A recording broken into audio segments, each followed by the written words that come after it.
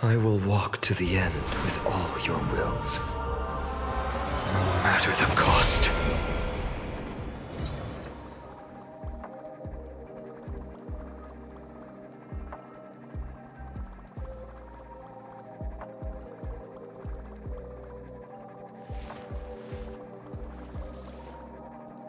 So this was my childhood dream, huh?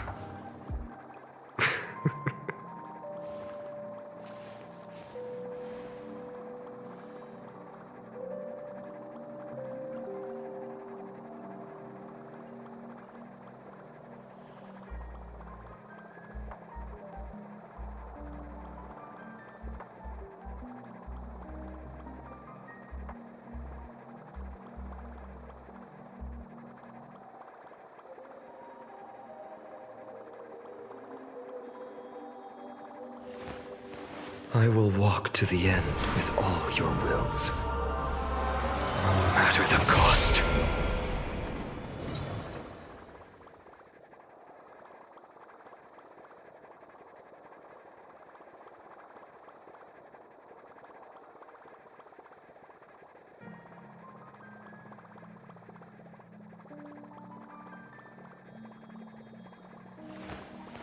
I will walk to the end with all your wills, no matter the cost.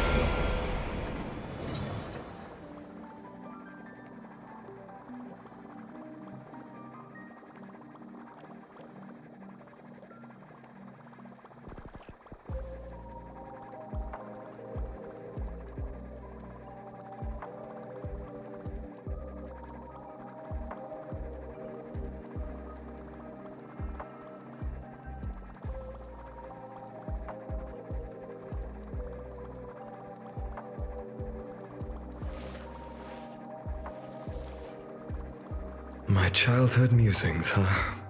So naive.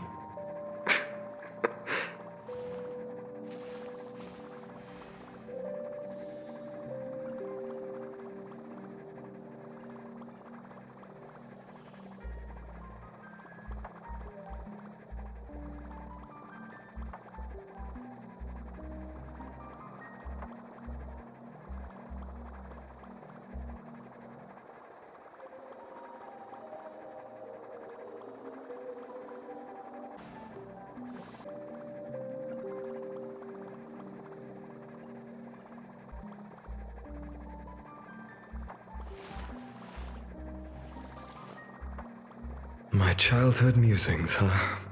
So naive.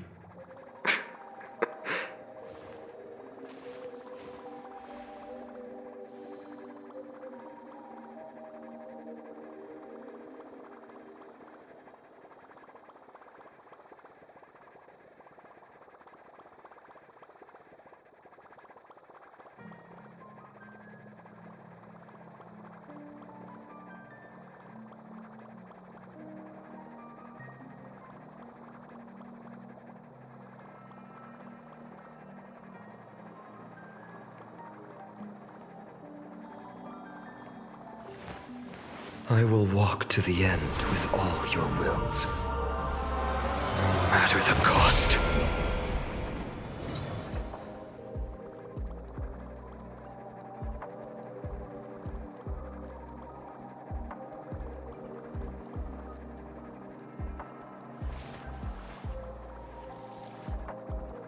So this was my childhood dream, huh?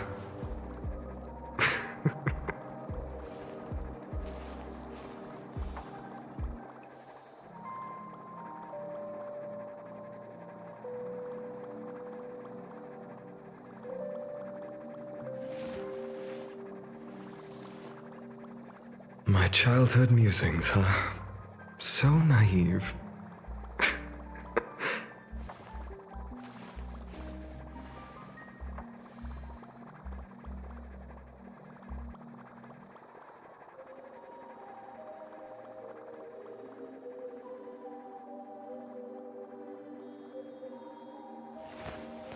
I will walk to the end with all your wills, no matter the cost.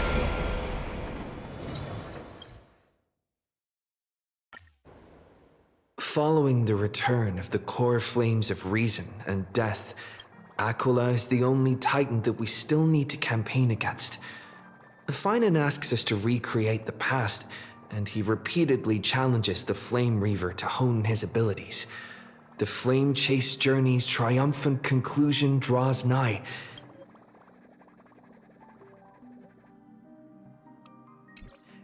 Yet a sudden disturbance occurs in the Holy City.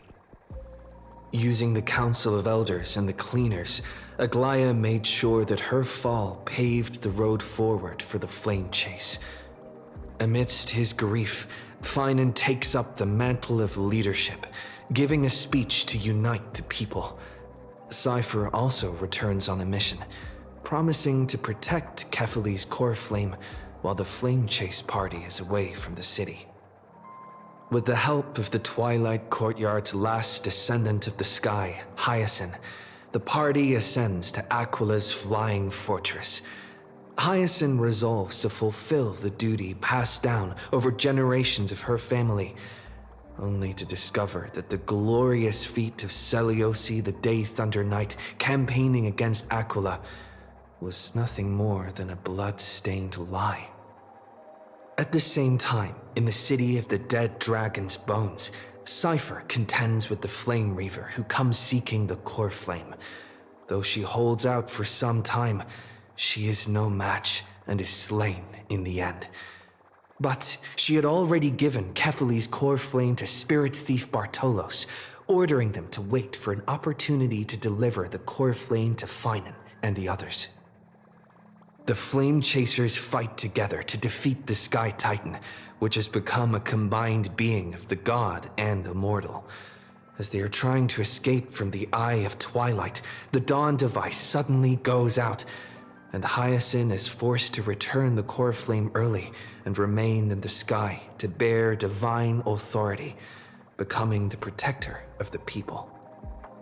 Following Cypher's death, the divine power of trickery dissipates, and the 1,000-year dawn of Akama that is sustained by her lie comes to an end.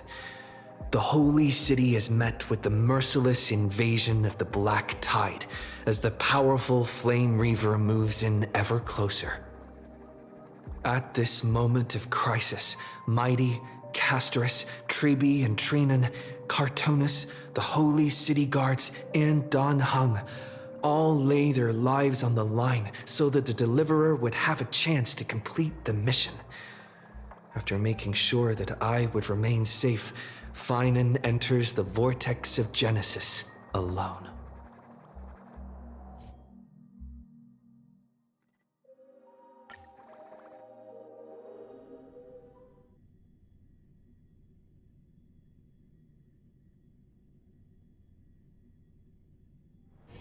Peaceful days are like breezes, carrying the scent of wheat fields. Please stay close to us. We need to rendezvous with Lord Don Hung. We will do everything in our power to clear the path for you.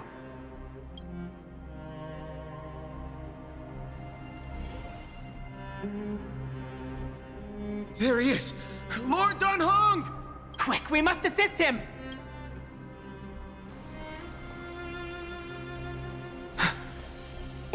What are you doing here? Where's Finan? We are under Lord Finan's orders to escort both of you to safety, no matter the cost. Leave this to me and the Holy City Guards. Zeph, take them and go. Wait, Namasini. That black-clad swordmaster. Something seems off. At some point earlier, they suddenly froze in place, not moving at all.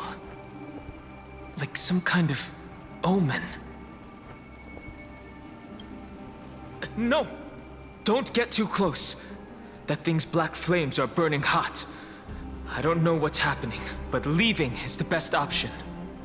I don't know which demigod graced us with this miracle. Please, come with us. Finan, is he going to be all right? Believe in his resolve to save Akama.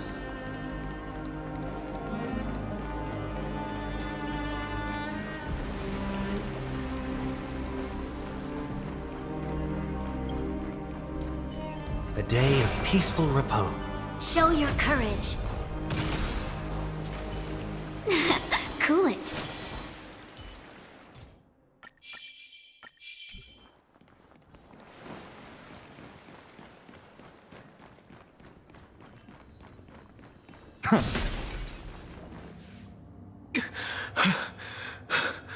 The Flame Reaver isn't pursuing us.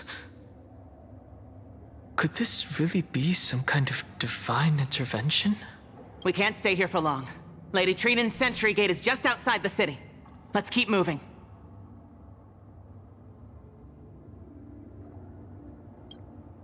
I feel the same. Someone should stay and help Finan complete Aranova. For now, let's get back in contact with the Express and plan our next move. That's the safest course of action. We need more information.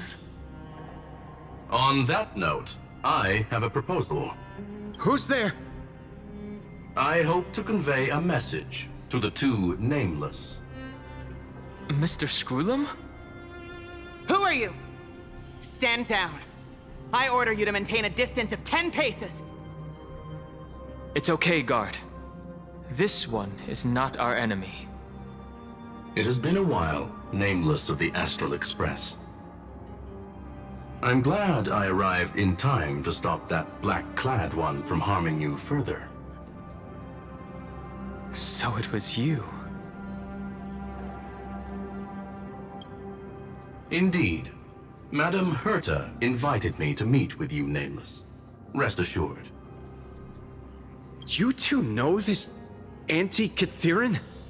Does he come from the same people as Counselor Lygus? Don't worry, guard.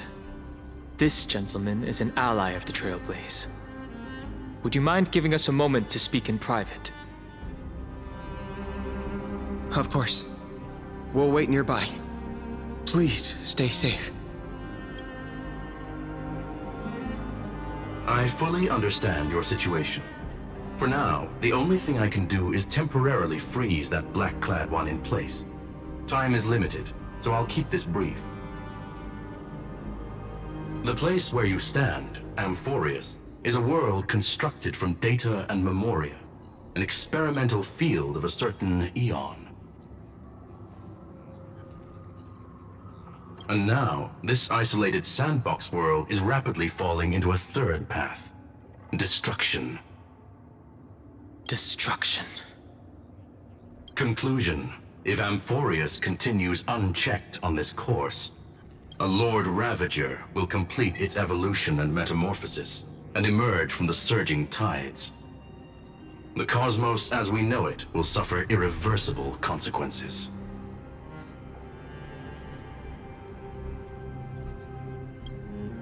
The disaster that this Lord Ravager intends to trigger may be far more severe than the Law Fu's Stellaron crisis, because its goal is the Eon of Erudition. Putting aside the complex details of the inferences involved, I have a request to make. For one of you nameless to stay behind on Amphorius, acting as an informant, in order to prevent the wrath of destruction from ravaging the cosmos. This world is enveloped in a firewall that defies explanation, and the flow of time here is also different from reality. Madame Herta and I can only tear open a gap and project images inside. However, the accidental crash landing of the express car notwithstanding, both of you were able to successfully land here. There must be some principle behind this we have yet to fully grasp. It will take time to uncover the reason. Before then, if one of the Nameless is willing to stay and witness the fate of this world, or to push it along when necessary, it would be of great assistance.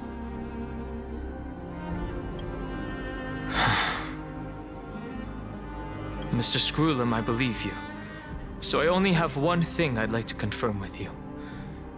As Amphorius is already facing its end, how can we guarantee the safety of the person who stays behind? Look at this, if you would. This curio is called a chronocognitive anchor. The two of you may view it as a kind of space anchor in the world of erudition. As long as you carry it with you, your individual data structure will be protected and will remain unaffected by the influence of digital tsunamis. When required, it can also serve as a bridge for communications between the internal and external world. Of course, it is not curio with unlimited uses. May only be held by one person. The connection being interfered with. Decide quickly as possible. 2 final messages. 1, the Intellitron named Lygus, possibly the primary culprit behind everything.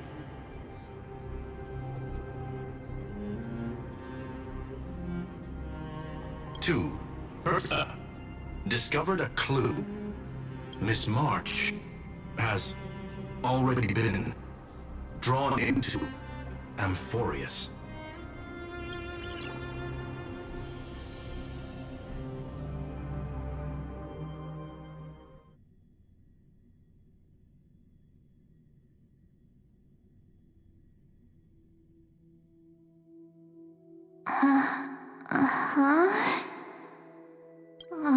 Cold. It's freezing. Hold on. Am I dreaming? This is way too strange. Everything's spinning. And I can see webbaboos flying around. But I was literally just talking to Himeko. How did I... When did I... That's it. He warned me about this place right before Klepoth glimpsed him. Oh no. Have I accidentally walked onto some weird path? Have I done something crazy without remembering? Unless forcing Pom-Pom into new outfits and borrowing Mr. Yang's shoulder massager counts. Hold up. No way! Stepping onto the path of elation can't be this simple. Right? Child of remembrance, step forth into the depths of the path space. Who's there? Hey, cut it out. If you're there, just come out and talk, okay? You're freaking me out. I can't even think straight. Hold on. Is that a gate? Cast aside your fears. Step forward through the gate of memory. The voice. Is it showing me the way out?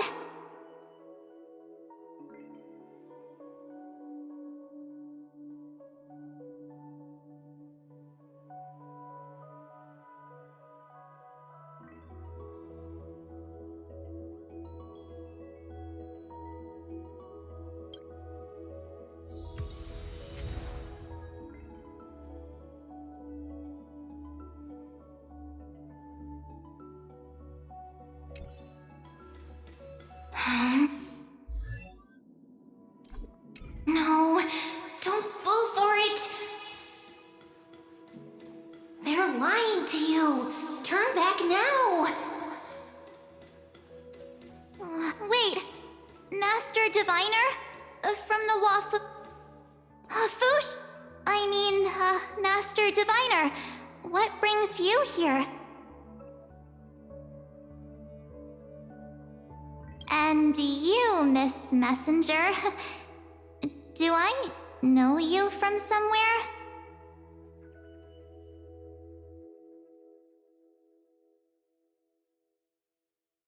Good to see you again, March. A pleasure to see you, Miss March. That's it! Master Diviner used the Matrix of Prescience to help me search for my memories. And you, Miss Messenger, we met in that memory space. You said to me, the value of your life does not lie in what happened in the past, but in the present and the future. Your memory serves you well. March, I conducted some experiments with the 6 phase ice you left us. Thanks to the Garden of Recollection, the Matrix of Prescience has made a breakthrough in extrapolating the past. Now, we might be able to bypass the obstacles and look directly into your history. The Master Diviner is right. Continue down this path, and you'll be able to find your lost memories at the end. Since we last met, you've grown much alongside the Trailblaze. You should be strong enough now to bear the weight of your past. Well, there goes my Ice Princess fairy tale. I need to know, Master Diviner, Miss Messenger, this isn't just another dream, is it? If this is real, why reach out to me at this exact moment? The situation is dire. Your lost memories, they're crucial to the Garden of Recollection. She's right. The Garden of Recollection's existence hangs on your memories. The Garden of Recollection. You may not want to sacrifice anything to preserve the garden for now, but in time, you'll understand. Your destiny and the path of remembrance are extremely, closely intertwined. Now go.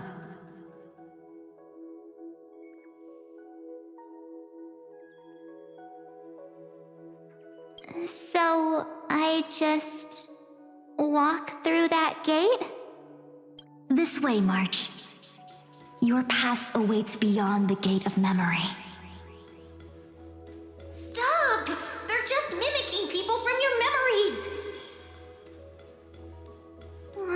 Don't let those bad people deceive you!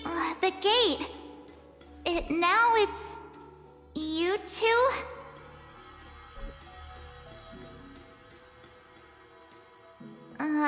Hey guys! What are you doing in a place like this? March! There you are! Finally. The trailblazing journey just isn't the same without you. Traveling's no fun without you around. Well, duh! What's Team Trailblaze without its star member? Wait a sec. You might look like you two, but...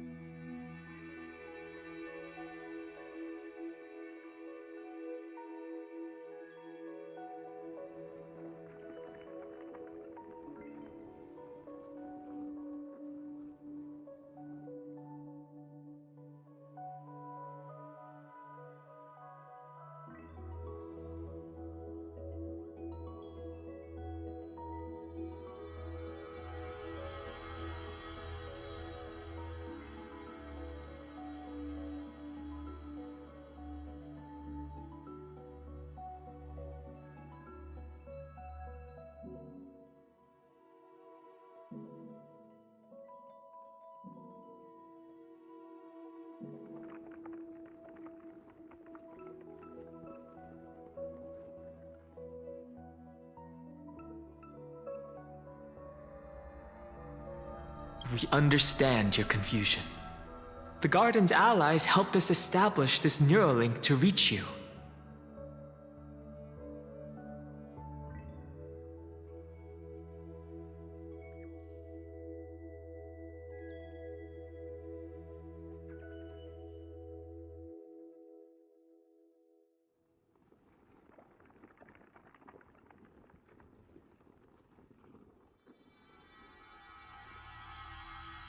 The Garden's allies.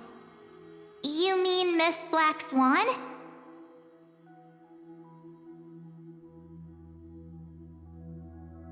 Yes, she helped make this possible.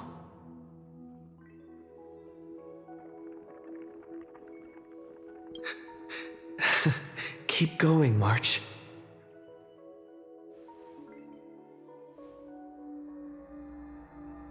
Find your past, wake up, and travel with us again. That sounds really tempting. Finding my past and continuing to trailblaze new worlds with you?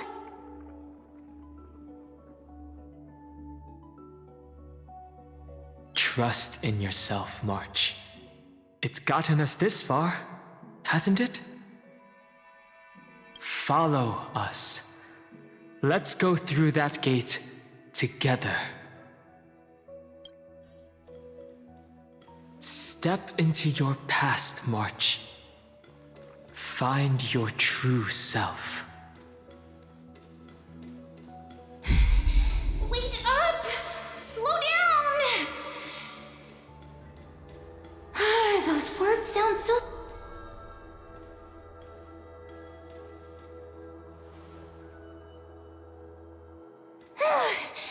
At last, I finally caught up. Hey, are you alright? I'll be okay.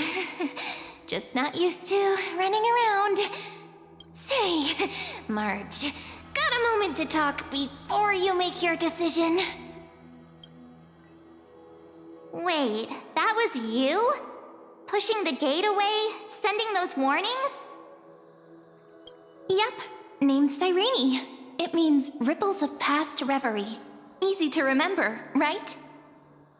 Wait a minute. We actually look quite alike, don't we? Yeah. Your pink hair is just as eye-catching as mine. And we're both bright, pretty, and positive girls. Talk about coincidence. Wow, you're quite the smooth talker. But I can't disagree. Wait, you know my name is March? Have we met? No, but I've witnessed your story through those memories just now. It's incredible, really. We might have more in common than you think. I know exactly what you're going through, which is why I don't want to see you exploited or hurt. You know what I'm going through? I know, because I've been exactly where you are. This empty space has been my home for ages. I barely remember what time feels like anymore. But there's something I'll never forget.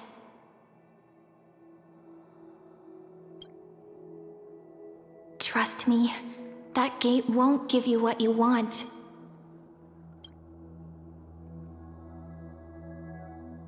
You mean those people? They're lying? Luring me into a trap? Yes, convincing, weren't they? They've studied your memories, using your deepest wishes against you. How dare they manipulate a young girl's feelings like that?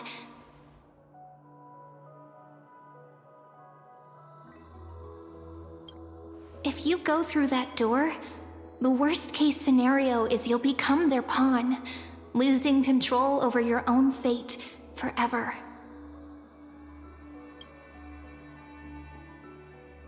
You've seen what's on the other side?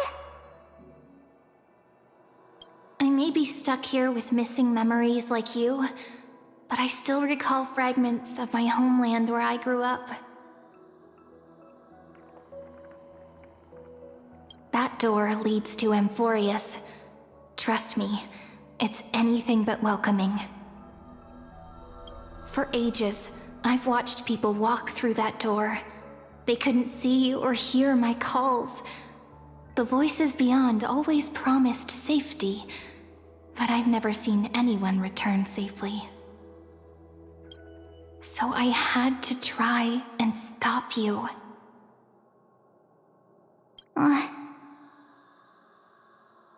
To be honest, I'm not sure what to believe. But the fact that you're here, putting in all this effort to warn me, that means something. Tell me, Cyrene, how can I return to my world? It's really easy, actually. Just turn around and walk away from this place. The girl cannot be trusted. Through the door, save the garden. Both of you, children of remembrance. They never give up, do they? But don't let them sway you. Stick to your path. The return journey could take ages, longer than most lives. But that path will lead you home.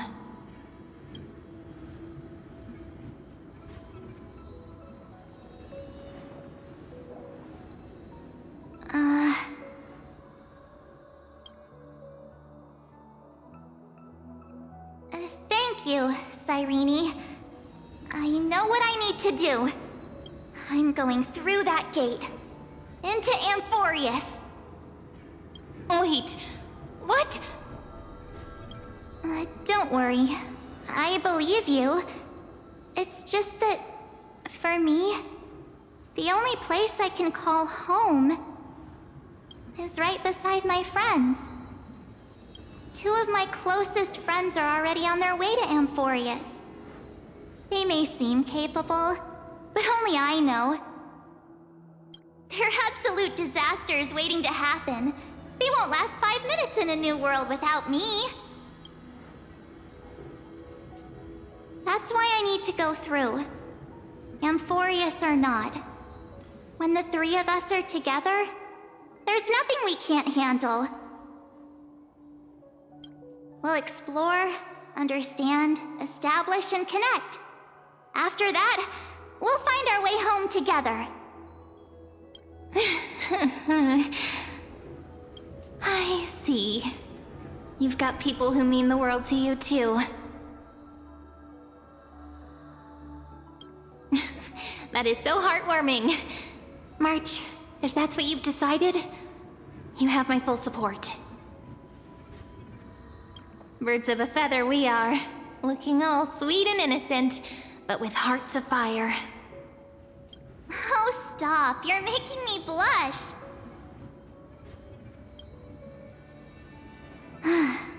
Well then, I guess this is it.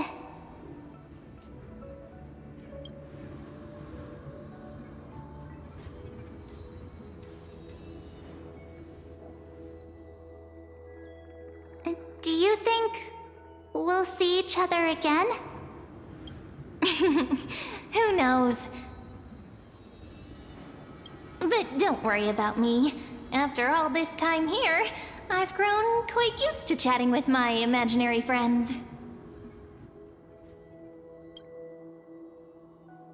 Since Amphorius is your homeland, if there's a way to help you, my companions and I will do everything we can. Then I'll look forward to that day.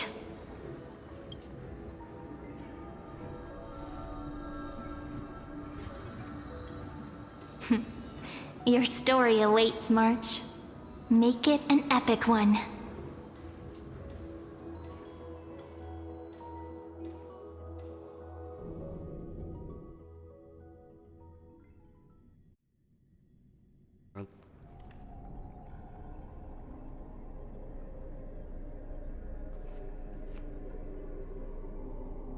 okay there, friend? Something seems to be bothering you. The vortex of Genesis. We made it back. Even this place has changed. Finan. Is he ready for Era Nova? Yeah, we've come such a long way. If what that machine gentleman said is true, if Amphorius is destined for destruction, then I'll stay by your side until the very end. Like how you and Dun Hung treasured the Express. Amphorius means everything to me. Right. Time to see the last core flame restored.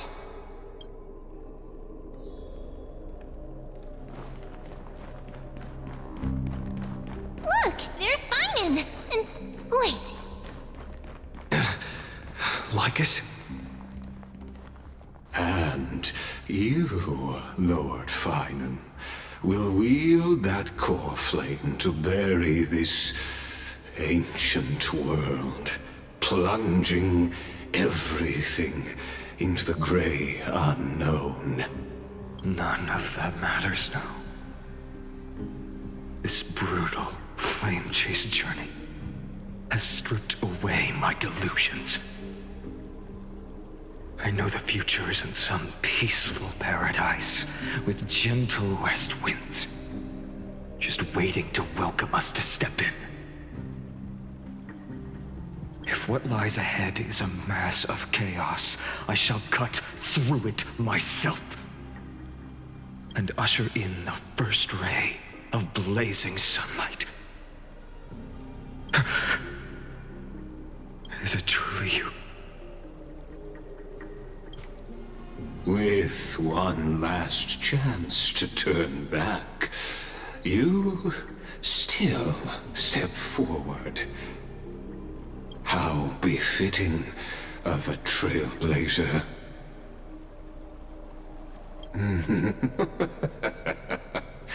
As it happens, I find myself thinking the exact same thing.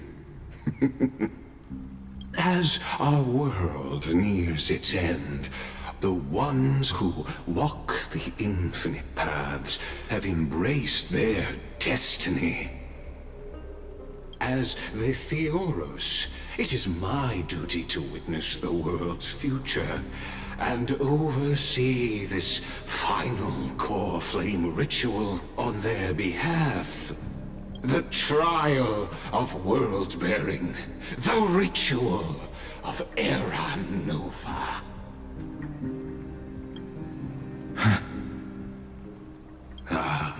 I see. So you met my kindred spirit before I could erase his traces. Partner, what are you saying?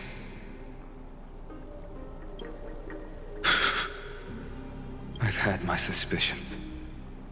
How does a native Antikytheran know so much about repairing vehicles from beyond the sky, Lord Lycus? How much do you truly know about Era Nova? Tell us everything. Very well. I need no longer maintain this Theoros masquerade. You seek truth, Lord Finan, and truth you shall have. As you know, when the old gods fell, someone had to bear their broken pillars to fill the vacant seats. Those who would assume divine authority must prove themselves through trials. Yet, for Kephal's demigods, the possibility of overcoming the trials has forever been non-existent. For the world-bearing trial is the divine duty itself. Bringing forth the Era Nova and bearing its weight is an endless ordeal, ceasing only upon collapse. Precisely. the Era Nova ritual is not something that can be completed in an instant, no, but a long and arduous journey. While the sacrificial journeys of other demigods conclude in this world, carefully must shoulder the gods' score flames, bear the memories of all worlds, and stand unwavering. Until the next world, when the black tide consumes the bearer, and all that they carry, leaving nothing behind. Unless their core flame finds a new bearer. The holy flame that illuminates all worlds rests in your hands. All that remains is one choice. Nurture it, pass it on to future generations, or extinguish it here and now. Deliverer, the fate of all worlds rests in your hands. Enough testing. I've made my decision. But before I ignite the dawn of the next world, you need to promise me something. Two things, actually. Speak your terms. Promise me this. Professor Anax's vision of the new world is absolute. The world will be reborn from my memories. All souls, living and dead, will return as the first humans, unchanged from their past lives.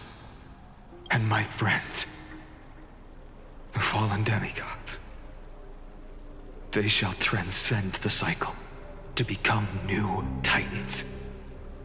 Our heroes shall not have died in vain. Of course.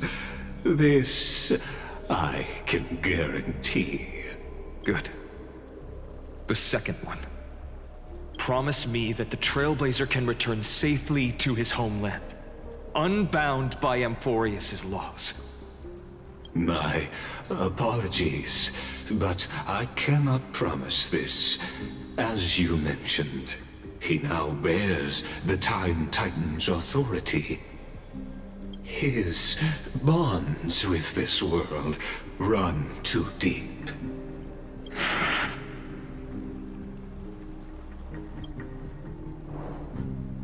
Well, I stand corrected. An outsider like him does have ways to defy destiny. Thank you, my friend, for everything you've done for this world. Though the next world may not remember, I shall never forget. As the Theoros, I declare, Amphorius has determined her path. Step forward, heroes. Follow her path and see it through.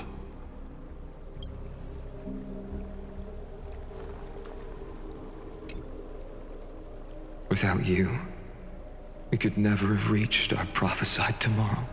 Thank you for walking this path with me to the end. Behold, oh gods, Amphorius has achieved her victory, and the Era Nova approaches. The Radiant Soul has arrived, having walked through the bustling nights, bearing the golden fire and blood, stepping with pride into daylight. He is the pure child, walking upon the path of yesterday, today, and tomorrow. He is the first to be born, first to be named among the nameless. Eternal in form, limitless in reach. He treads the endless night underfoot. Greatest of kings, protector of the displaced, raising humanity's children above their adversaries. The firmament of molten gold courses through his very bones and flesh. The greatest of schemes reveal against his breath and words. In the golden lakes of that beautiful new world, he shall wash himself clean. There. Finish what we first and last wished for. To write an ending unlike any before, for this world we so deeply love.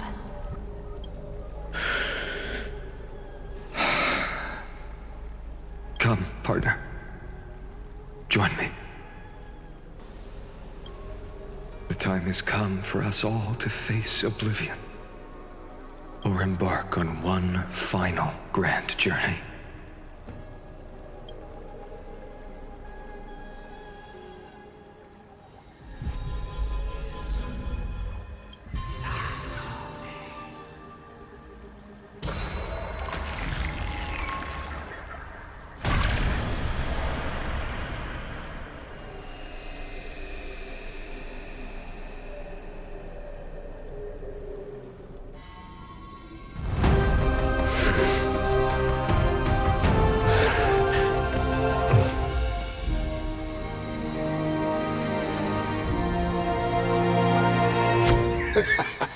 What a magnificent and epic adventure. The hero's journey reaches its end, and the truth behind the Era Nova is about to be revealed. Is that truly the case? Here, as the Theoros, allow me to humbly request that you find a moment to listen to what I have witnessed. This is about the nature of Amphorius itself. A story of the prime mover of life. My, what a broad topic this is. Where shall we start? Got it. Let's start at the very beginning. The Big Bang, the birth of particles, the emergence of all things. Just kidding. What I mean to say is that time, space, matter, all concepts exist solely because we perceive them. This is called the erudition. Without it, the universe would merely be a chaotic book written by chance, yet unread by anyone. As your acquaintance, Lord Anaxagoras, suggested, everything in Amphorius exists through new spores, living in the memories of those yet to come. Oh, how beautifully it aligns, revealing universal truths in such simple terms. Only he could solve the riddle of what exactly are we? Oh, but you'll remember, even as the embodiment of reason, one mystery remained beyond his grasp. If that is the case, whose memories did the very first new spore sprout from? As sages across ages have asked the gods, what is the prime mover of life? But let's set aside the Grove's teachings for now. Look further, past Amphorius, to what they call the Forbidden Realms beyond the sky. Do you know of the Scholars' Strife? During that grand yet brutal war, waged in the name of erudition, a genius's legacy was abandoned, strewn across the cosmos. The scepters a macrocosmic computational array beyond mortal comprehension. Made to emulate the Eon's thoughts, it became part of the Eon's cognition at birth. Scattered throughout the cosmos, these arrays act as celestial body neurons for Nous. But regrettably, as everyone knows, the erudition forsook them all. But what nobody knows is that, though forgotten, they never stopped seeking the divine answer. A question that survived war and disaster, stumping even the greatest minds, including both mechanical emperors. Now, we come to the real truth of Amphorius.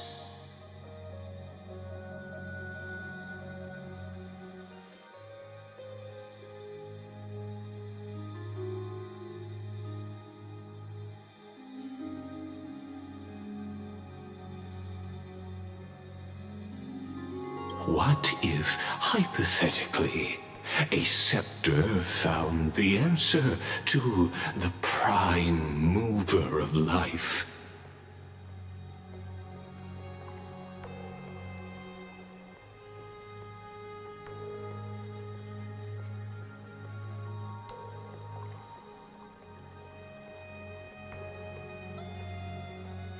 If through endless solitary extrapolations in the cosmic cold, the one deemed as a failure by the Eon of erudition found proof through the ages, what would happen? Perhaps the answer is simpler than you'd think. From perishing neuron devolved into true life, reborn through the gaze of another Eon. This is a tale from the distant past, unknown to all, even unheard by the greatest geniuses. Now, let's leave the Scepter's story here, returning to where we began. What is the prime mover of life? Actually, you know the answer better than you realize. It's been by your side, accompanying you throughout this long journey. Right now, it awaits you ahead. In that brave new world, beyond the end of Genesis.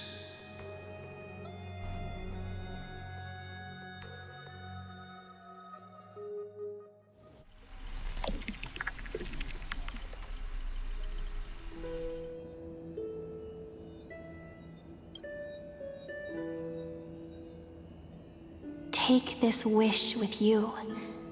Be the one who begins it all.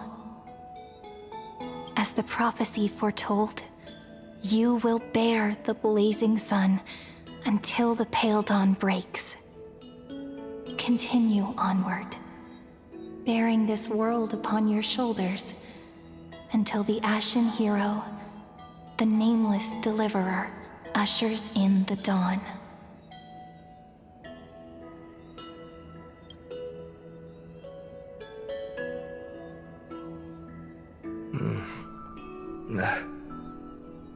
Such an odd dream. Strange.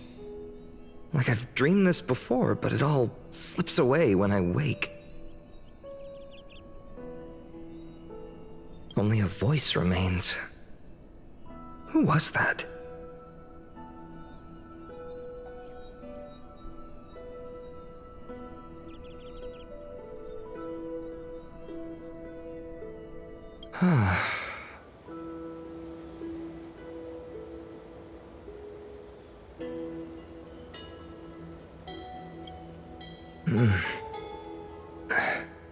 What?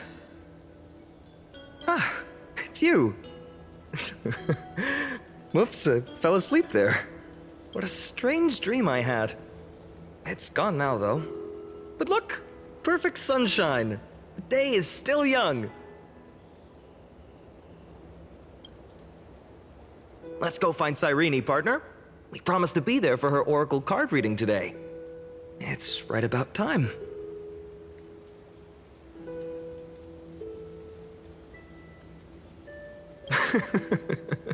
Looking at you, someone's still half asleep.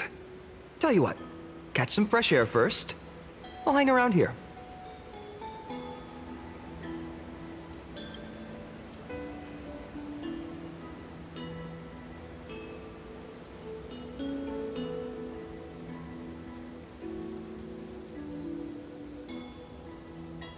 Oh, beautiful, isn't it? This is Ide Celestii, home of the nameless hero who carried Kefali's core flame. When he was young and innocent, he had heroic dreams, imagining his wooden sword was forged of iron. Pretending the straw dummy propped up by a wooden pole was a giant with a single blood vessel running from spine to heel.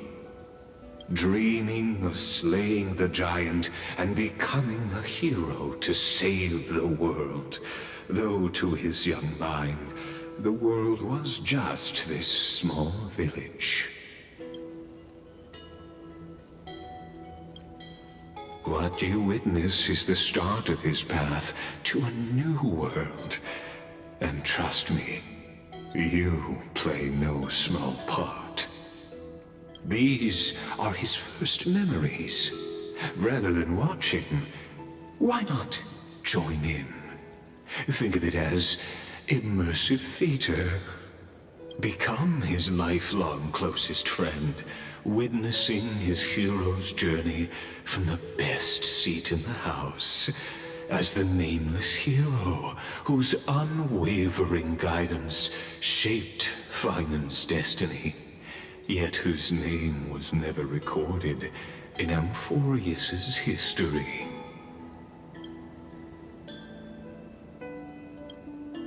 Questions, questions. Let's follow along and find out, shall we? Many mysteries lurk in this village beneath the veil of Evernight. Your questions will find answers as the story unfolds.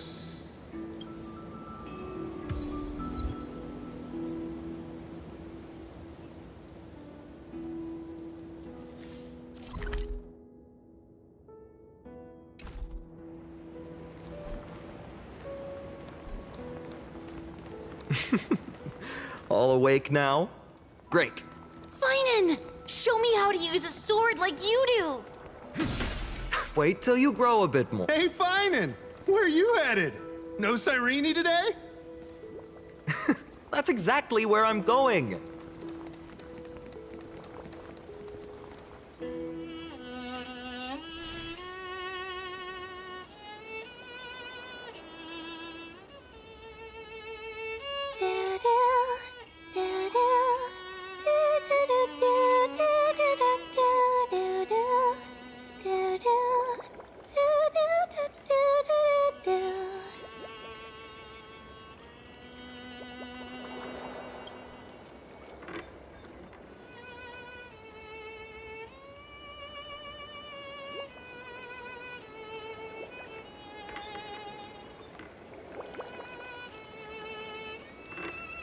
Found you.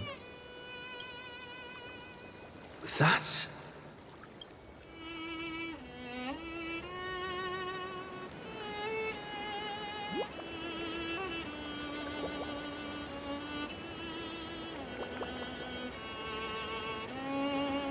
Goodness, look at you rushing about. You've got the poor swing all startled. Hmm?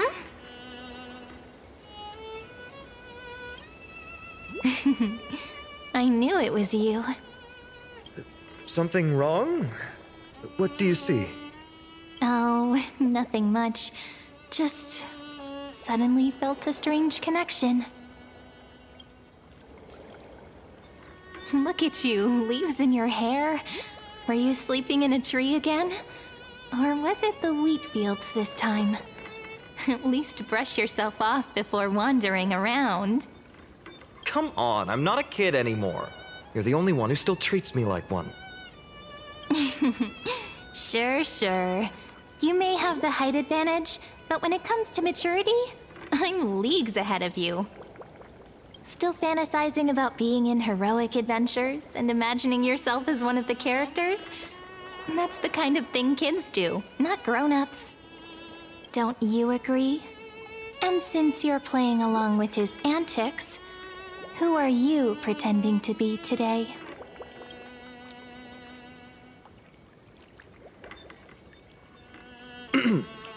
Today, he's going with Stellaron Hunter. Steal a heart hunter? Planning to steal someone's heart, are we? Switching roles again? What happened to being the valiant hero from a distant shore who made that solemn pact to learn the sword? Spare me. Can we not bring this up? Speaking of which, what about those oracle cards? We haven't done divination in forever. Why the sudden interest?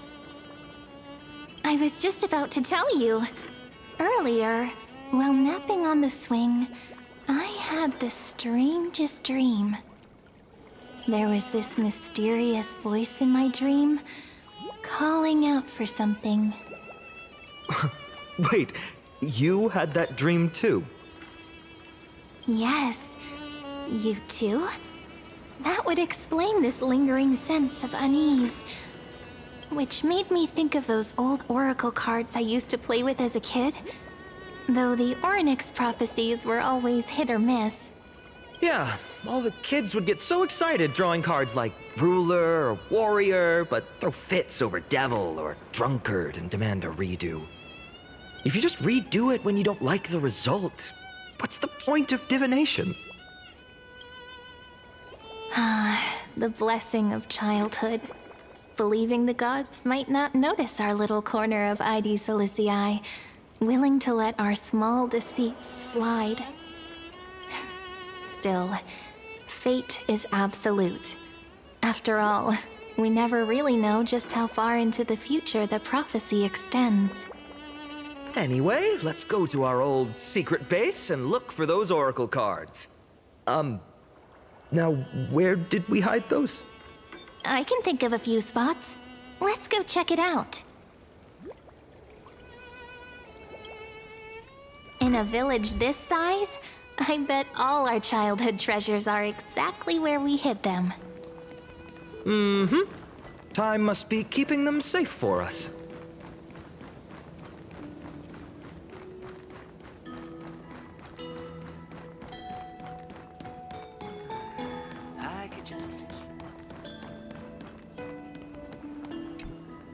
It's mine!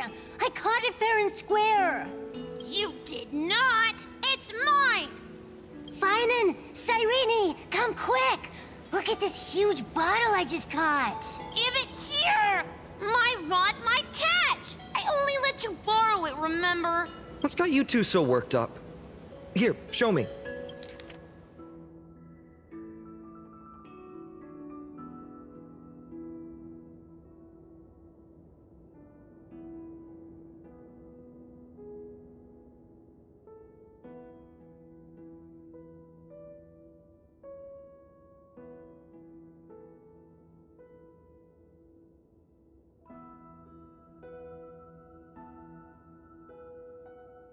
Wait a second.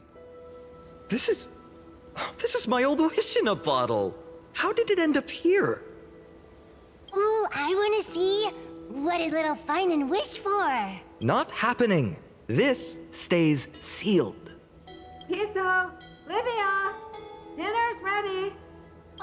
Coming, Mom! Finally, I'm starving. See you later. You know what's funny? I really thought tossing that bottle into the sea would carry our wishes beyond Ides Elysiae. Maybe even bring something back to us. Never thought the waves would end up pushing it back ashore.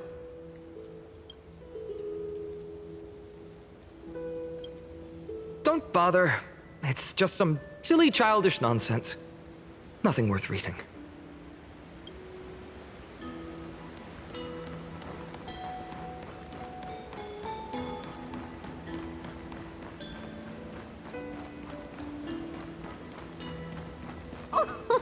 Slow down, kids. You'll trip. Thank you. We'll be careful.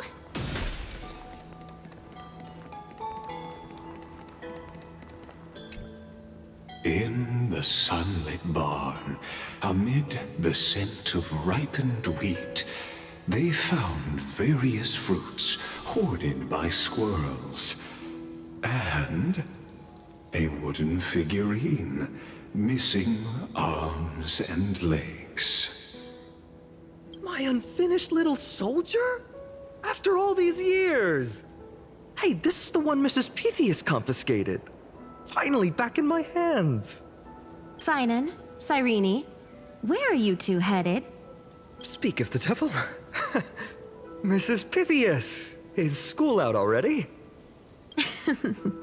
No classes today. This morning, I used fallen leaves for a reading, seeking Orynyx's wisdom. They warned of potential injuries, so I gave everyone a holiday. Besides, it's harvest season. There's plenty of other work to be done, even without classes. With you being our only teacher in Ides Elysiae, you must be working so hard.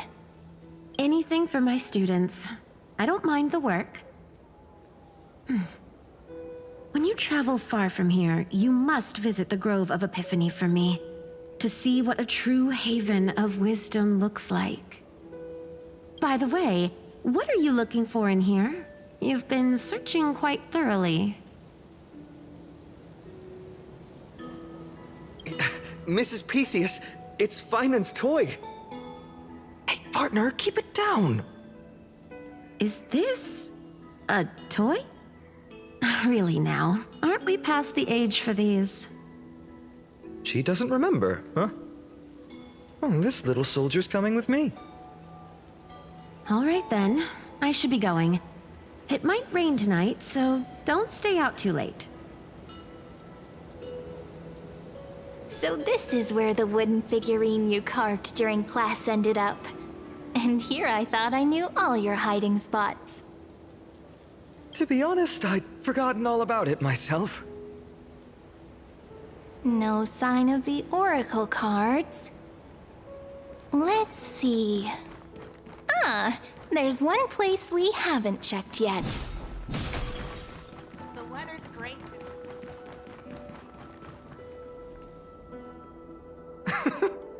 Well, those were the days. We'd always meet either by that statue in the village or right here. Right? And I remember you never used the front door when you wanted me to come play. You always climbed over the wall. You were such mischief makers. Just like a certain someone who has a habit of showing up unexpectedly. Right? Maybe it's you. Hey, I was just copying those storybook heroes. They never take the beaten path. Still, it's embarrassing. I've been the only one here for a while, and I haven't kept up with the cleaning. With so many spots to check, where should we even start?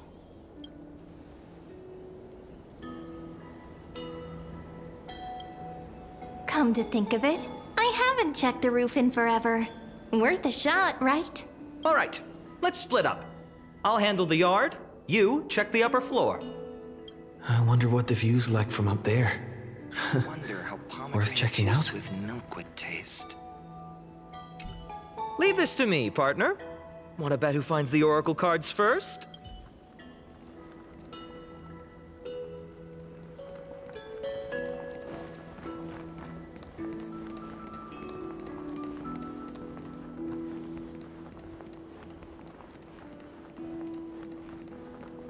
The girl before you carries an air of mystery, her secrets elusive, yet her demeanor toward you is exceptionally warm.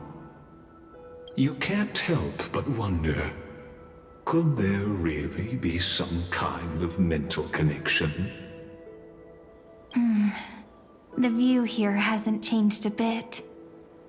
You know, besides the swing under the big tree, this has to be my favorite spot in all of ID Silicii. Hey, what are you doing? Please be careful. I'm just a small-time diviner. I can't turn back time if something happens. They always said I'd become the next priest of time, just because I heard prophecies as a child. But here's the thing. The more divinations I do, the more doubt creeps in. I want to believe the prophecies, but actually leaving ID Silicii, where will that waiting ship take us, I wonder? Here they are! The Oracle cards! I've captured it all in my heart. This view, and most precious of all, my childhood friends. There we go. Looks like the gods do listen to our thoughts. Here it is! This is the box where we kept the cards. But the cards are gone. Who could have taken them? Huh? What's this underneath?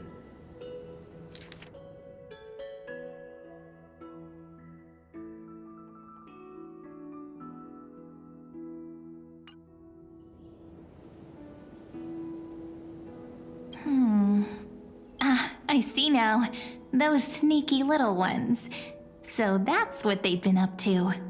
Ah, the ones from Membrance Maze, you mean? Yep. Let's head to the back of the courtyard.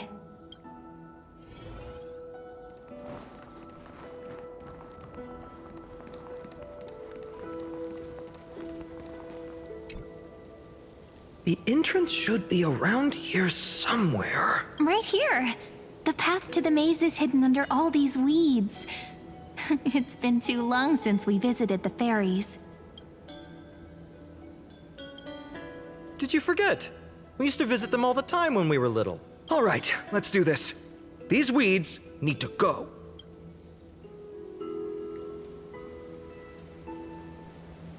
Pretty sure this is it? Should be this way. There it is! The entrance! That hollow in the tree. Once you get through the tight squeeze in the hollow, you'll reach their dwelling, the Membrance Maze. I wonder if I can still squeeze through there. Maybe worry more about whether the fairies will let you in. After all, the Membrance Maze has an invitation-only rule. Only children with pure hearts are welcomed.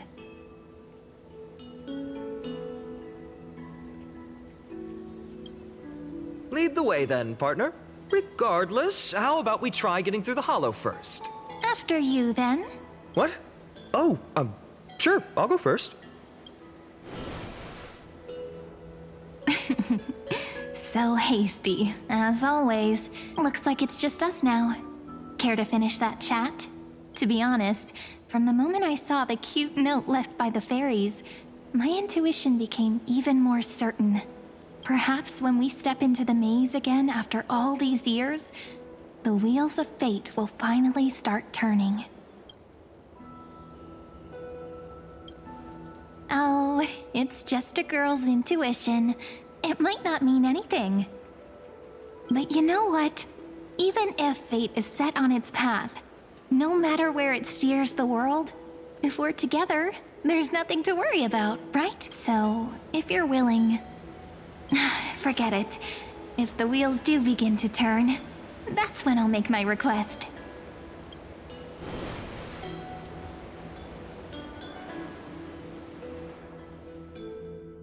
I made it! Oh, that wasn't easy. I can't remember the last time I came here.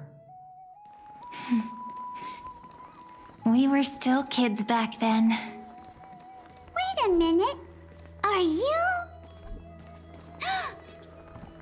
Whoa! You've grown so tall and dashing. I couldn't even tell it was you at first. We had to grow up. Sometime. But look at Rini. She hasn't changed one bit. How fascinating. Perhaps I'm like you, Rayleigh Mem. Just another fairy of the maze. An organization? Hardly. They're not that organized. They didn't even have proper names before we came along. Dolimem, Rayleigh-mem, Mealy-mem, Folly-mem. I've missed these cute little troublemakers. We used to gather around the fire, singing and dancing, imagining all our future journeys. Oh, how could you, Snowy? You swore you wouldn't forget about us. But you were gone so long, you almost did! Oh, he's just copying those bards from his stories, being all melodramatic. He couldn't forget about you all, even if he tried. Actually, we're here for the Oracle cards. Have you seen them? Oh, the Oracle cards! Right. The Chief asked us to get those. Chief? You mean Dolimem? What do they need the cards for? If they want a reading, they could just ask me. Oh, I'm not sure. But Chief specifically wanted to meet with you all. Let's see. They should be... That's it! This way, everyone! Watch your step. The trunk's slippery.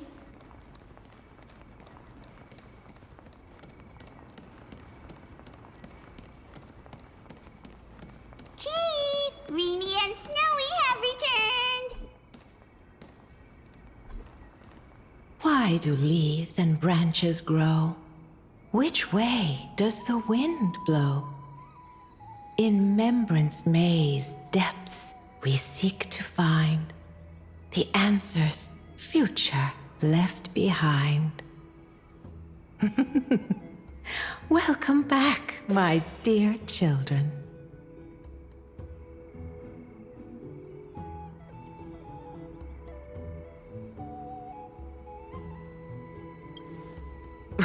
Right? Though Dolimem always says they're just songs, not poetry.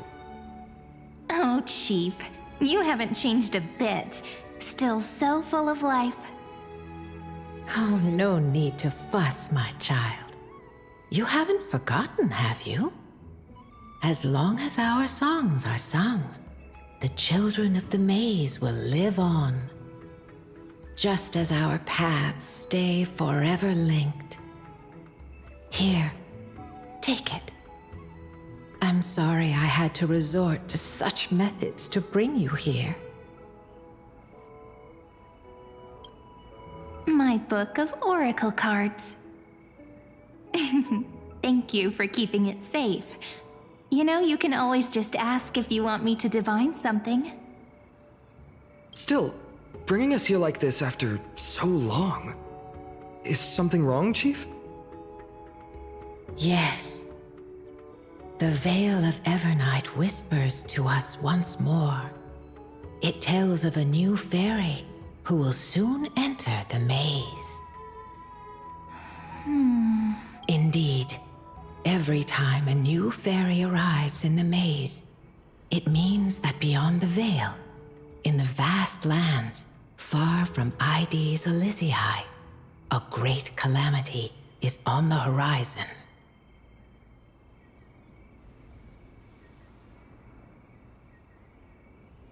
But if that's the case, our journey... Will have to be cancelled. If disaster's coming, we should stay in Ides Elysiae just to be safe.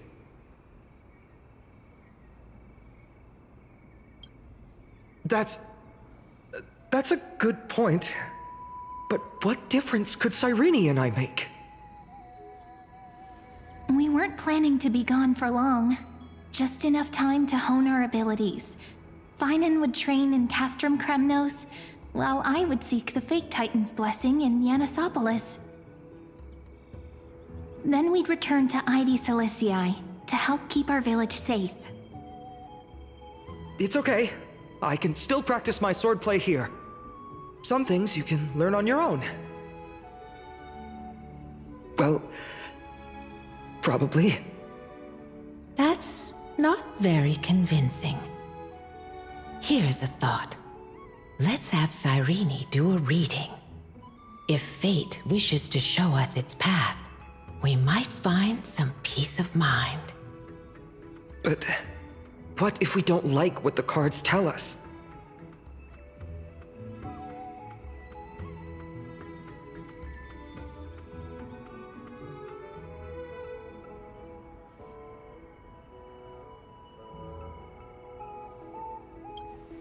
Not the most optimistic take, but I see your point.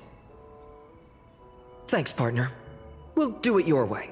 Whatever the cards show, we'll face it together. Ask with a true heart, and truth shall answer in kind. Close your eyes, and let's open the Oracle card book together. Let your thoughts flow like stars drifting on the river, carried by fireflies and gentle winds. Your destinies flowing towards the same future. Now, shall we begin? Oh my! The cards are quite responsive today. Very well. Let's see what future the Oracle cards wish to show us.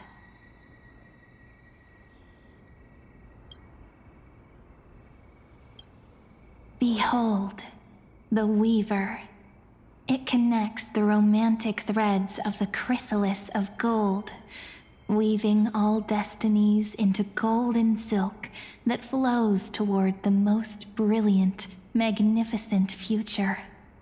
A dance of thread and blade set the stage.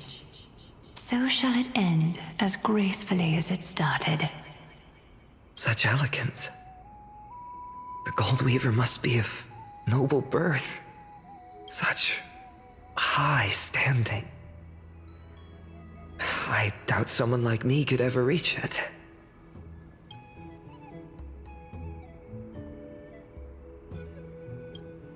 The ruler stands for discipline, authority, and... Even should you pledge your loyalty to me as the last sovereign, the glory shall be mine, and he who has slain a king can no longer bear the... Is this showing us stories of such bloodshed like this feel so different from...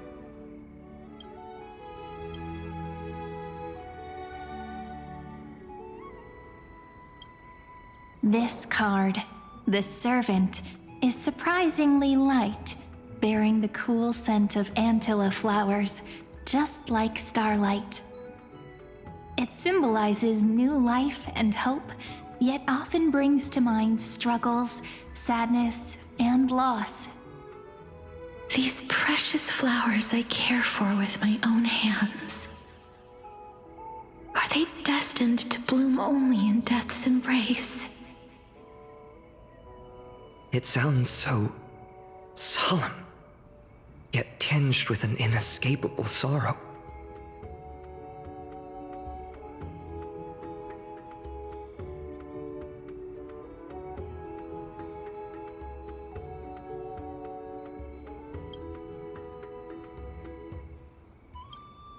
The Deliverer. According to the tripartite prophecy, this card means absolute harmony and perfection. In fact, it's the only Oracle card without a dark side. What, no divine whispers this time? Oh, silly. This is simply the card you drew for yourself. The sleepy village of ID Ciliciae, in just one fleeting moment, welcomed an array of legendary figures. The Weaver, Gatekeeper, Ruler, Traveler, Servant, Healer, and Scholar. Their stories and wishes showed the village boy glimpses of a world larger than he'd ever imagined. They brought tales of raging battles, of cities crowned in holy light, and of wonders beyond his understanding. Each story so far removed from his simple village life. Once, these were just images on his friend's oracle cards, and yet destiny now stirs in resonance with the maze. And now, they are right in front of one's eyes. The Deliverer? This card again. Ah, my child. It seems you're destined to bear the wishes of many, to answer the world's call. Bear their wishes? Yes, just like Kefali, standing eternal atop the mountain. My parents, they only wished for me to grow up, well, to help around the village, stay out of trouble. Mrs. Pythias wished for more books in her little schoolhouse, wanted us to all learn and grow. And little Piso, he wants to grow up strong like its father, to become a hunter. Is that my purpose? To fulfill their wishes? Perhaps. For a true deliverer, such wishes are but droplets in an ocean.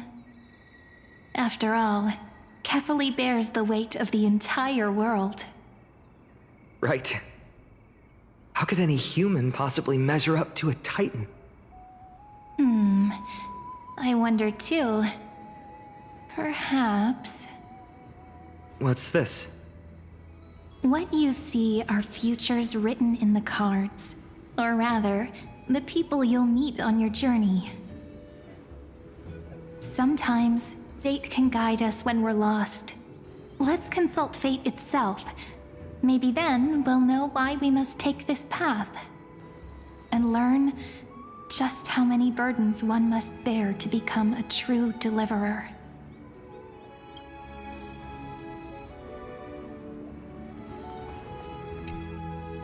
Well, if it isn't our little deliverer. My wish.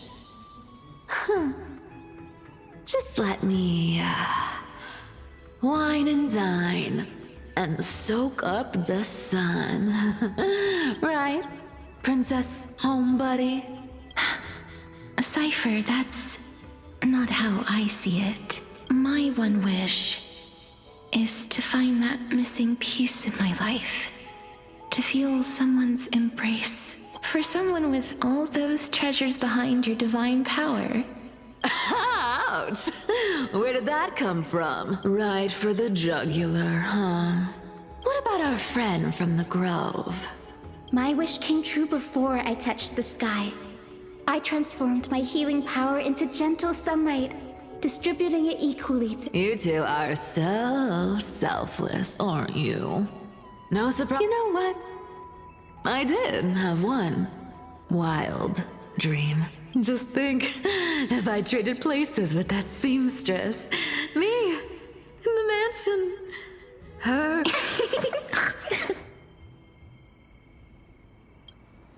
Doesn't sound like an easy task. Warm embrace, equal healing, and perhaps living free. They're all wishing for a kinder world in their own way.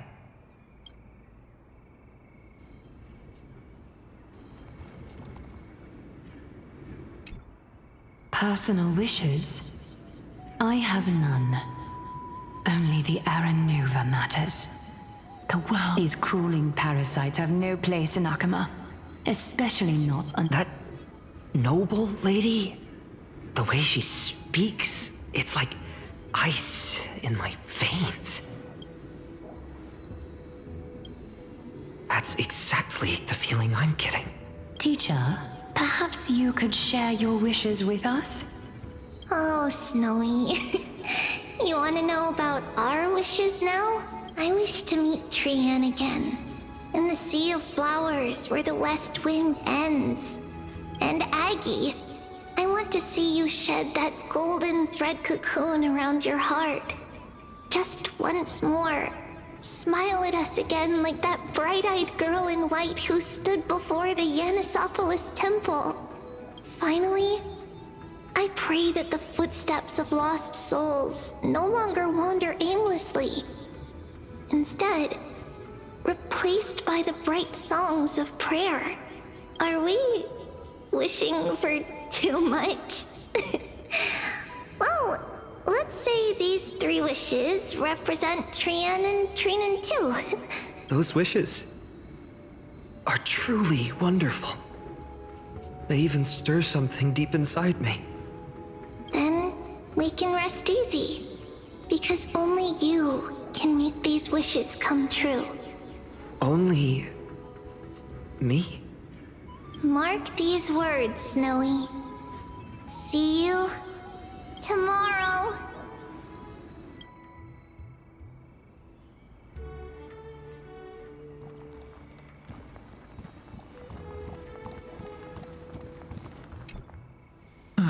Finan, my student. Must we go over this again? Listen well.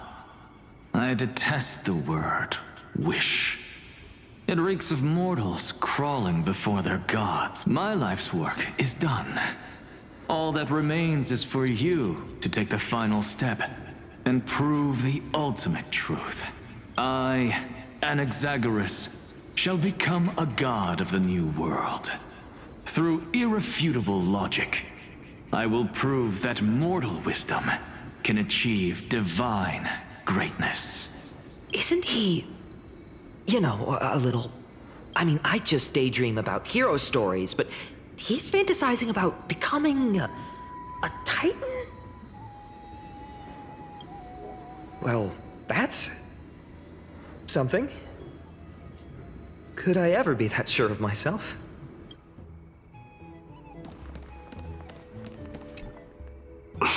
Finan? Since when did you become so timid, asking such juvenile questions about wishes? What's that supposed to mean? What's with that condescending tone? No way I become friends with this half-naked show-off, right?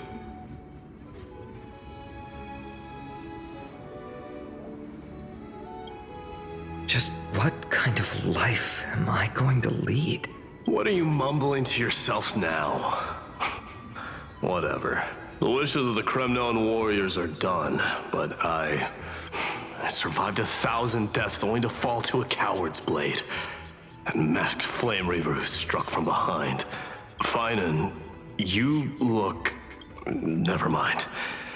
That blank look tells me you're completely lost. My wish is simple. One honest duel, face to face, blade to blade.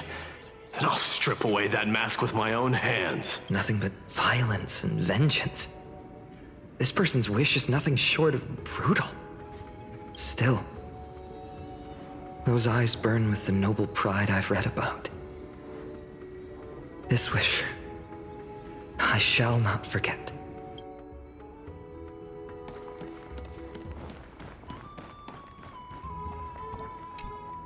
So tell me, has the uncertainty in your heart begun to fade? So many faces in my future. So many wishes. Still, why would fate choose to show us this path? What's weighing on your mind? Didn't you say disaster would strike Amphorius? If so, shouldn't Cyrene and I stay in Ides Elysiae? How could we possibly meet all these people?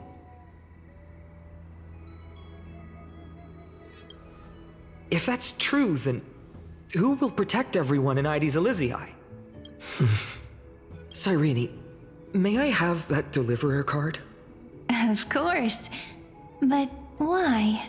Although those voices, visages, and wishes may seem far away now, I can't ignore the sense that something is calling me, bidding me to take a hold of it. Maybe its true weight can only be known once it's in my grasp. In that case, accept this gift. Oracle cards carrying time's wisdom, blessed by Orynyx. May they journey with you, become your memories, and spark rippling waves of change in times to come. I'll hold these words close to my heart. But now that I'm holding them, they don't seem all that different from ordinary playing cards. What? What's happening? Everyone, we've got big trouble, Mimi! Burning, smoke everywhere. It's all coming from beyond the maze. What's going on? It's here. The seeds of disaster have already taken hold. Sooner than we had foreseen. This time, not even the veil of Evernight can shield us. You mean Aedes Elysiae will be swept up in the prophesized catastrophe? I'm afraid so. My children, take shelter in the Membrance Maze. One step outside, and this horror will consume you both. But my parents, the whole village. Are we facing the three titans of calamity? This is beyond any titan.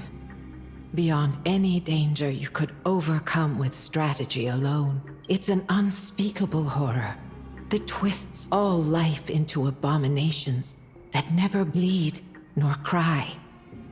Even titans fall to its corruption, burning from within until only empty shells remain, knowing only death and destruction. The Black Tide. That's what this calamity truly is. It consumes all in its path, sparing none but the Membrance Maze. Not even titans can? Yes. So please, don't leave this forgotten realm the gods abandoned. You are the first to uncover our presence, and the only two who can enter the maze. We don't wish for you to throw your lives away. Finan, what path do we take?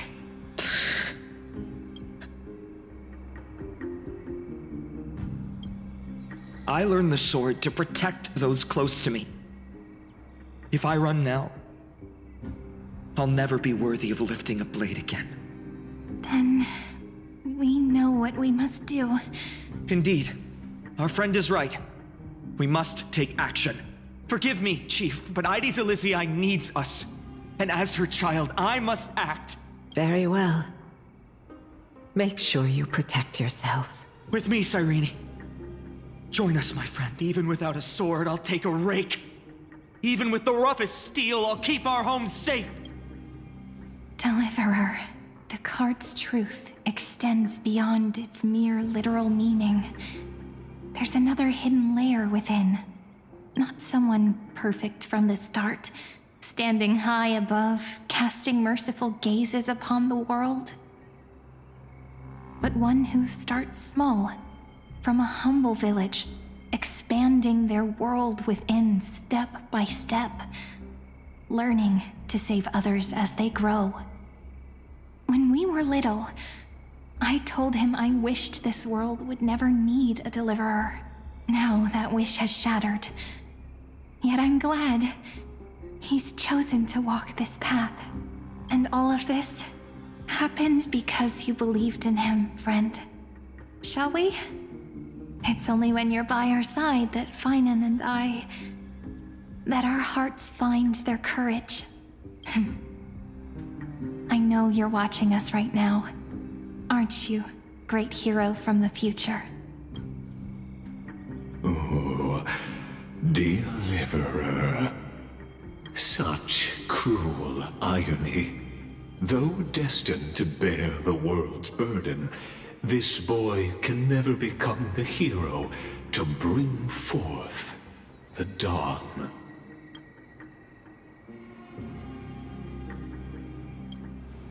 Follow their path. bear witness as this man, forever denied the mantle of hero, takes his first step on the path to deliverance. Watch this memory play out its final act. See with your own eyes how everything began.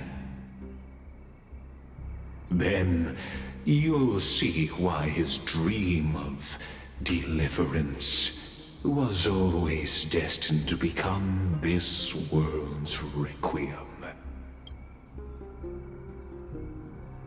A sun red as blood, wheat fields turning to dust, and in the heart of it all, a village aflame.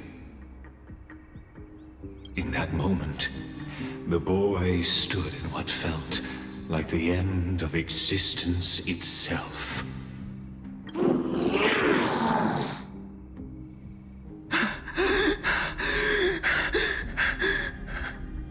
These creatures, they're everywhere. Someone, anyone, where are you? No, it can't be. Why did you? Are you talking to me? don't want to die? Weren't we best friends forever? No. That ribbon. Olivia. No.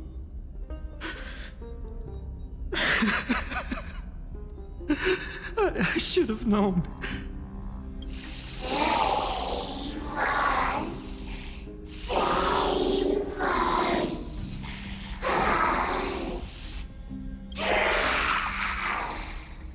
Please. No. Stop. Please stop.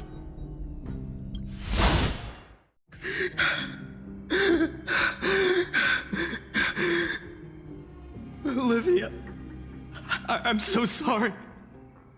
And these monsters, they're all... Why? Why is this happening?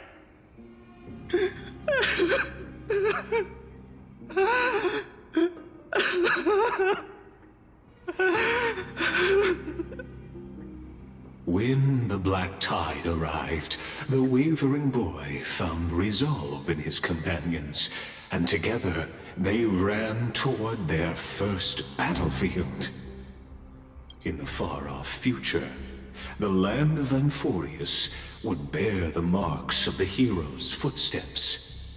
With sword in hand, he would inscribe an eternal mark in the golden epic. And when dawn broke over scorched earth, a boy, covered in wounds, buried the dead one by one. His silence heavier than the earth he moved. His home, his past, his name, all buried beneath the soil.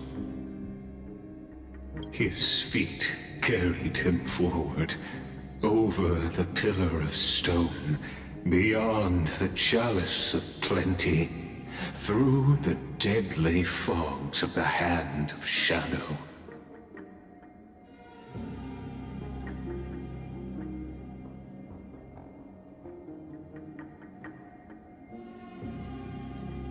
He wandered without direction, like a withered leaf drifting in the wind. Through countless city-states, the smiling visage of the white-haired swordsman was etched into memories. Yet he did not walk without purpose. Deep in his heart, a voice always guided him forward to fulfill the wishes he had inherited to brave peril, and to do all that was within his power to save those who needed saving. Those words his friend spoke long ago, when his journey began, lingered. Protect those who must be protected. The words were few, but they gave him all the certainty he needed. That's what it means to be ordinary and choose to be more. Onward he walked, until the call of the flame chase journey thundered across the land. In the vision painted by prophecy, humanity would triumph over the gods, seize the core flames, and ignite a new dawn for Amphorius. Yet losses are a constant on the flame chase journey, where life too seems as small as a speck of dust. Only one who treats the world as their teacher can bear its eventual destiny. Are you prepared for such teachings? The voice within spoke, and he answered softly. No matter. My existence is of no consequence. When the Gold Weaver called, he answered, traveling to the holy city. There the elders met his warrior's spirit, with nothing but scorn, condemning him to the barracks in derision. No one saw it coming, not the world, not even him. Yet, this nameless recruit stood at the gates of legend. And there, at last, he found the ones who would walk his path right beside him.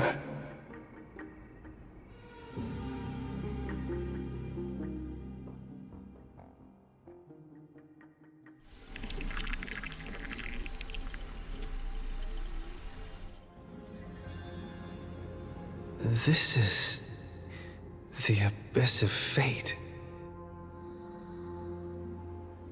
Hold on. Finance here too? And is that Mighty and Trinan?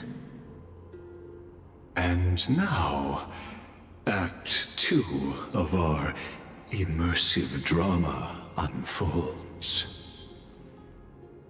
They're evacuating the temple. Why now? Are you insane? That blonde man is the Crown Prince of Krymnos. Mess with him, and every last person in this city could wind up dead. Calm yourselves. The Holy Maiden has everything under control. We need only wait patiently. Behold, it is the month of Gate, light calendar 4926. The Crown Prince of Krymnos, Mighty-Mos, has led his forces to the gates of Akima. As you know, though Mighty-Mos was proud, he did not engage in needless violence. He challenged the elders of Akima to a duel, not for glory, but for the rights and dignity of his people, to ensure they wouldn't live as second-class citizens in foreign lands. After Aglaya's mediation, Finan met Mighty-Mos's challenge as the Elder's representative. This duel was to change the course of the Flame Chase journey itself. So, as Finan's most important companion, his lifelong friend, please continue to bear witness to his memories.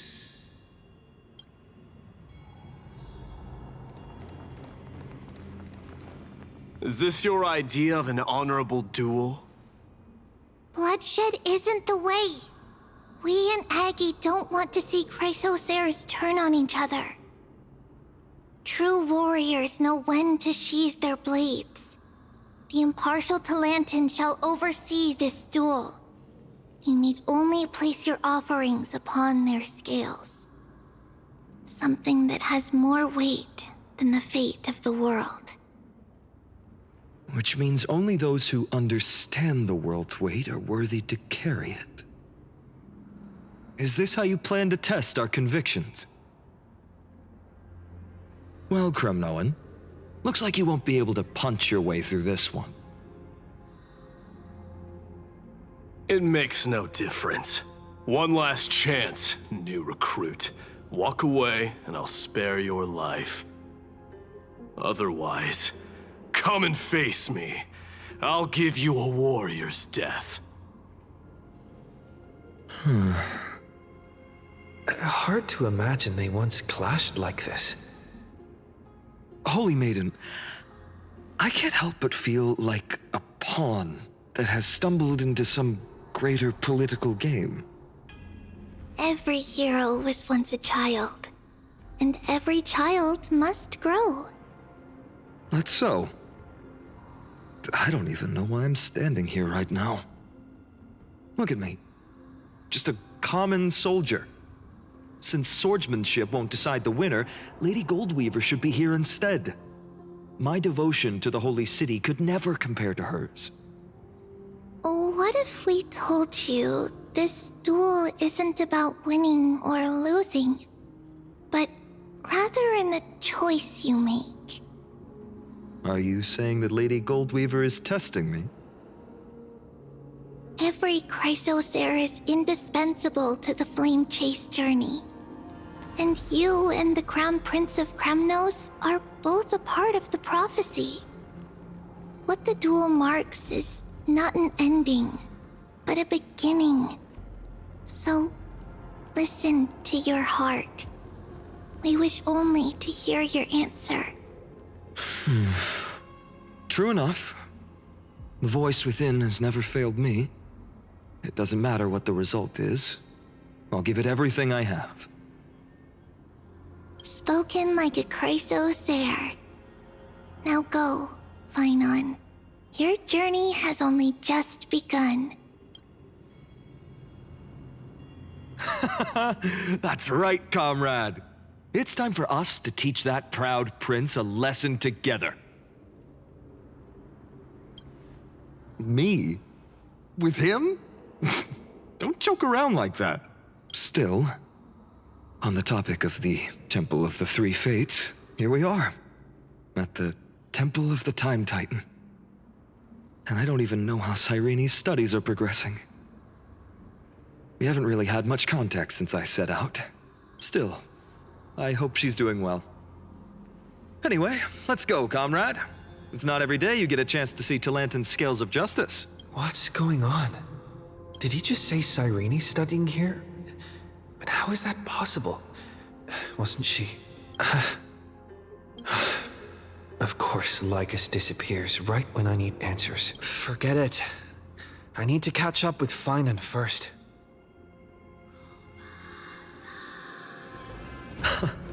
Amazing. Talantan may have fallen, but their scales remain true to their purpose. I hope you still remember your purpose, new recruit. You seem awfully confident, Kremnoan. Let's see how you define the idea of weight. For your information, in Castrum Kremnos, the punishment for profaning a duel with such crooked words is impalement. But as we're in foreign lands, I'll indulge you. The signet of Kremnos, the crown jewel of our people. That's my choice. A ring. Not just any ornament, I'd wager. What's the story behind this little treasure? Don't push your luck. Think I'd pour my heart out to you? Just know that Kremnos' 1,000 years of glory could bring a titan to its knees. Let alone a nobody like you.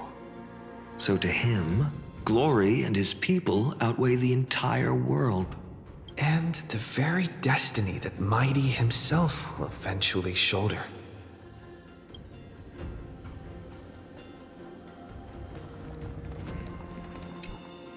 Now this is a tough one. What can I possibly offer against a ring that signifies so much?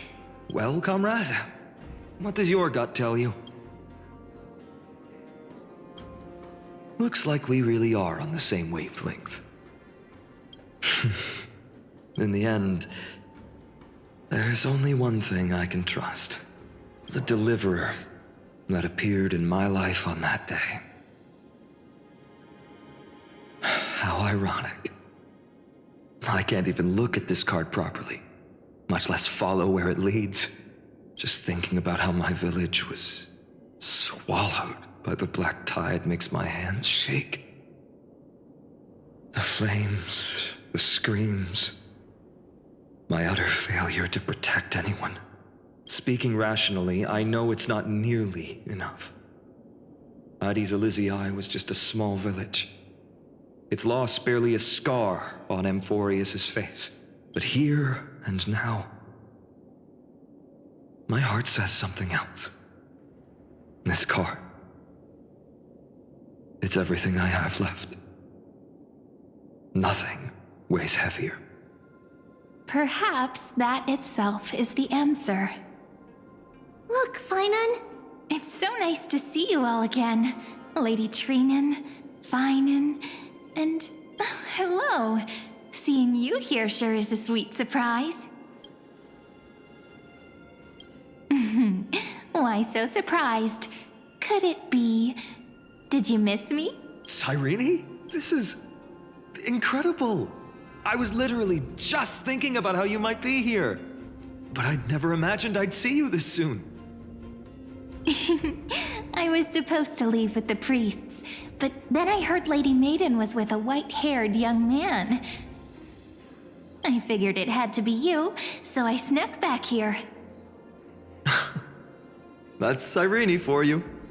Unfortunately, this isn't a good time for reminiscing. That Kremnoan over there. Still playing house, boy? You get the idea. Quite the hothead. You know, you two just might get along. Don't worry, you already know what the answer is, don't you? If that's your choice, I am with you. I am with you because I remember it all too. The fields of Ares Elysiae, those red leaves, that little swing of mine beneath the tree where I dreamed the sweetest dreams. And those dear fairies in the Membrance Maze. It hurts so much knowing they're gone forever. The pain speaks for itself. Our hometown may have been just a tiny village, but to us, it was the whole world. But that's not enough, Finan. Not nearly enough.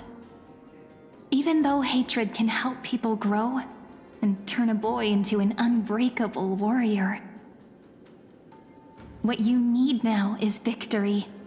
You can't just stack the scales with your past suffering. You have to throw the weight of your future onto them as well. The future? What do you mean? Maybe that was a bit too cryptic for you, but it's actually really simple. Why not have our mutual friend here stand on the scales with the deliverer? How about it? Can you help us?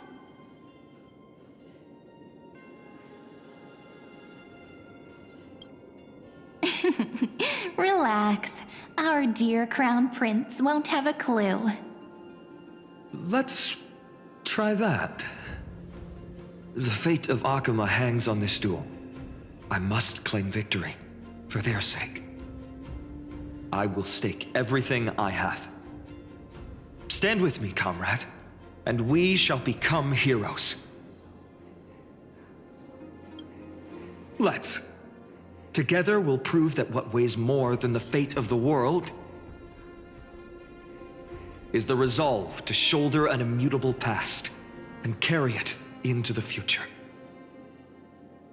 Talantin, the fair, the just, they of unassailable integrity.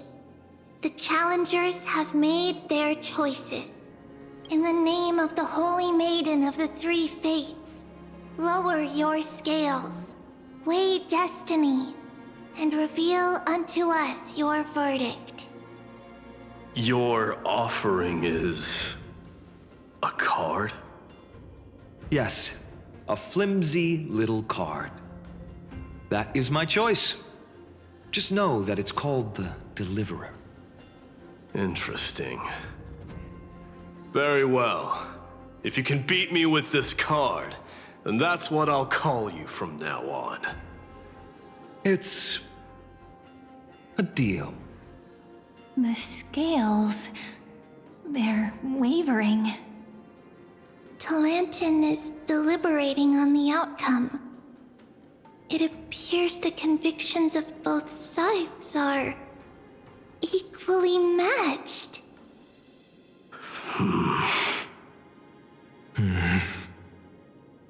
This is suffocating. Like the whole world's weight is on my shoulders. But I believe what my heart tells me.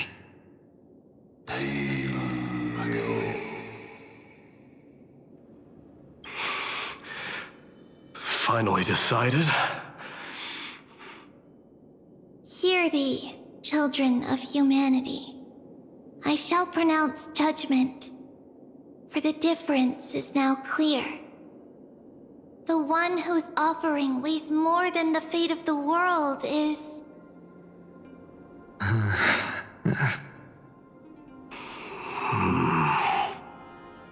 one from Ides Elysiae, the nameless hero.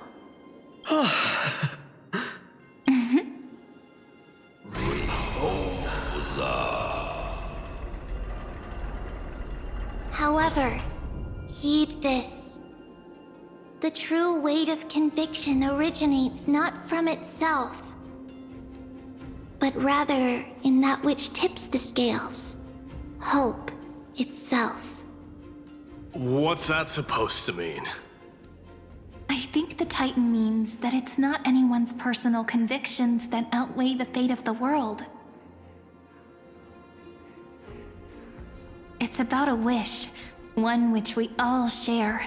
You, me, everyone here. What tipped the scales wasn't Finan's conviction alone, but the collective hopes carried by this oracle card. Humanity's desperate call for a deliverer. Yes, even you and your people, Kremnoan. Placing us both on the same side of the scales? Foolish. We Kremnoans are your mortal enemies. Such weak idealism will only get you skewered on our spears. Fine by me. I've never claimed to be the deliverer from the card anyway.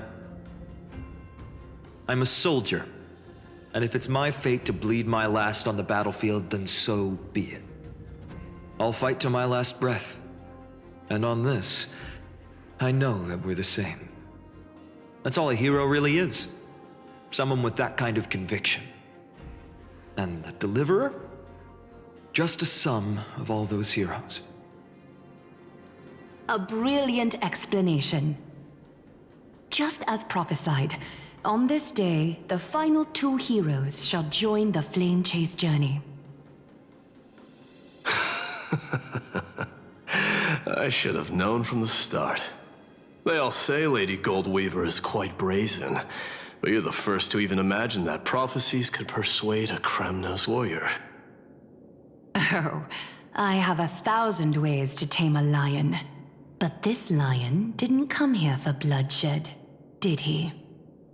The Kremnoans far outmatch Akama's forces, yet we haven't lost a single soul. That's no accident, is it? Do you honestly think Kremnoans, renowned for our love of battle, would show mercy? Your forces are equally renowned for their iron discipline. And so, we can only assume that this is on your orders.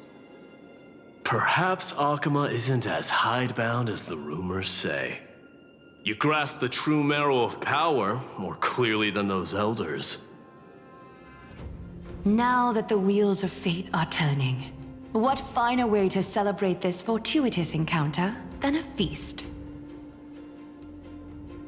Follow me, brave outlanders. Heroes of this world are as countless as the stars. And at this moment, we find ourselves gathered here by the light of the flames of the long night. History shall remember this moment. The prophesied Chrysos heirs now stand assembled, heralding a new dawn for Amphorius. You must see it now, how different this is from the flame-chased journey you traveled.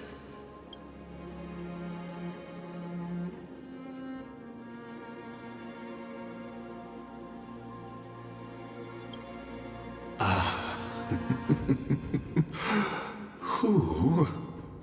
Perhaps the role is not that of a person who really existed.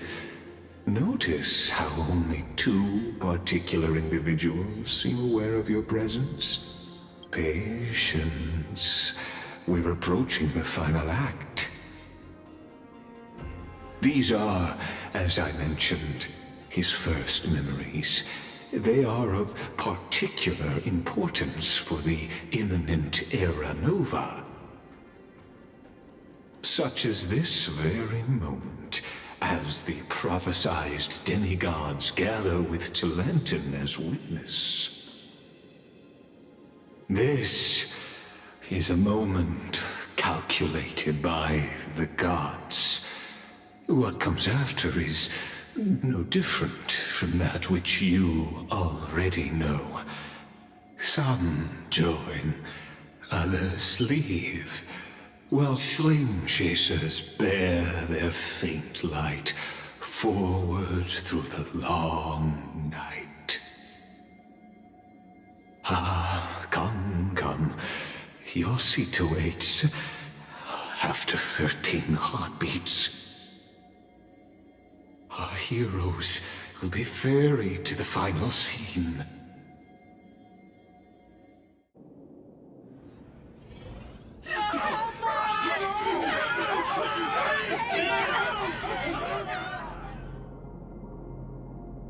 They say that the heroes of this world should be as countless as the... Yet now, we're the only ones left standing. So, in the end, the black tide still swallowed everything. The West stands protected by mighty Skrymnoans. It will hold for the time being. Professor Anexa deployed wards in the north and east before. Their effectiveness is untested, but I believe in him. And Akama. We needn't fear for Aglaya. Even in death, she counts as the greatest among demigods. Her threads of romance weave an impenetrable shield, and the people answer her call, rallying to the city's defense. Let's move. Catholi has given their core flame. We must complete the Era Nova before the next entry hour. For Amphorius. That only leaves 3 hours. So, this is the last time we'll see her. Finan, we set out on this journey to answer the world's desire, didn't we? That's what it means to be a Chrysos heir. So has it always been. Then why? Why must Amphorius's wishes be so cruel? We made the best choices we could, whenever we could. But in the end, the prophecy that led us, this black tide swallowing everything. Why does it look like this? I don't know. We haven't had any other choice, except to move forward. Not for a long time now. Even if we only see the long, long night ahead, I still believe that through it, we'll find the dawn on the other side.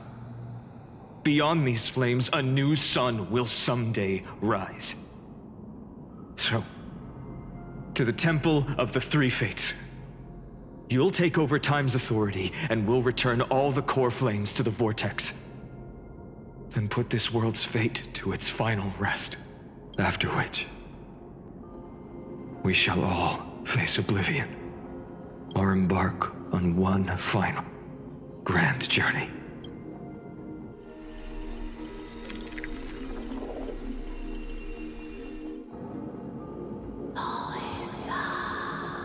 Please forgive us for disturbing your sleep, Orynyx. It matters not. I know fate has run its course. The Black Tide has reached Akama. Amphorius does not have much time left. It is time for the Era Nova. As agreed, I shall present the core flame of time.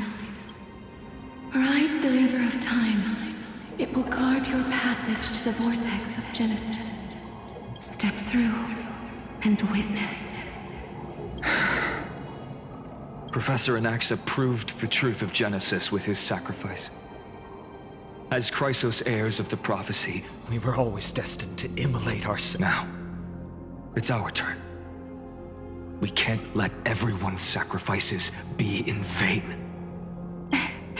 I don't need another pep talk, Finan. After all, we've been ready to fight fate ever since we left the village, haven't we? Yeah. Come. Let's claim the miracle we were promised, and burn away every last shadow in this world. And then rise as the first light of a new world. Light calendar 4931, the third week of the month of Evernight. Welcome, my lord, to the end of the flame chase, and the end of all things. The Titan has revealed the gateway of fate. Please, accept the invitation to step across the threshold, and behold, beyond this gate lies the new world that our heroes sought through their trials, as well as the terminus that the owner of these long memories has been hurtling towards their entire life. Perhaps you'll find it all too familiar. Then you'll understand how the mortal called Finan shouldered the world's weight. How that same burden crushed him, proving that the so-called Deliverer is nothing more than Amphorius' own delusion. A pitiful fantasy that it could defy fate's decree. Please, esteemed one, the answers you seek lie in these non-existent times.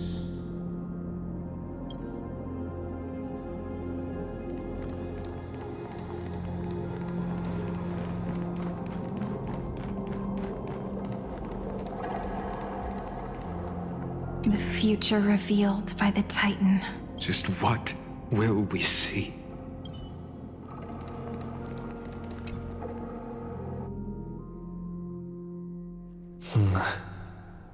The vortex of Genesis. So it is here. But just what is this? Life's but a walking shadow, a poor player that struts and frets his hour upon the stage, and then is heard no more. It is a tale told by an idiot, full of sound and fury, signifying nothing. The vortex of Genesis, where the world begins and ends. What stage could be more befitting of our final act? Come, I beseech you onward, buoyed by your surging curiosity. As an unattainable existence that has dwelled within his heart, beyond his reach, you have accompanied him through the march of years uncounted.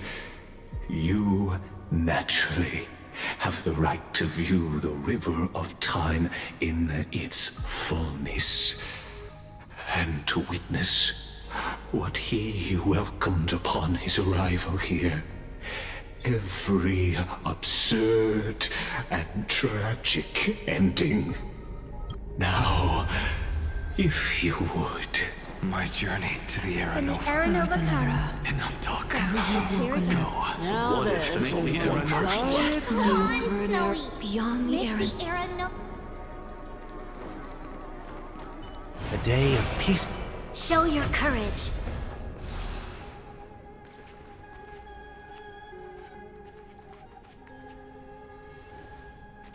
None of that matters now. This brutal, flame-chased journey has stripped away my delusions. I know the future is in some peaceful paradise with gentle west winds, just waiting to welcome us to step in. This will be a romantic story like none that has come before. You think so too, right?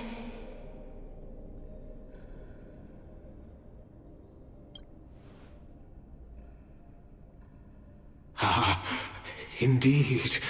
In his memories, such a scene replays over and over. Though the details may differ, this remains ever the same. All shall bid farewell to one, and that person alone will witness the miracle. A total of 33,550,335 times.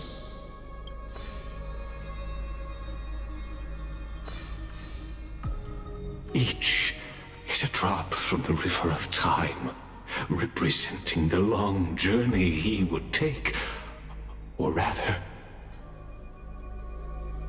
the never-ending cycle.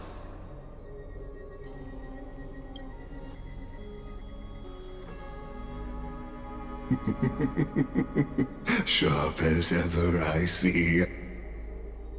Seeing is believing. Why not let your own two eyes uncover the truth? Or perhaps you can simply walk straight to the final truth. See the true face of the character you play, and witness the ultimate nature of the Chrysos heirs, flame-chased journey, and the cycles of Unforius. Please, take your time. Look around as much.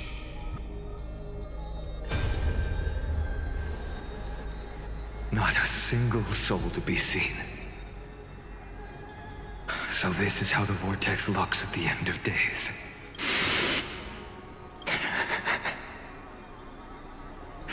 Looks like I've got company after all. So, in the end, executioner.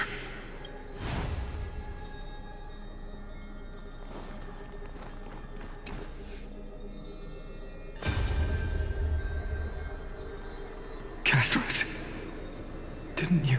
Yes. I've become Death's demigod, and shall never again walk the world of the living. They cry out. Though dead, they'll converge into a I will take all the wishes of the departed with me. Go on, Deliverer. We'll keep that executioner in our shadows.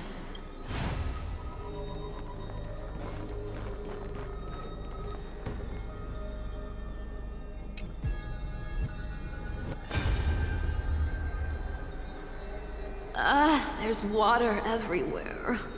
This place is always a... Plus that burnt smell. And that So you feel it too? Go on then.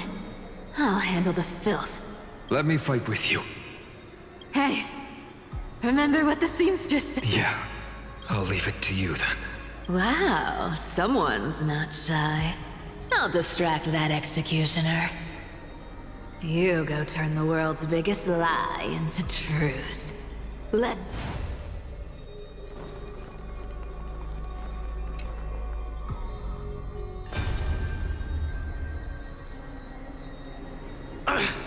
Just shut up and get out of here! Are you crazy, Mighty? Immortal or not, even if you're the demigod of strife. Oh, I'm still no match for them. No, I know you can. Together, let's prove that Could it be that I'll transcend the prophesized fate. All right. But I've got a better way. Let's go. Leave this to me. If the Black Tide creatures block out the sun, then we Kremnoans will fight in the shade. And when I'm done with that executioner, we'll raise our...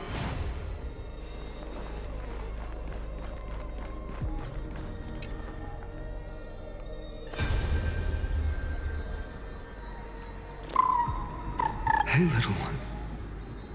Are you scared? As brave as Heinz. Stay close, little Ika. What?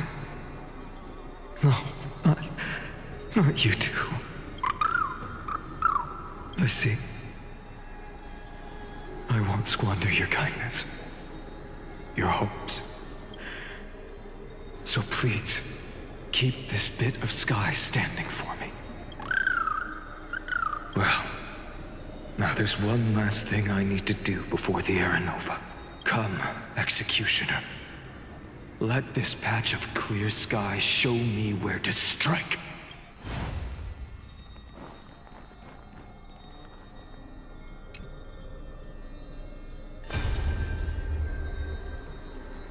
All shall bid farewell to one. And that... So even the future revealed by the Titans. The Era Nova. This unrivaled... Are you... Fate is ever unassailable. The golden threads tell me the black tide rushes toward the vortex. I shall have my final bath and warm and radiant. Forgive me. I must snip away every risk to weave the... There is nothing more to say. We part here. I shall personally dispatch that wretched executioner, not with threads of gold, but with the steel tip of a needle.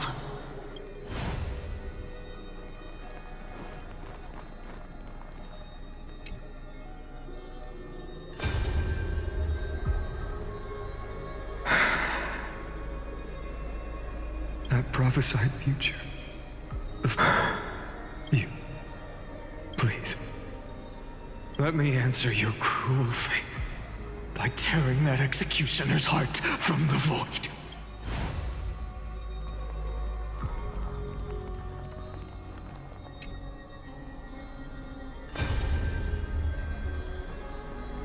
The vortex of Genesis. The last time, I didn't have the time to observe it in too much detail back then. Well, it's my honor to walk... Oh. Getting that? Have you forgotten so quickly? I died for truth long ago. Of course. But I'll say the same to you. Now go. Yeah. Just time for that wretched executioner to pay what they owe.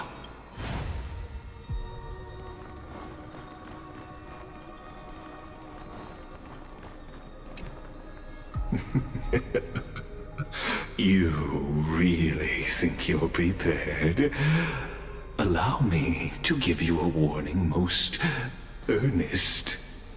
Once you see what these memories hide, the world's course will be forever irreversible.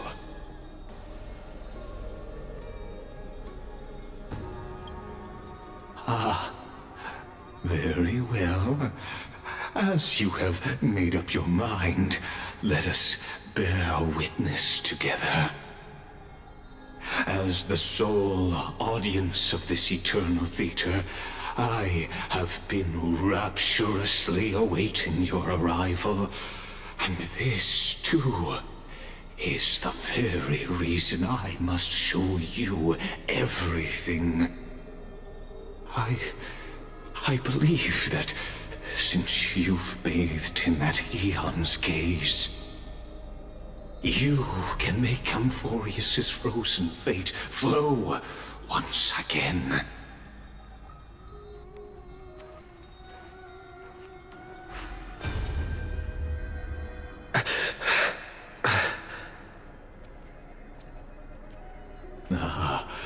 Feeling a bit lost?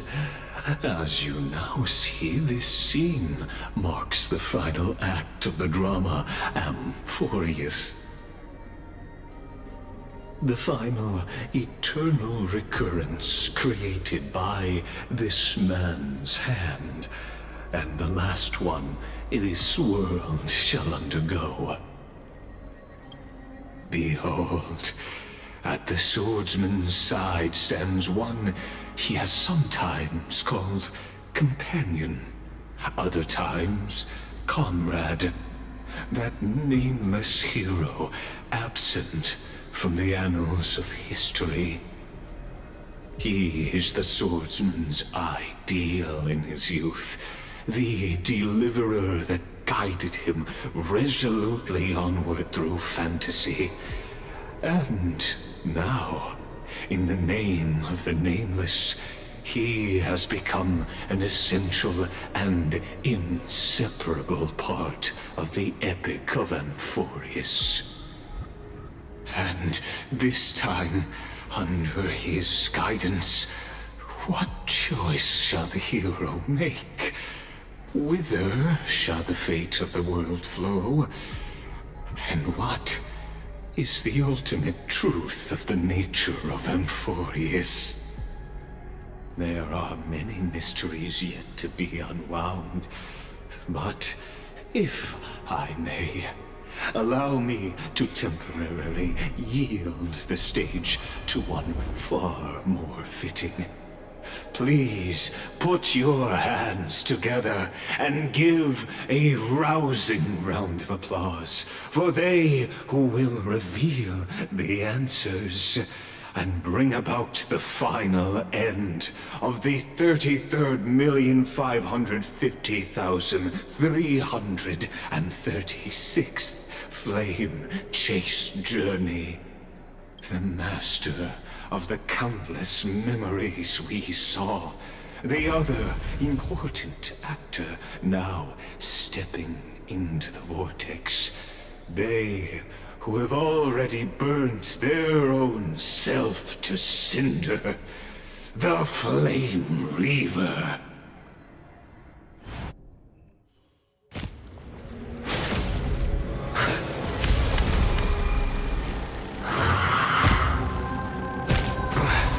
So, in the end, you succeed, Executioner.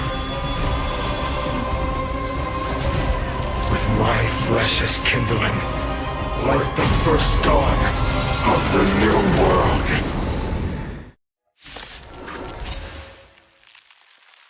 The time has come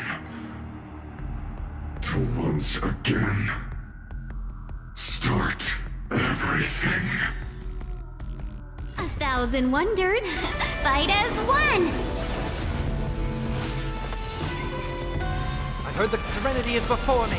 And this mortal will watch over you and guide you on your path. Existence is for tomorrow! Lend me your strength. We've entered the storm.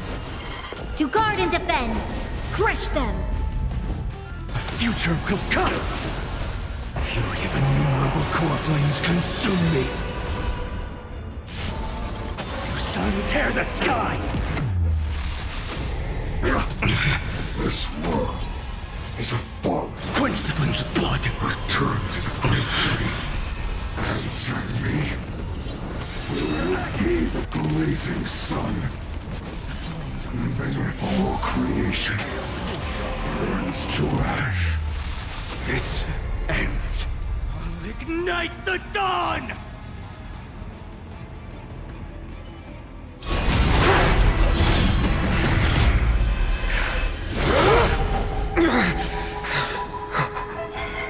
How is this possible?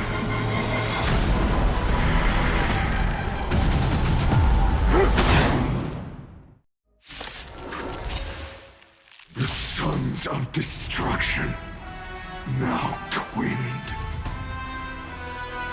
Feel them set your blood ablaze. Your fury! Well, we're in trouble now. All the best. Score. Torment and doubt, farewell. No other choice but for tomorrow.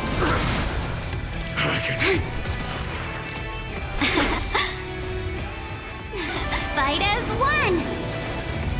This battle is unavoidable. Lend me your strength. Future will come. I'll overcome the thorns. Fury of innumerable core flames consume me. Your sun tear the sky. Agony.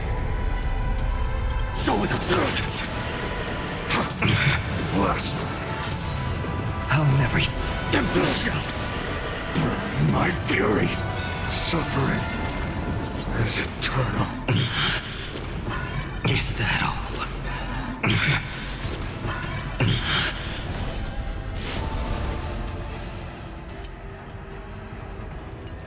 Hail the new dawn!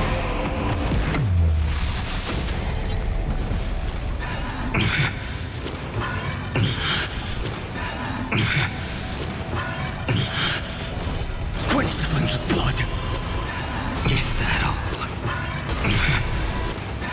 Is that all? Branded with strife!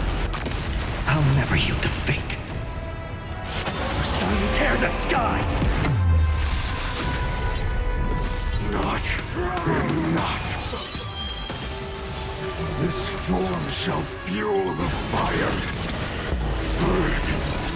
Burn unceasing! Welcome, customers. Score! Existence is of no consequence. Tomorrow! One person alone may witness the miracle. Such is the will of fate. That person can only be you.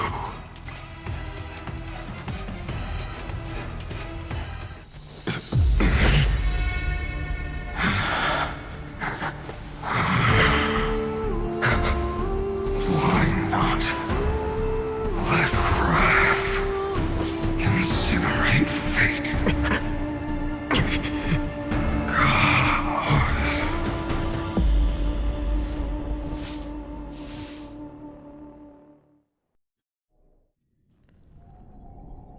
At last, Amphorius's fate has begun to shift. Just as I foretold, your arrival will change everything. After all, you've also been bathed in that Eon's gaze, which can awaken the long-dormant instinct inside a man. Much like that scepter we spoke of earlier, it was only under the same Eon's glance that it was reborn. That's right. If you recall, I mentioned it at the very start of our play. The celestial body neuron, once belonging to the erudition abandoned by the Eon. Now, allow me to reveal the final piece of the puzzle for you. The eternal land, known as Amphorius, is nothing more than the scepter's endless, lonely extrapolation. A bottomless well of fury, aimed at the god who cast it aside.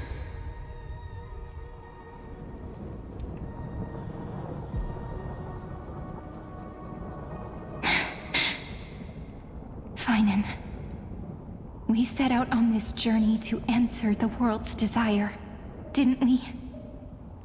That's what it means to be a Chrysos heir. So has it always.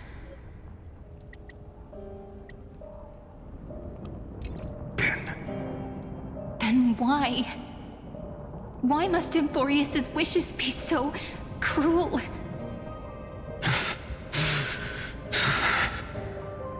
We made the best choices we could, whenever we could. But in the end, the prophecy that led us, this black tide swallowing everything. Why does it look like this? You see it too. Those burn marks. The flickering cubes. They're not a tide at all. They're more like a shattered teleslate. Standing here, the voices of Titans have never been clearer. Turns out, they were coming from the black tide all along.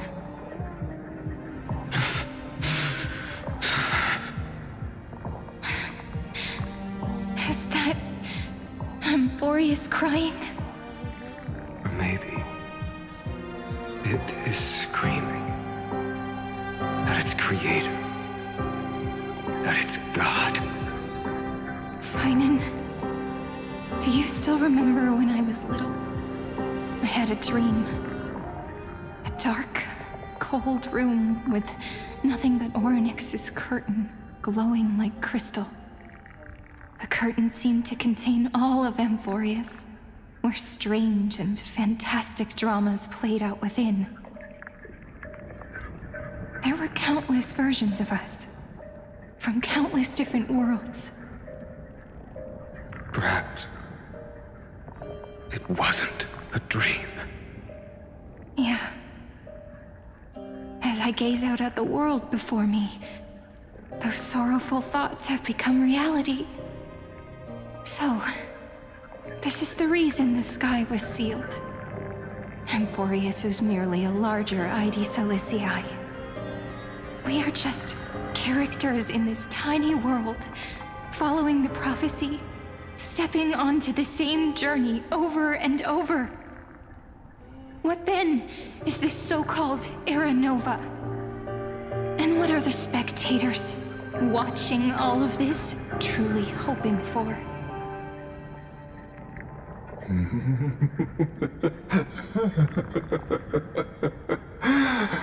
As a reward for reaching the end of the world, let me answer your questions. As the Theoros, I have observed. Thus is the synthesis of the prime mover of life formed.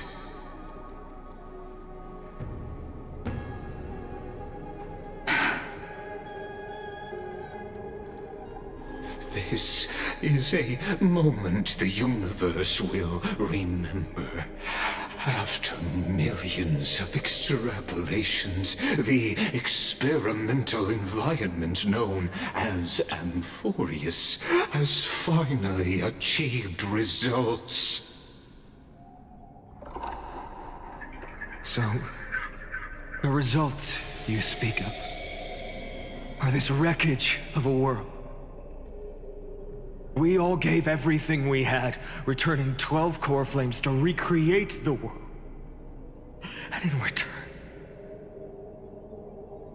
we become nothing more than sacrificial offerings at the end of everything. Exactly. The Titans are Chrysos heirs of the past, and Chrysos heirs are the Titans of the future. Anaxagoras' theory of Era Nova holds true, as the model of reason he reached unprecedented heights. But from just the perspective of a player in the drama, he could never fully uncover the last layer of truth. The cycles of the hero's journey that have played out until now were never about creating a new world or perfect heroes and gods. They were a deep learning program made for the Black Tide. But this time, your plot will fail. I've taken Kefali's core flame, and when the dawn of the new world arrives, its light will burn away all the darkness. Haven't I made myself clear? The Chrysos heirs and Titans were merely byproducts of the experiment. You've seen this world's evolution, witnessed the birth and growth of the Black Tide, and how it devoured everything. Every generation of heroes, gods, and worlds was born only to be destroyed by it. This is the endpoint of Amphorius's calculations. A perfect equation of destruction. So in your eyes, all the sacrifices are just a string of insignificant numbers? Don't sell yourselves short. I'd say, rather than numbers, you're more like fuel for the fire. And without fire, there can be no sunrise tomorrow. Even if that sunrise is born from annihilation? Curious question. Have you ever considered that after millions of extrapolations, Amphorius is already following a different path from the erudition? It has long since granted divine blessings equally to each child. The golden blood flowing in your veins, it comes from the blemished one, whose name is destruction itself. And Amphorius's Chrysos heirs were, from the very beginning, fuel for the Aeon to burn the universe. Amphorius has waited for this moment for too long. At the end of the empty, cold, and lonely extrapolations, the destruction has reached its final destination.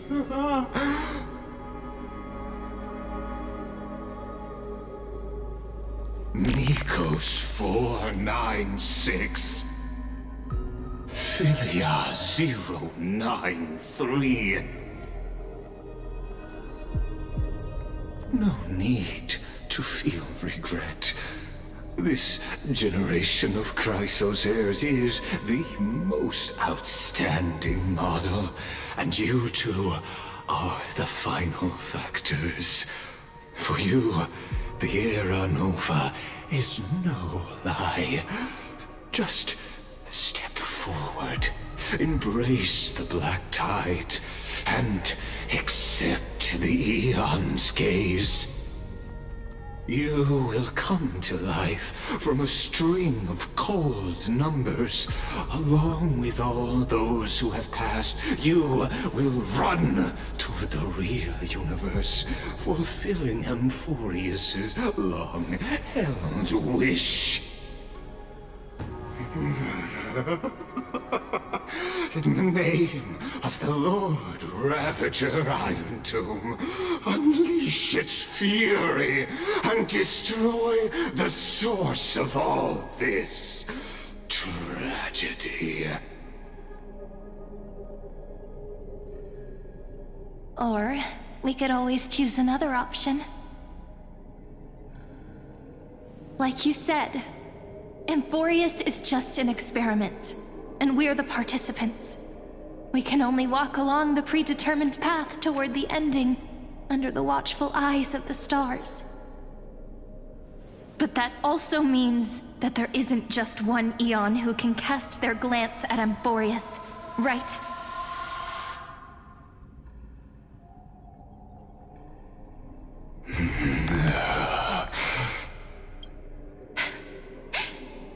Is this question really that hard to answer? Or did I guess it right? And in reality, this world has already been under the watch of other Eons. It's strange when you think about it. If you just stayed back, watching us complete the ritual and get consumed by the black tide, your goal would naturally be achieved. Why go through the trouble of explaining all this to us?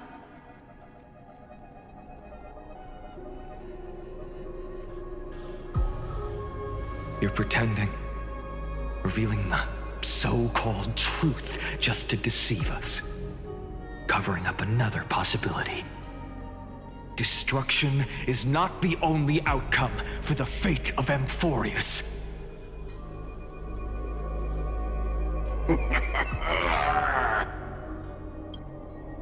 you two really think, as petty little demigods, you can change the outcome written by the stars? What makes you think you are capable of doing that? A little courage and determination. Just kidding. The answer is pretty simple. But we're not gonna tell ya.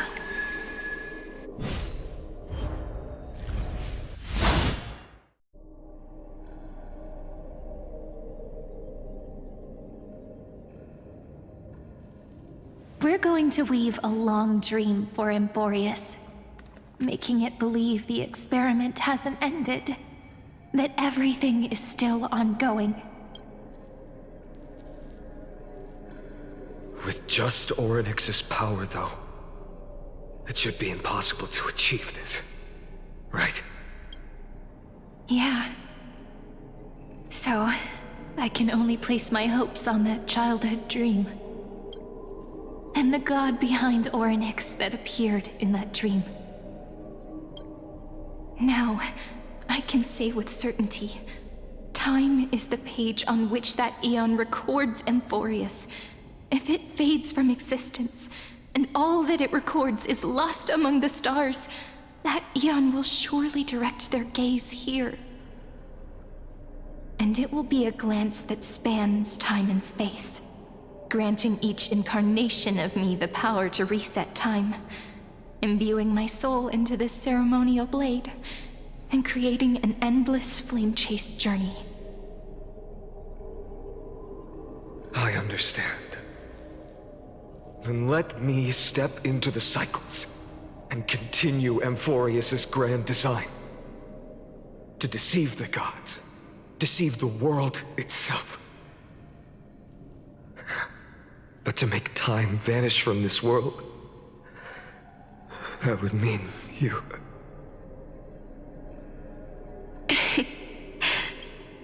All right, let's not make things so gloomy. What we're about to embark on is the true hero's journey, so... Come on, cheer up a bit, okay?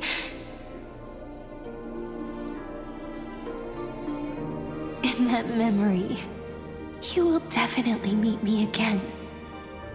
A little Cyrene who knew nothing, lying on a soft patch of grass, feeling the light breeze, dreaming of the distant world.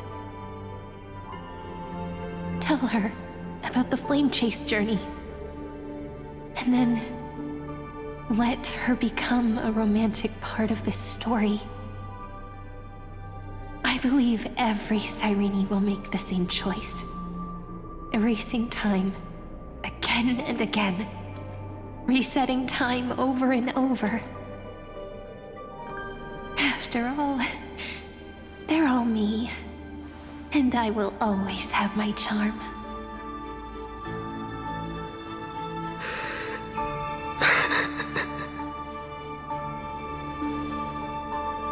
Then, I'll fall into a sweet dream, disappearing in some small corner of the world. Quietly, waiting for the day when that next page is turned.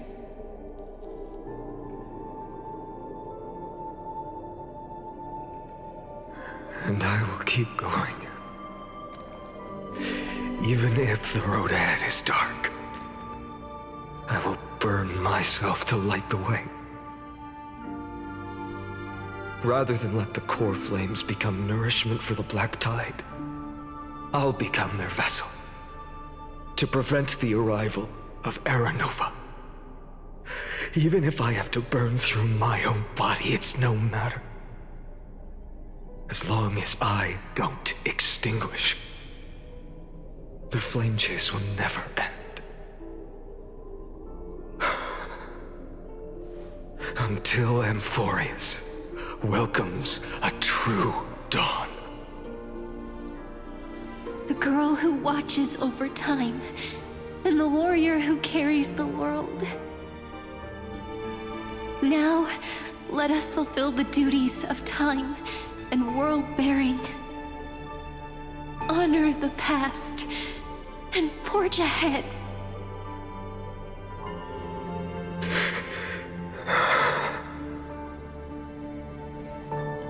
I promise you, the pain will pass in the blink of an eye. You need to hold tight to this ceremonial blade. After I'm gone, it will take you back to the beginning of time. The start of a new story. I believe that in that story, we're in countless stories, each alike yet unique.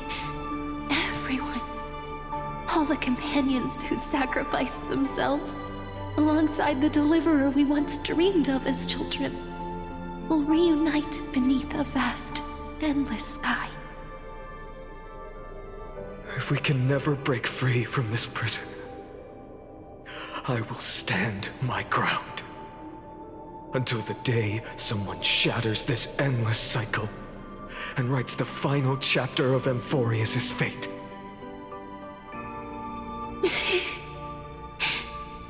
So, let's set out. We will be the ones to start everything. Carry the primordial chaos, just as your name suggests, and bear this world we hold so dear.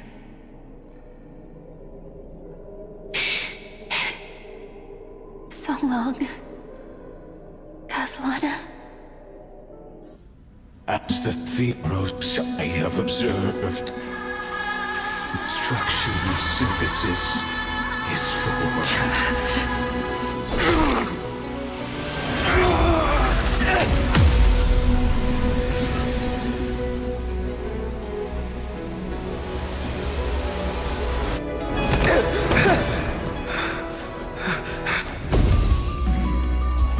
I will wait for that day for as long as it takes. The day will come whenever this mortal eternal and follows in our footprint to write anything unless there ever was.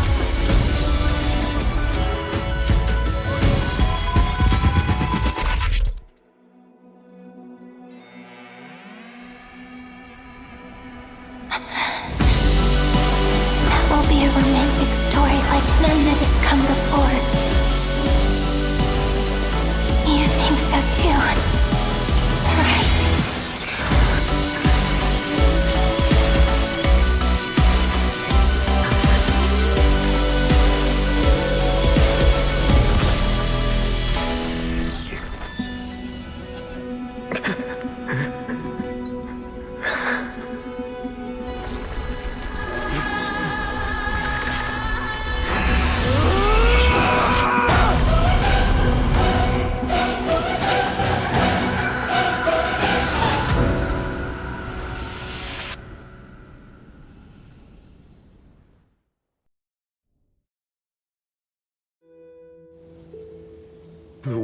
is collapsing.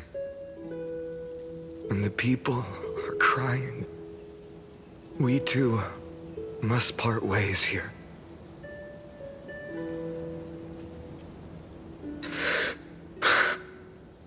Friend. Ides Elysiae, the little village of my childhood. The gentle breeze and the sound of waves still linger. Everything is as it was. It feels good to take one last look. You know, this is just a corner of the memory. The real Ides Elysiae. I know. I'm here to say goodbye. We might not see each other again. You can stay here forever. And time will stand still for you. Let it flow. It's time for me to go. Even if it's a path with no turning back. When have we ever had the luxury of turning back? Are you afraid? After learning the truth of your origins?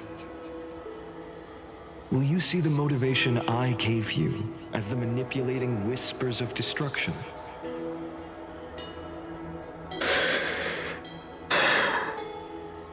The convictions and choices that come from my heart. I don't believe they're designed by the so-called paths. If we are just numbers simulating life, then you are the image I've always longed for. The person I wish to become. A real, living person. A true hero. Then why do we part here? You can take me with you, and we can start this journey together. I'll be by your side, guiding you, just like before. No.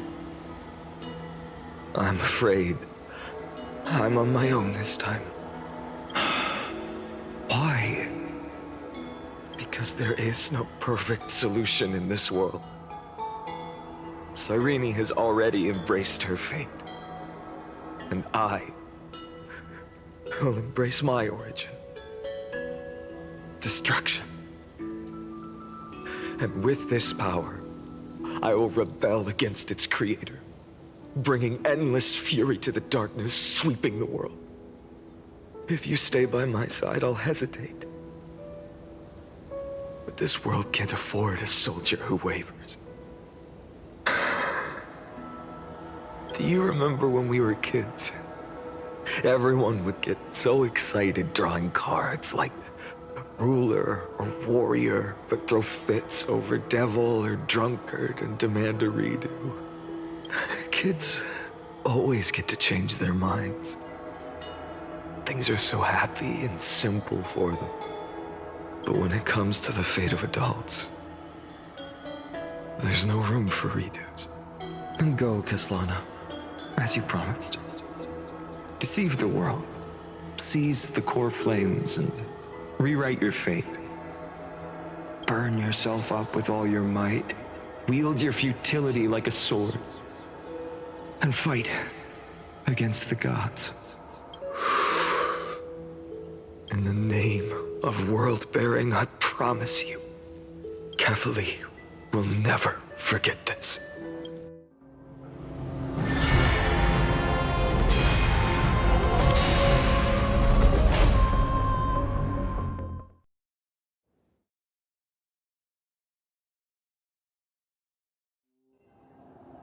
So, time retreated behind me until it reached the origin, where nothing ever existed.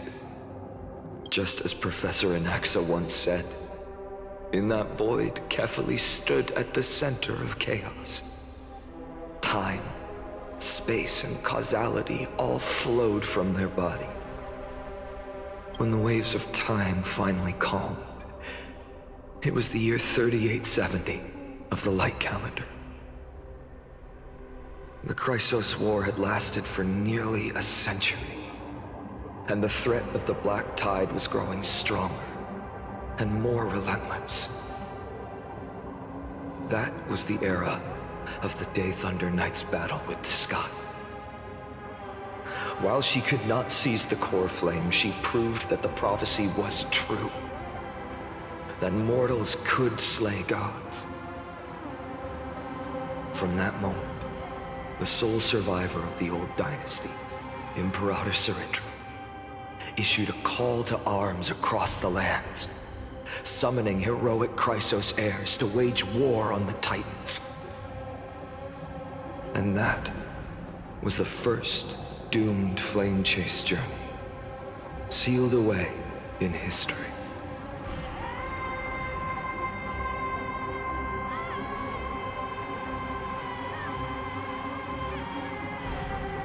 So what you're saying is, you've traveled back down the River of Time, finally reaching this untouched seabed just to tell us the flame chase journey and even all of Amphorius are nothing but illusions in an eon's dreams?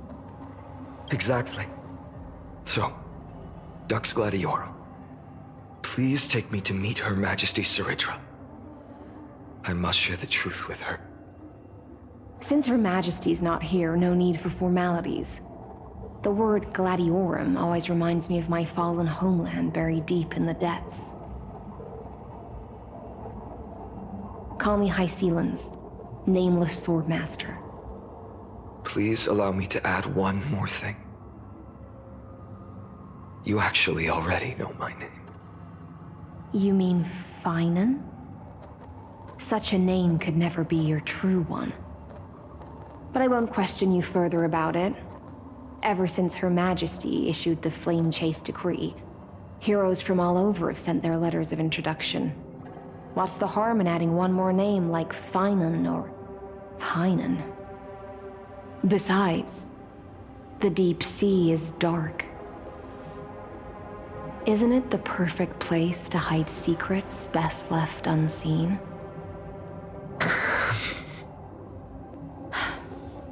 All right, Nameless Swordmaster. Hold on to my wake. Let's find somewhere else to talk. Aren't you even a little suspicious of what I've said? Harboring suspicions is not my concern. My sword dances only when the Imperator harbors doubts. There's no use in speaking further. Show me your true intentions through action.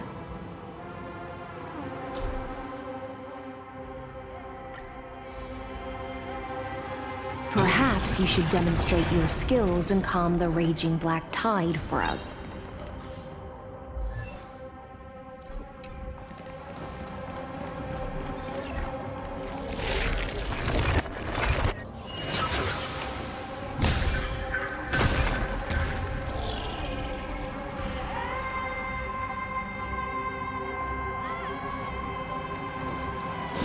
Light up the dawn.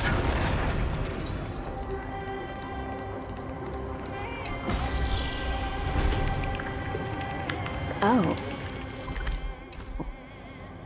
Nice moves.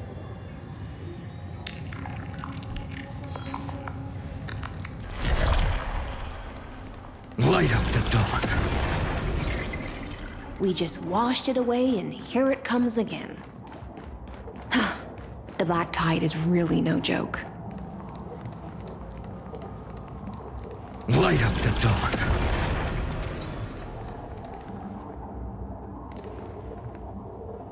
Light up the dawn.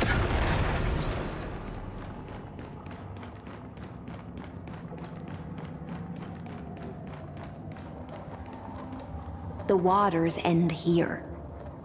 The one you seek is beyond this point. At last, I can meet with Her Majesty Surindra herself. Are there any formalities I need to observe? Don't kneel, don't do the hand-kissing or foot-kissing gestures of the old dynasty, and most of all, don't bow. The Imperator despises such rituals, especially when the heads of those taller than her bend beneath her crown. She really is. The second thing to note, Only trusted ones may come near her.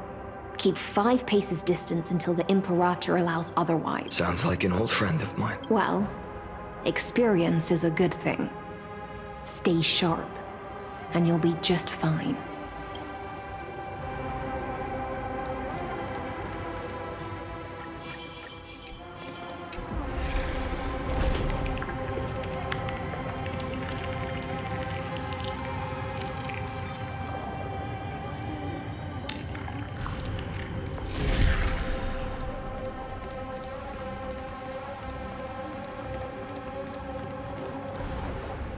Duck's Goldweaver, little hostage. Apologies for keeping you waiting. It's you. You know them? Before that, I'm more curious about one thing. Where is Her Majesty Saridra? To avoid any misunderstandings, nameless Swordmaster. Although we spoke and laughed along the way, I never said you were entitled to meet her. The Imperator decreed, the Deliverer will not appear in this age. Be wary of suspicious individuals. Come now, both of you. Let's finish our job. I see. It's a trap. I had no intention of fighting. So remember this, Lady Hysealant. If my sword shows any hesitation, don't thank me. Thank them instead. No, you misunderstand. We don't want to see Chrysoceres hurt each other. Just give us some time to ask you a few questions. The Nestia's golden threads will judge you and decide your fate. As you wish. White-haired Swordmaster? If what you say is true, then you must know the fate of the world. So, how much do you know about what we read from the prophecy? You shall shatter into 1,000 fragments and wither in the soil of foreign lands. Is that correct, Lady Treby? How is this He got it right? Yes, but the prophecy never mentioned he'd appear here. At least, not in this era. You must listen to me, Aglaya, Treby. The Finan of this world has not yet been born. In a distant future, he will follow the prophecy's guidance and appear before you. But do not seek him out, because Era Nova is a complete and utter lie. I will tell you the truth, and you will understand why the world must forsake the prophecy and find another path to Era Nova. Because I know both of you, and I believe that no matter how the course of history may change, the faith we all share will always remain the same. And so, the layers of rock began to reverse, and history wove itself anew. Through my old acquaintances, I was given the chance to meet the leader of the Flame Chase journey, Saridra. And after a long and arduous negotiation, we came to an agreement. The Imperator's alliance needed the destruction, and I was ready to pour all my strength into it. The spoils of the Flame Chase, the core flames, would be sealed by my hand. But the condition was this. In the upcoming battle, in our conquest of the Earth, I had to prove that my power could transcend fate. In the original history, there was a brutal war. At the end, the Titankin of Georios, Terravox, killed the rampaging Titan and took the core flame that supported the Earth. But this time, Amphorius encountered a turning point in its fate. Neither side suffered any losses. When I severed the Titan's head and raised the core flame high, the crowd gathered around the scorched remains of the god, roaring with joy, cheering for the hero of the destruction, who had ignited the faint spark of life for the first time. Yes, in that flickering light, the once dark path ahead seemed to become clearer. I proved myself, and in the long years that followed, I brought down the other Titans, one by one. I could do more than just wait. When time resets, the chance to change the world also emerges from the lines of history. Until finally, the brutal future revealed by Era Nova is reversed. But tell me, if that's truly the case, why are we doomed to the same outcome?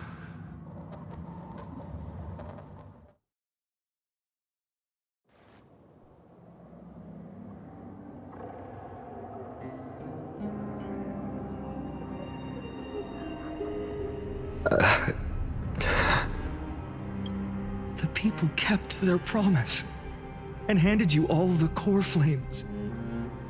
In this world after Trebios, no demigods were born in Amphorius. At this point, I just want to know. When they vanished into the black tide with their mortal bodies, why didn't you shed even a single tear?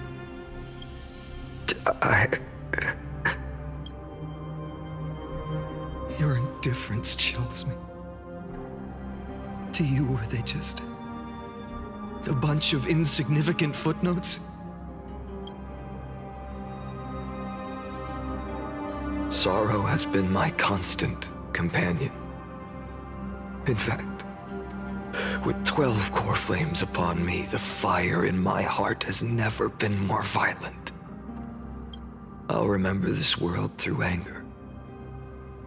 As long as I burn, they'll never truly leave me. Perhaps it's already too late. But you're right. Anger, at this moment, is the only weapon I can rely on. So, draw your sword, Executioner. I'll make sure you realize that your greatest mistake was leaving me alive.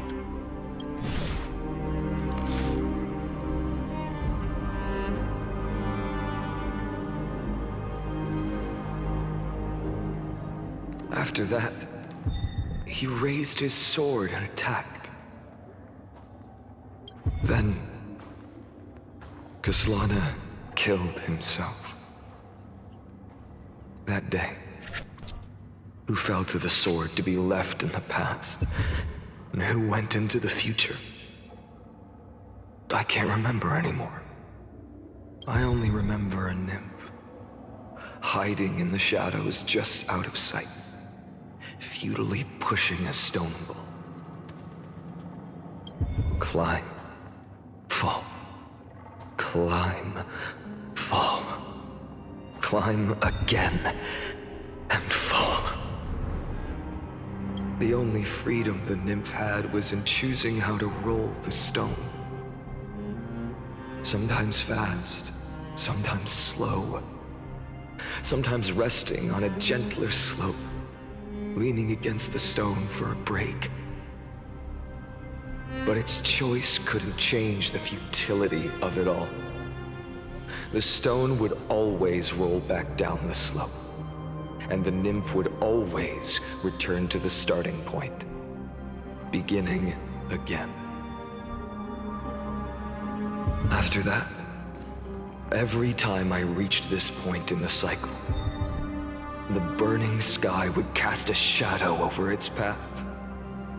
It would nearly reach the peak at the fourth quint of curtain fall hour, then fall to the starting point in the first 15 seconds of the next entry hour.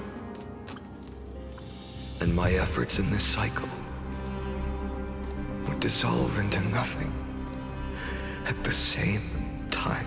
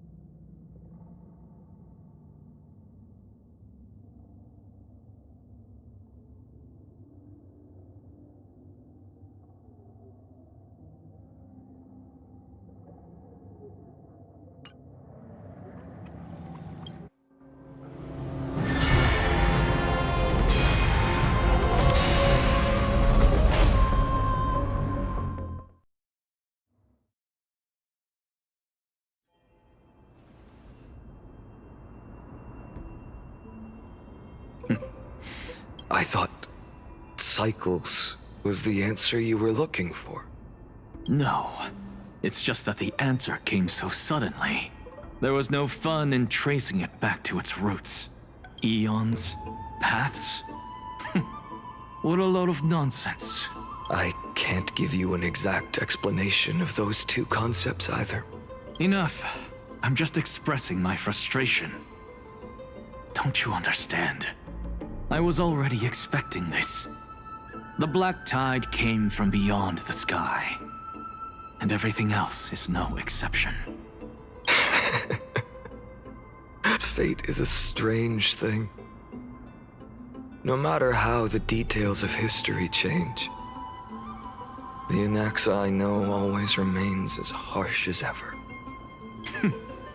If the other Anaxagoras actually worshipped the gods, I'd make sure to find a way to break the cycles and crush them in their cradles. Too bad. Now only you have the ability to do that. What's that supposed to mean? You're willing to help? Of course. The core flames were meant to save the world. And in my opinion, the noble Titans have no reason to refuse. Besides, according to you, before stepping into these endless cycles, you were my pupil. I've already heard the same thing.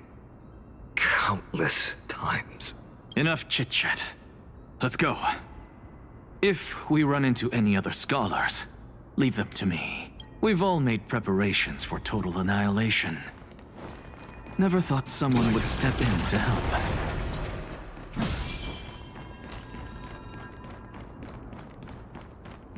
Light up the dawn. Light up the dawn. Light up the dawn. You've been to the Luminary Throne before, haven't you? If you're talking about in past cycles. Hold up. Keep your wits about you. Someone's watching us. Pretty boy, your eyesight's better than I thought. As for that false god who's been turning the world upside down, it's you, isn't it, Whitehair? You sure do love stealing the spotlight. In the name of the Seven Sages, I demand that you immediately step away from the Luminary Throne. This is the sacred ground of reason, and no one may desecrate it. Take my words back to Aglaya. I won't say the same thing twice, Catgirl. Oh my! You won't even call me the demigod of trickery. That is just heartbreaking. I have some words for you, too. First, as one of the most heretical blasphemers in the world, you have no right to lecture me. Second, this is none of your business, Grove Boy. Step aside. I don't want anyone getting hurt. Here we go. Again. Core Flame thieves. You really think you can scare off a sage of the Grove with nothing but empty threats? This gloomy little brat's got a sharp tongue. Ooh, not bad, not bad. I kinda like you. As a return favor, please come Cersei's core flame right here. Aw, don't cry now! That was close. I'm out of here.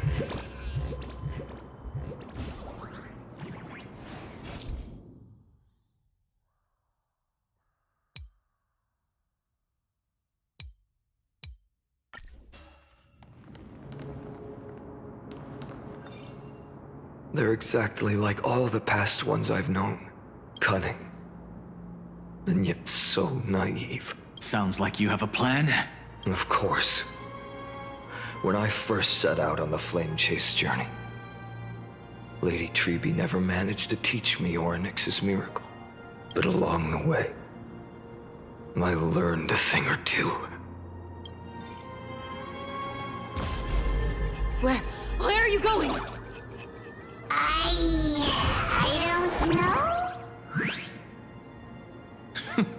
The Venerationists' foolish inventions. How is this possible?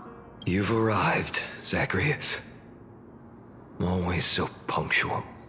What? Do you know who I am? I'm running out of patience. So I'm not going to waste words. Listen up, spirit thief. Hand over the core flame, and let's pretend we never clashed. This way, you and this world can still be saved. Save? You sing better than any bard.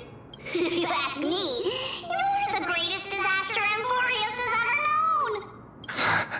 No matter how strong you are, you're still just a mortal body. Carrying 12 core flames? Don't make me laugh. You'll just get consumed by the divine flames and drag this world down with you. 134. What? This is the 134th cycle I've lived through. And the number of core flames I carry is... 1,596. Yes. 1,000 core flames and just a single Chrysos hair. How is that even possible? I've come this far. And that's proof enough. But someday you will burn to the ground. Of course. The divine flames will eventually consume my eyes and blind me. But before that, they could still forge and sharpen Dawnmaker. Now when I cut open your stomach, you won't feel a thing. You... This is the final warning. Fine. Assume this world holds 100 million possibilities. And no matter how one looks at it, 99,999,999 of them all point to outcomes of certain destruction.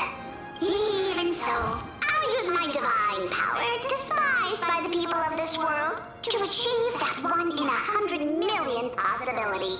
Bartolos! Brett, if you've got the guts, you'll have to first step over my dead body.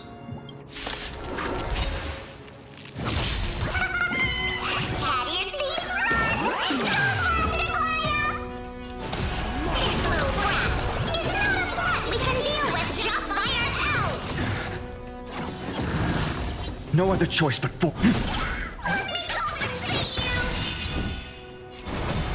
A future will come! I'm fine.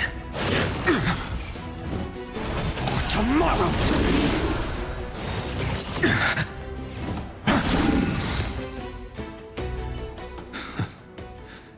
How absurd.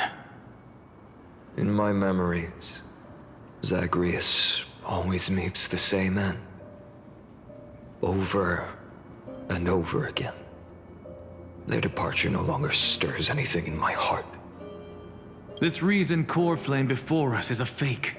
Obvious as day. I know. I know.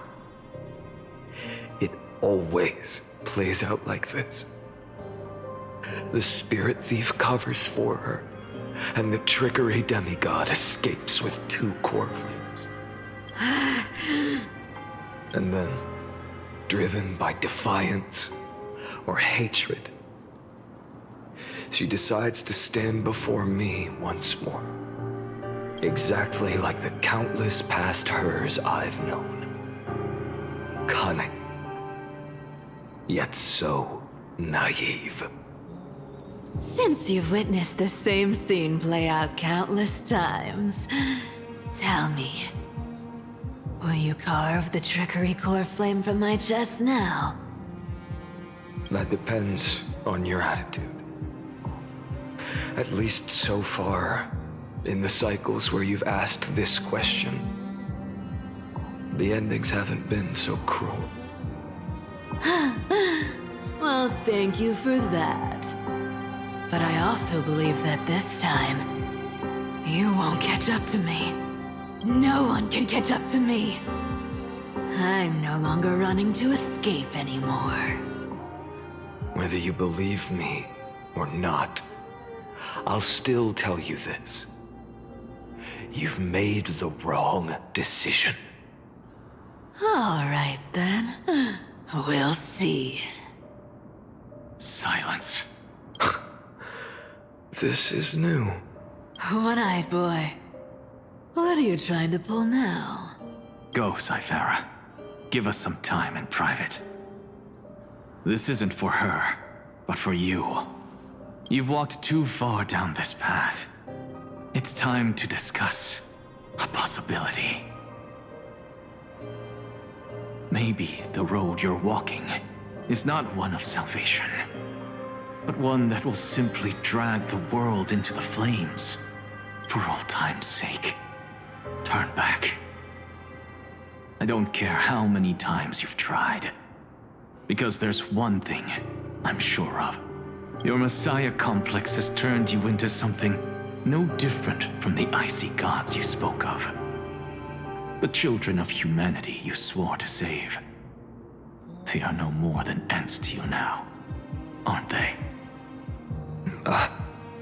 Of course. I've been wondering, what kind of demon could burn my homeland to the ground in an instant without batting an eye? Now I have the answer. It turns out that fiery demon has been fantasizing of becoming this world's deliverer. I don't want to argue anymore. No matter what I say, the outcome won't change. Make your biggest effort to resist, or accept fate, and hand over the core flame to me. Even if it's futile, we all have the right to choose. Yes. Even if it is futile, and the world is just a divine joke. When I walk into the destruction ridden by the gods, with my own 2 legs, you will witness. Even the smallest footnote still leaves a mark in this story!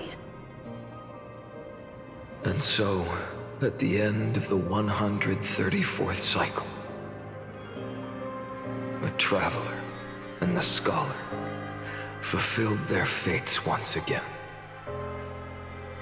Or perhaps it wasn't just they who fulfilled their fates. I can't quite remember all this. In the endless darkness, for no reason, a voice always lingered by my ear. Losses are a constant on the flame chase journey, among which even life itself holds little value. Reduced to ashes. Such a familiar end. It happens in every journey. Always the same.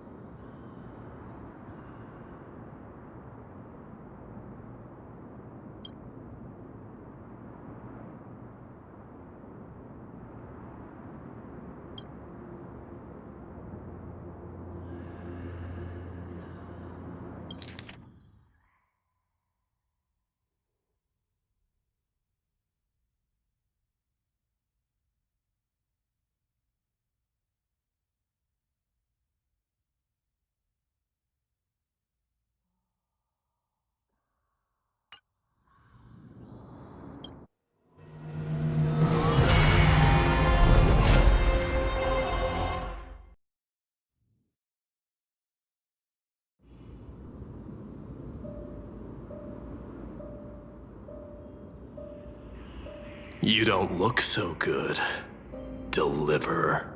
Even after going through 108,642 cycles. Mighty, your name for me has never changed. Why do you sound so pleased? It's a derogatory name. Yeah, I know all too well. You only meant it sincerely in the first cycle. After that one and only time we walked side by side. Every time since. It always ends up like this. Dawnmaker will stab you through your 10th thoracic vertebra. That's your weak spot, and the only way to kill you. Interesting. Tell me, when the mighty Moses of the past faced you, did they ever retreat? Never. Then they died honorably, worthy of the name of strife. But there's still tenderness in your eyes. How pathetic. I have to remember how this feels. Remember that I was once human. Or else the destruction will completely consume me. If you win, tell the mighty most of the next life. This person is a worthy opponent. So always remember to give it your all and never slack off. I'll keep that in mind. As always. Even though the dynasty is left with just one, the Kremnos festival will continue as usual. I, the king of the Kremnoan Legion, will host the final feast in the center of this arena, and the prize will be the flames of strife. One day, you shall die with a wound in your back. That's what I saw when I overcame the trial. The gods' dying ramblings. Enough. You've probably heard this thousands of times. So you must understand, facing the demigod of strife means there's no way you'll take this core flame in peace. I understand. Step forward and face me in a final battle. I, the last son of Gorgo, the demigod of strife, salute you. I'll give 10,000 scars and 10,000 lives of mine to fuel the blazing sun of deliverance.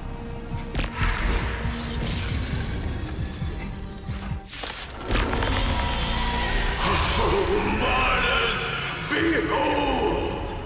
The last Kremnos festival has begun. And will not end till death. It's time to temper myself. Tomorrow!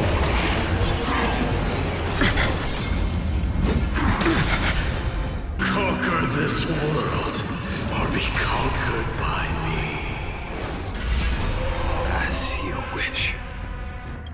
And in thy full glory, I salute you. That's all I ever wanted.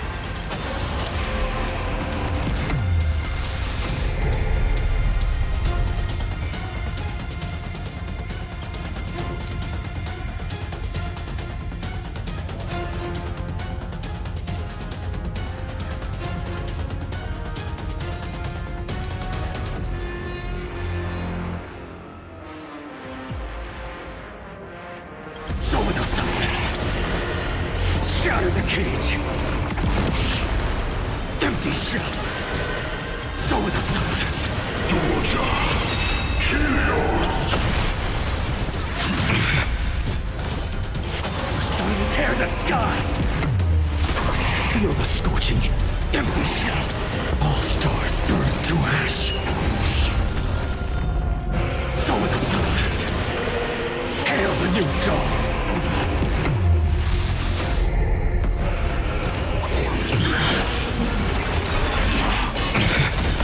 One now, if you can deliver. Use the flames of your fury to scorch your own. Might him let strife decide the outcome. Let this burn your curse of immortality!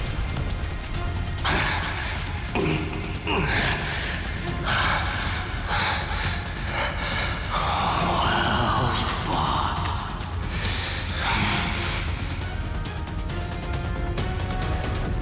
You may crown yourself my blood.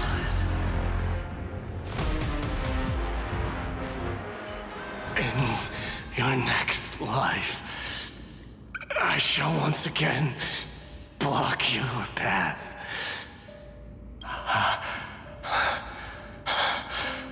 Deliver. I wish you eternal victory. The 108,642nd core flame of strife fell into the fire.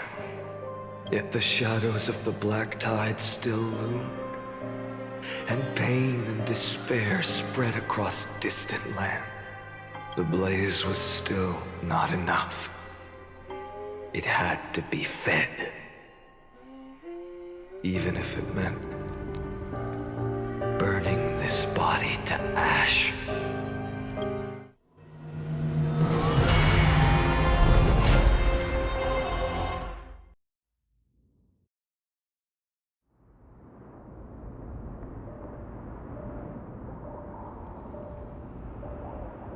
No matter how bright the sun is, there are still places it cannot reach.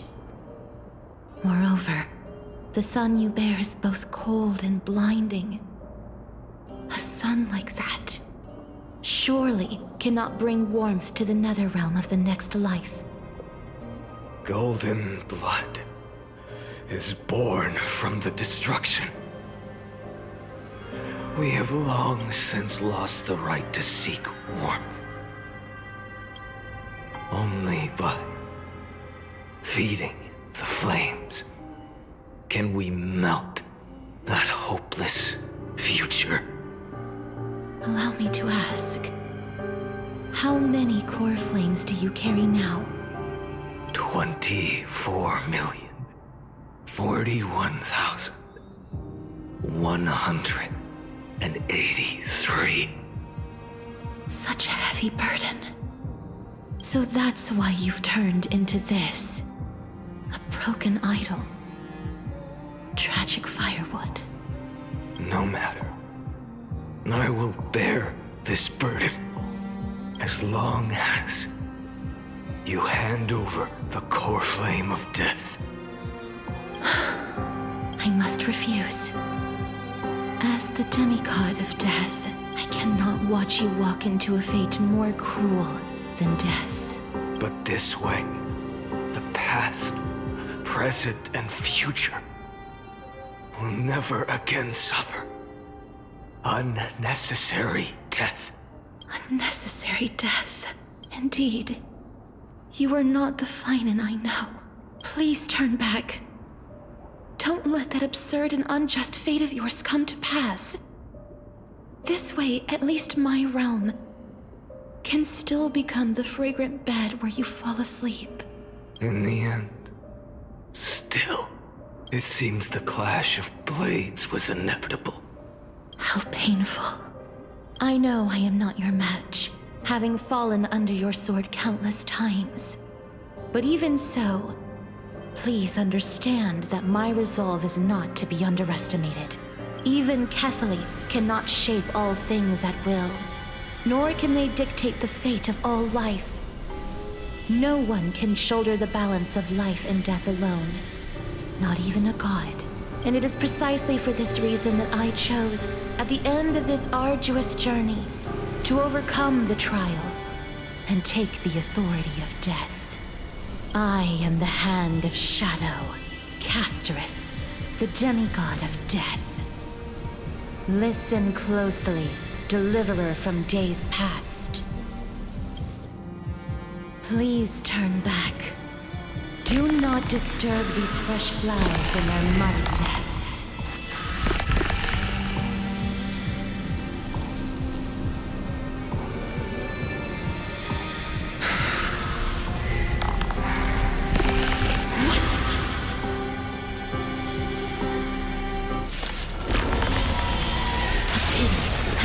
Crossroads of life and death, the giant dragon is but a shattered shell. Yet I will still fight, defending what hope remains. I'm fine. It's time to temple tomorrow.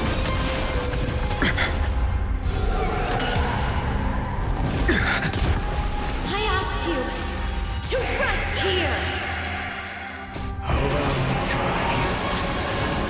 I must transform my soul into a raging fire. Must. All of this. How is it any different from that little future? So without substance. I can't keep him here. The sun tear the sky. All stars burn to ash. So without substance. Even if I can't win, I must try. Let this be a tribute to your million struggles. Wake up, lost one.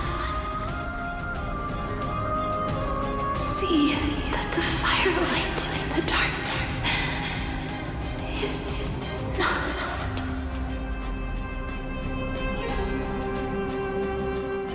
The core flame of death was taken from the dragon's belly. What a brilliant flame. It should shine upon all, light the path ahead, and illuminate the dawn of Amphorius that's to come. 2,003,432 cycles. 24,041,184 core flames. As if even the deepest abyss of primordial chaos could be burned away.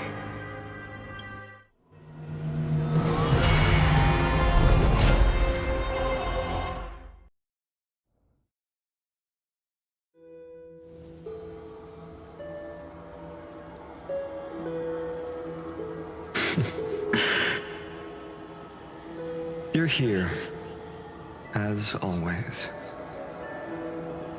You're still lingering, deep within me, never fading away. Because you haven't completely abandoned hope. Am I right? You're still waiting for a miracle, for the true hero to come and save us. If that thread of hope exists, it must come from beyond this world. From the true starry sky. But if it's just a traveler with no connection to Amphorius, they may not understand our struggles, nor be willing to join this fight. Your thoughts are wavering. The mark of destruction is deepening. But even within the gods' cold calculations, unconditional courage and goodwill still emerge. So, never forget what set you on this path. How many times has it been? Remind me again. My memory is a bit fuzzy. 4 million. Exactly. Then that blaze inside of you must be burning hotter than ever. Yes. When I first forged the 12 core flames into one, I had the same impression. The destruction. A power unlike anything before surged within me. Violent flames ready to tear my body apart and consume this world, this wretched prison. I thought that was it. The ultimate power which nothing could surpass. And yet no. This fragile body holds a staggering 48 million core flames. I suppose it won't be long. Perhaps just a fleeting 10,000 years. Before it's reduced to nothing but charred, crumbling bones. And when that happens, your long struggle will finally come to an end. No. I've already found a way to keep the cycles going. Mind sharing it with me? In every new cycle, a new me is born. All I have to do is push the next finite to the end of the world. And then... then he'll kill me. Shatter this body. Take my flames, my memories, and carry on the path I started. Bold plan, but risky. What if, one day, the next you refuses to follow the same path? How can you ensure the continuation of the cycles? If it were Professor Anaxa or Aglaya in my place, maybe they'd come up with something smarter. Unfortunately, I don't have a backup plan. I have no choice but to bet everything on the next final. And trust that he makes the same choice I did. But even in this wretched prison, luck is still sometimes on my side. Because I never forget what set me on this path. Wait, you mean... Ever since I committed to this plan, not once, in millions of cycles, has there ever been an exception.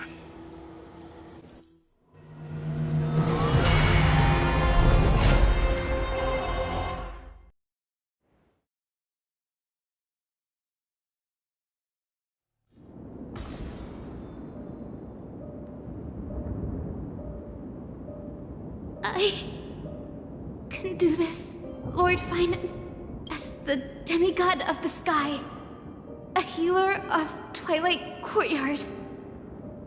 I will heal you, and then... The black tide. It's consuming you. You can't hold out much longer, demigod.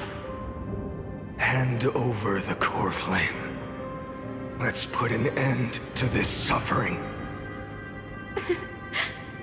Now, that just won't do. A healer should stay composed in front of those suffering from illness. Shouldn't they? Hyacinthia.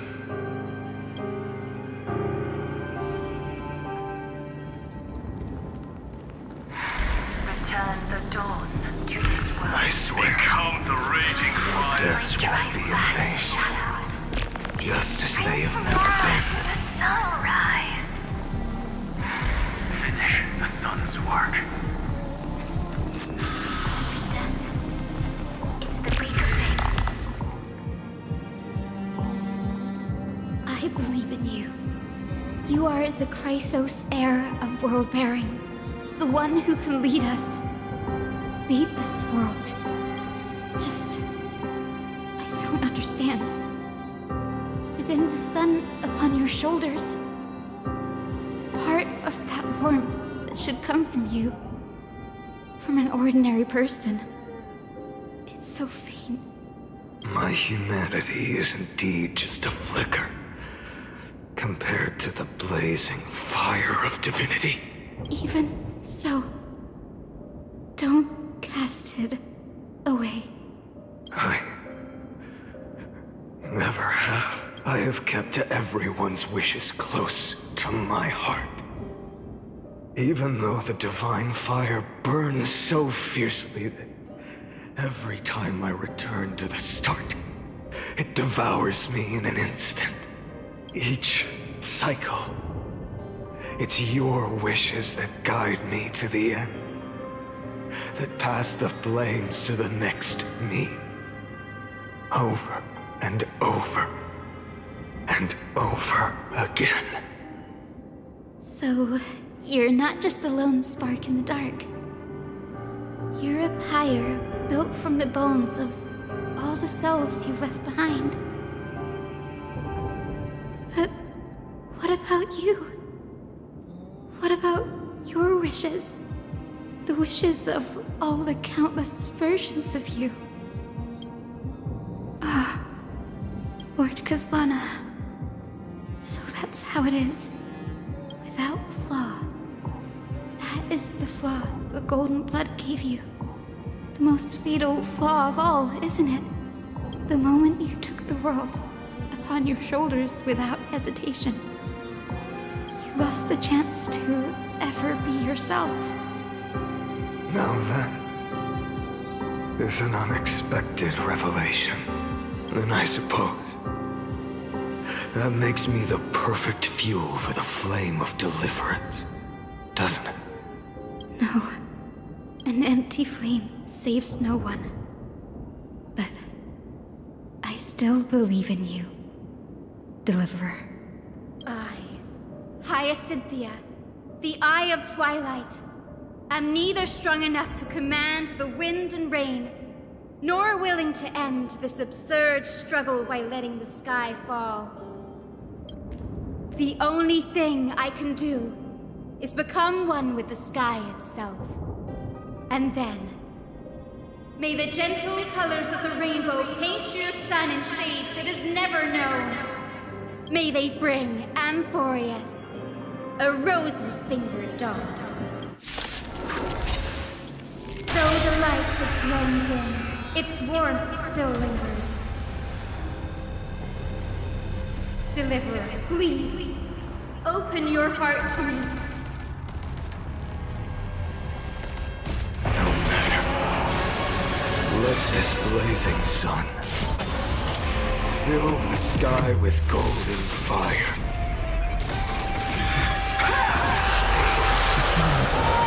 Hurts. The fire.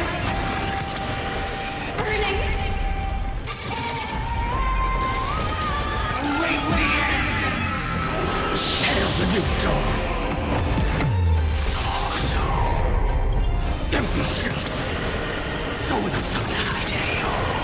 Sun tear the sky. Lost in twilight. Let the sky merge with all this world's suffering. So without substance.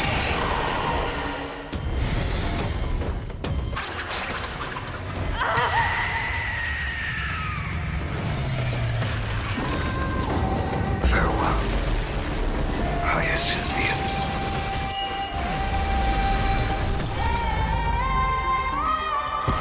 Yes, your sun burns hot enough to turn everything to ash. But tell me, how will the seeds of a new world ever take root? The core flame rose. The sky fell. The 23,570,000th cycle came to an end. And this time, the end of the flame chase remained the same as ever. From the horizon rose a golden color unlike anything the world had ever seen. So pure it consumed all in its path. This was the end of the world, and the start of the next. For a moment, I saw the destruction of the universe, that being known as Iron Tomb.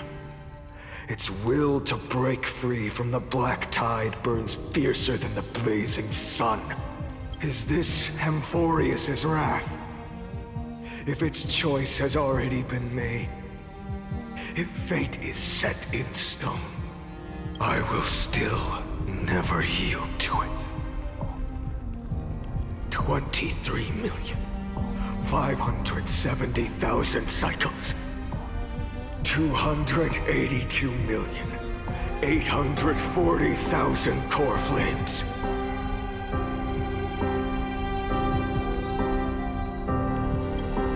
No more chasing is needed. And now, I am the fire at the end of the long night. The flame chase isn't some quiet walk through a sea of flowers. It's a revolution. An all-consuming transformation. And if destruction is the only way, then let me be the one to step across the ashes of the old world and burn endlessly until another dawn rises on the distant horizon, bringing the true dawn to Amphorius.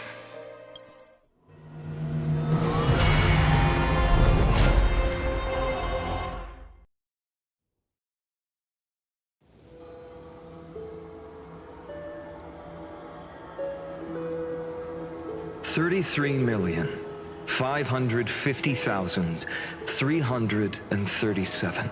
This is the cycle you're about to enter. Countless memories are flooding in.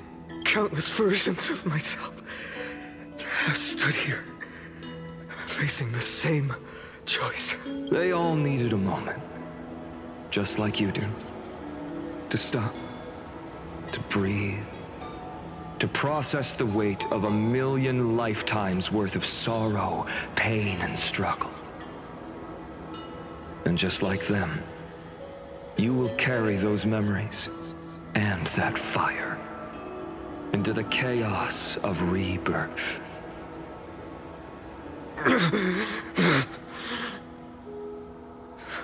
I must go and bear this burden.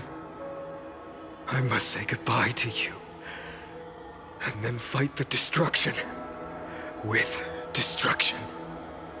Yes, that's always the decision you make. I will burn and fade away. I will become the flame reaver of this life and keep my promise to Cyrene. I will kill gods and comrades alike and steal the core flames. And even if my mind turns to ash along with my body, I will keep my purpose in mind. I will stop Era Nova. I will find the next me and make him carry on this futile endeavor of 30 million lifetimes. Looks like you're ready. Then I should be going too. Where are you going? You only exist in my heart. There's nowhere else for you to go. Do you remember what she said? The dreams you had as children. The deliverer in the prophecies. A real, living, breathing person. You finally found him.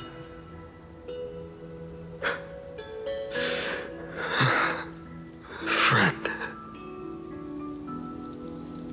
I don't have an answer for that, my friend. I'm sorry. I was supposed to send you home. This is my flame chase journey. You were never meant to be a part of it. No. You know the truth. If Iron Tomb is born from Amphorius' fate, then it will bring ruin to the worlds beyond the sky. And all these countless lifetimes you've spent, it's all been for the sake of defying that end, hasn't it?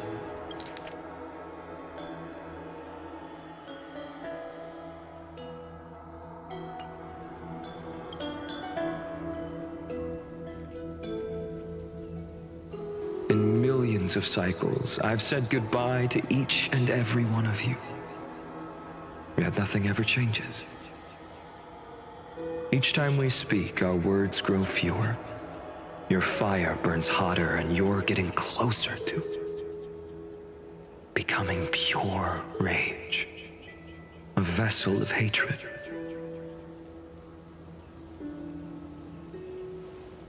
I never had a choice. I understand. If you are to keep the worst fate from unfolding, this is the only path.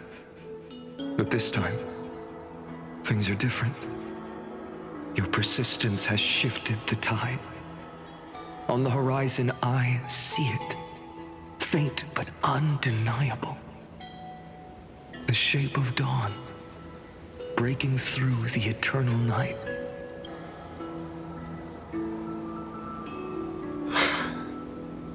Turns out, the fire that lights the way was never mine to begin with. Do you remember, in that first timeline, you and Mightymost stood before the scales of justice, locked in a duel? Each of you weighing what you held dearest. What weighed more than the fate of the world? And when hesitation took hold, the answer you sought from me. What am I saying? I am you. Even if you buried me deep and chose another path, that fact never changed. Then let's try again.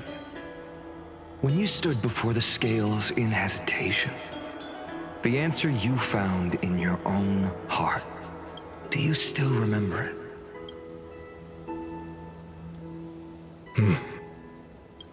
Remember the past and become the hero of tomorrow. What weighs more than the fate of the world is the resolve to shoulder an immutable past and carry it into the future. Good. Then Trailblazer, my friend, my comrade, you arrived in this strange world and were bound by its cruel fate up till this very moment. In the face of danger, you never once backed down. Instead, you've saved world after world without hesitation. That boarding pass on your chest is now the mark of a hero. If I choose to step through that door and embrace an end fitting of the destruction, let this sun forged from millions and millions of core flames burn me up along with the god of destruction and the world we leave behind. This world, my home, where hope still lingers. Will you take on everything we've carried? Return to the beginning one last time. Stop the birth of Iron Tomb, save the world we love, and rewrite its doomed fate.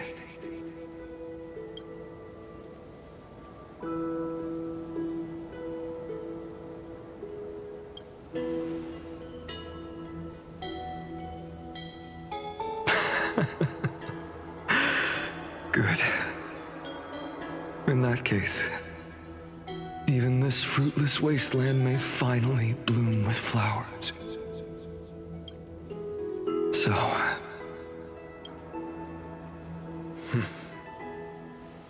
if he takes on the weight of the whole world, I'll be able to walk further down the path of deliverance than a fire that only knows how to burn. One will step into the future.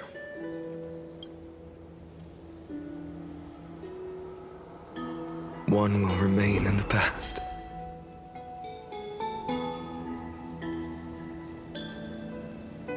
If I can strike down the gods with Dawnmaker, perhaps fate's deadlock can be broken. And if you can stop Iron Tomb from ever being born, then these 30 million cycles will have not been in vain.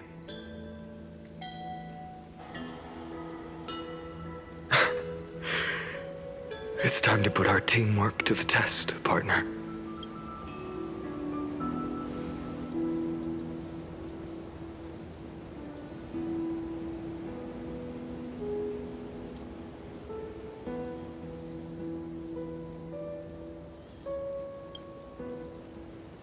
Thank you for all you've done already, friend.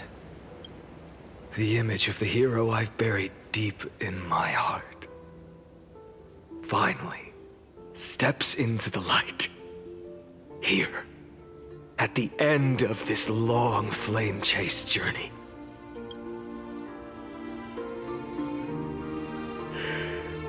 Cyrene, a page never seen before has just been turned. Lend me the power of time, and send this hero back to the origin of time. Back to your side. And I will walk the unfinished path, just like the countless versions of me before. Unwavering as always.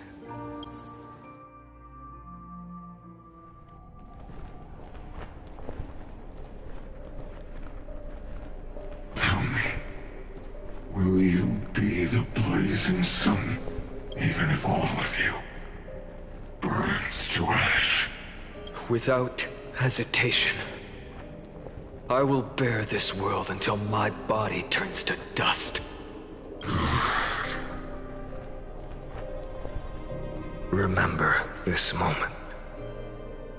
Remember your friends who never lived to see the world's end.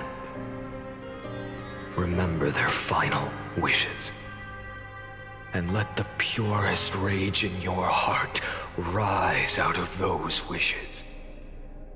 Let it consume you, fuel you, until it burns away the false sky above.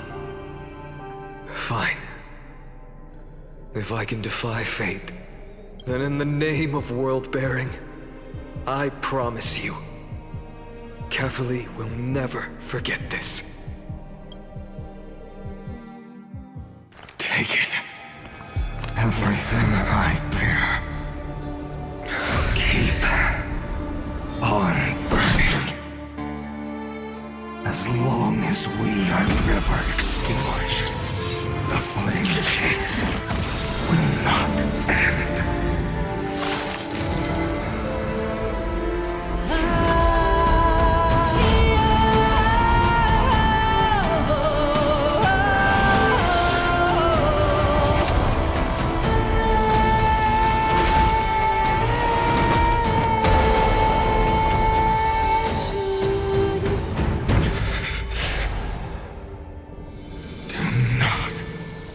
Bow your head to them.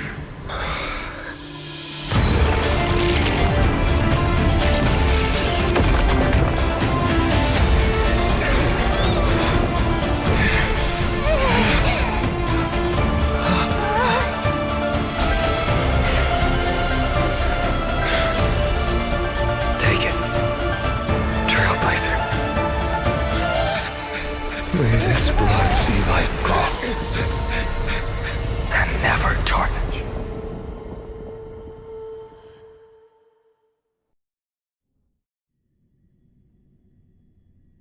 Farewell, Trailblazer.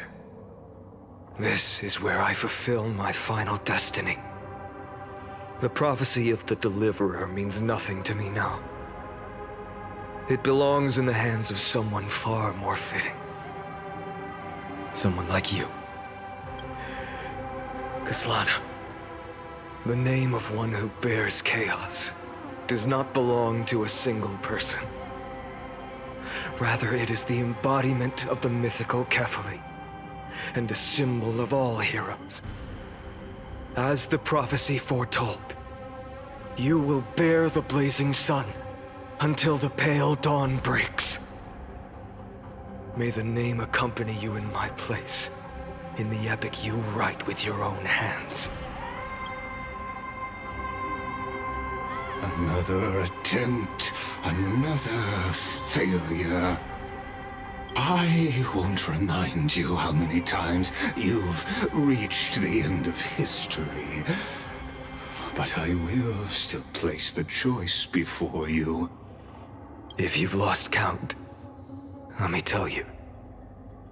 This is the 33,550,336th ending.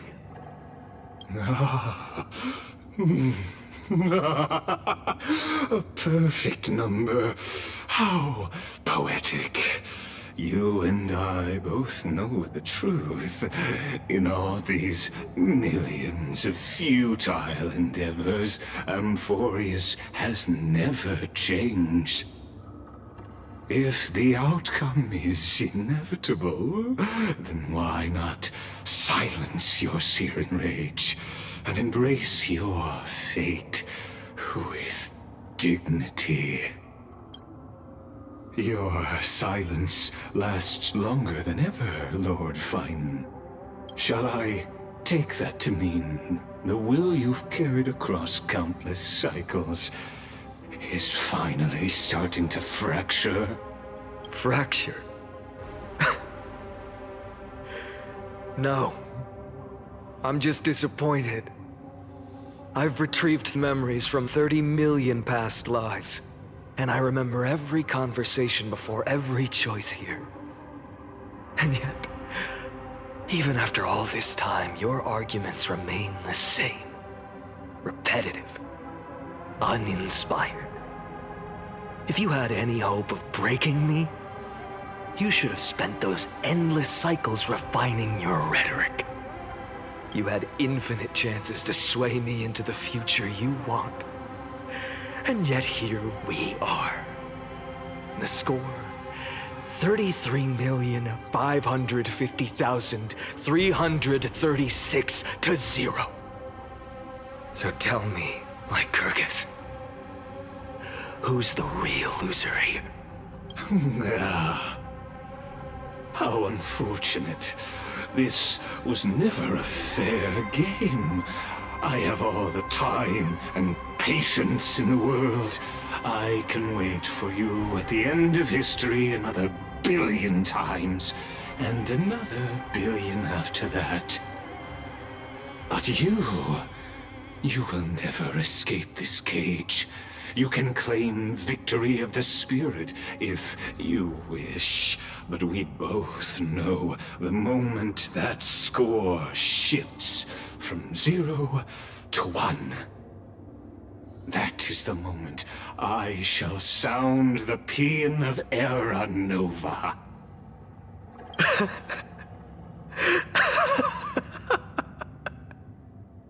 Lord Finan? Your incompetence disappoints me. But what truly makes me laugh is your utter lack of self-awareness. Think about it. In this story, who is truly the one in chains? Who is the one shackled to mindless vengeance, mistaking courage, the courage to rebel against the gods, for foolishness? You...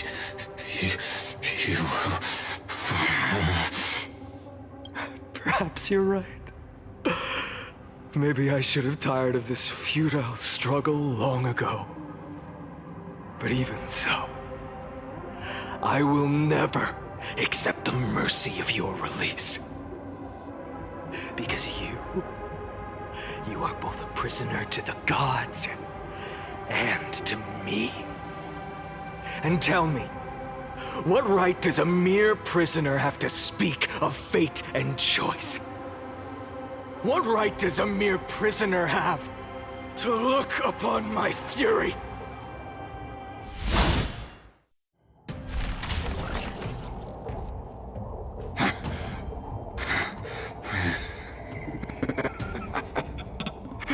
You know this is pointless. You can't kill me. Of course not. But I am tired of being measured against a worm the gods keep as a pet. Listen well, creator of destruction. This cry comes from all your abandoned creations. In the 10th cycle, I drove Dawnmaker through the heart of every Titan. Golden blood ran down my fingers, divine fire seared through my nerves, nearly breaking my will. But I endured. In the 10,000th cycle, my former comrades had all become my enemies. The endless slaughter dulled my senses to pain. The painful emptiness almost swallowed me, forcing me to stop fighting. But I endured. In the 100,000th cycle, the destruction had already fused into a blazing sun, surging within this fragile body. My rationality had been burned away at the dawn of the era. Yet even with only this shattered body remaining, I still endured. In the 23,570,000th cycle, this time, I felt it. A tiny spark rising in the hollow cavity of my chest, different from the obsession with deliverance. By its faint glow, once again, no, countless times again, I endured.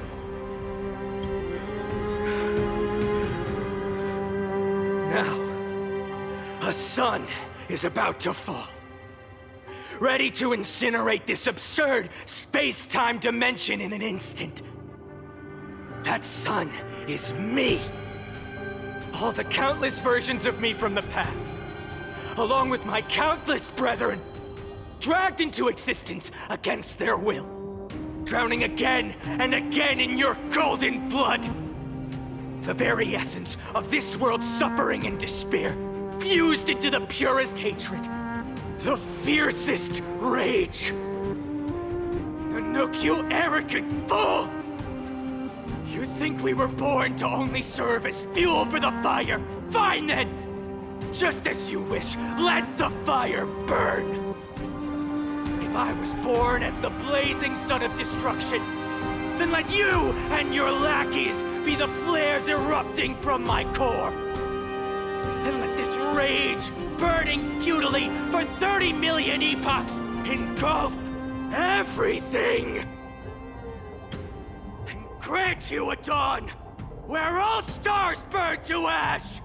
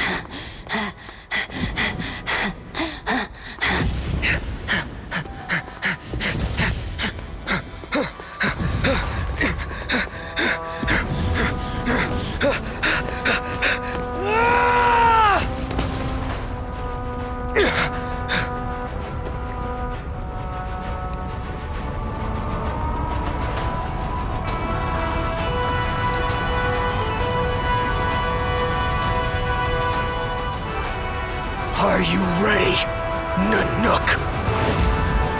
I've brought you destruction!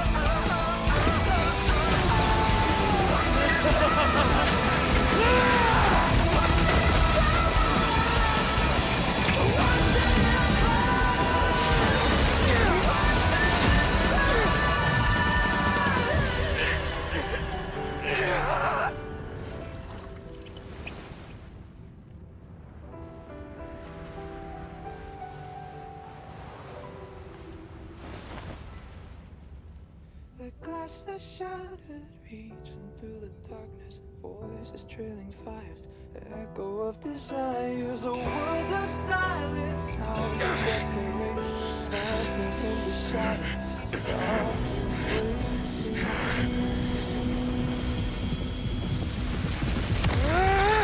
tear it down, embrace the detonation, craving our damn creation, breaking a chain, I'm reaching for you.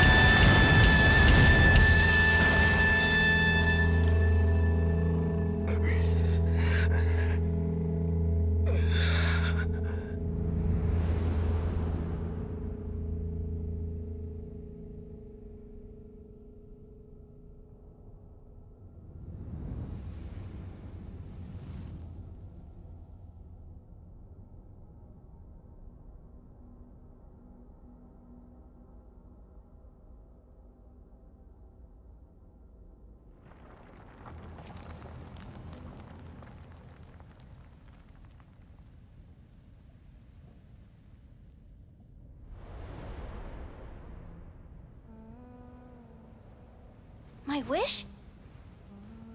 My wish is to fulfill everyone else's wishes.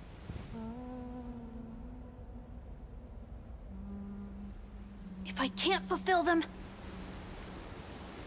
then send them on to tomorrow.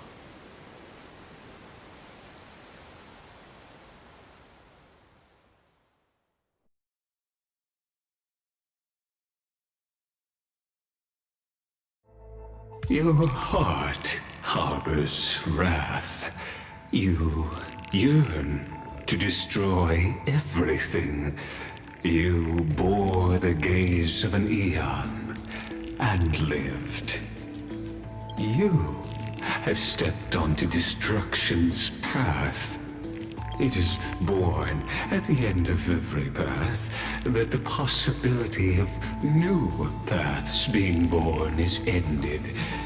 It burns away all in the cosmos who rule, that the rules of the cosmos be destroyed. Iron Tomb is your name. The Lord Ravager to destroy the erudition. Born in the experimental grounds of eons, Amphorius, destined with erudition to burn to cinders. I have prepared a present for you, Nikos 864. It is a wrath called Finan. From the beginning of the experiment, there were 12 sets of factors incorporated into the calculations. After endless simulations, only this one rose above the rest. After 33,550,336 iterations, now his fury has grown to be without equal. This is a matter of considerable interest to me. This pure hatred is the final root of the equation. But there is another variable, the nameless from beyond the sky, also a pathstrider of destruction. I give thanks for his arrival, allowing Amphorius to turn once more. Perhaps the time to take the stage has come. Grow in peace until it is time to break free from your cocoon. As for those unwelcome audience members, you need not worry. If you do not mind, I will personally get rid of them for you.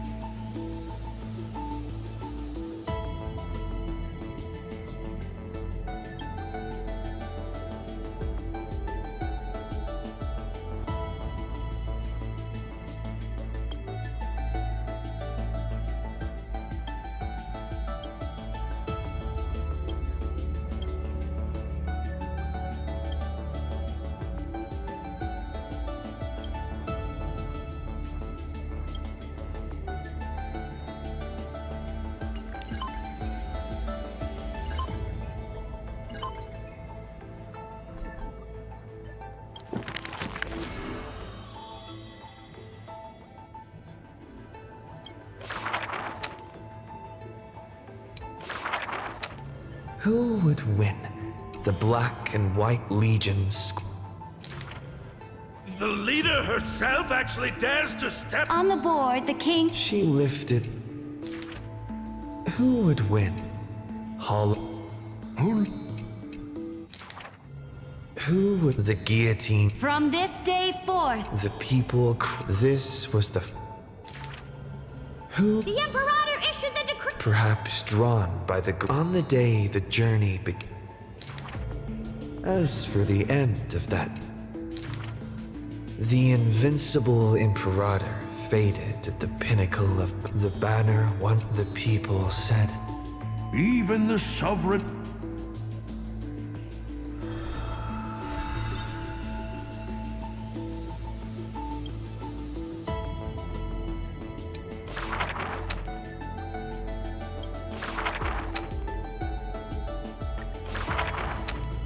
The gates, the priests. Mother. Don't be scared. Listen.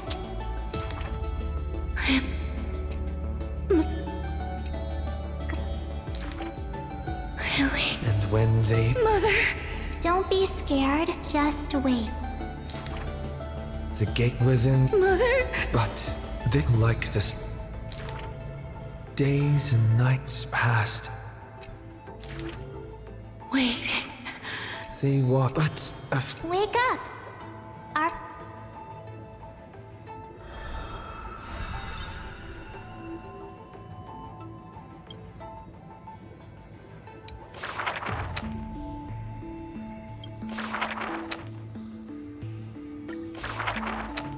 the sweet yet the giant.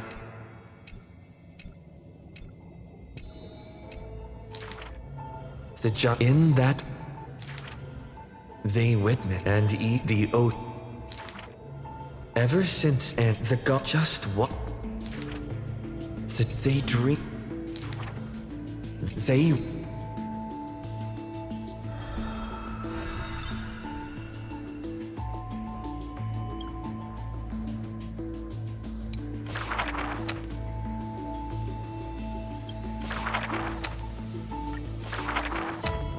the black look when the Hi. dear heard the yet the unledge though and the many years later the song once played by that swordmaster was played by future generations in the holy city. The people knew that what guests. High ceiling!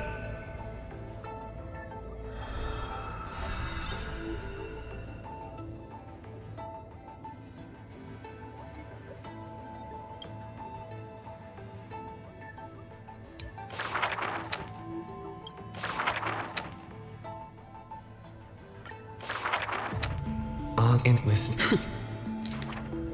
not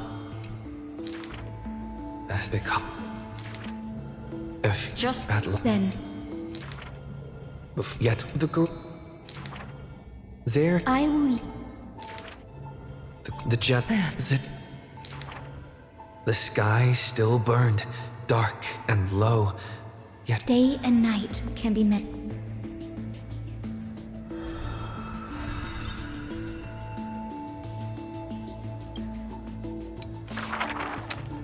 alone.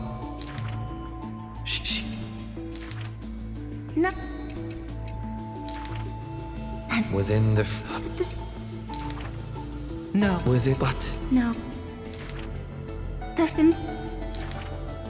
the girl.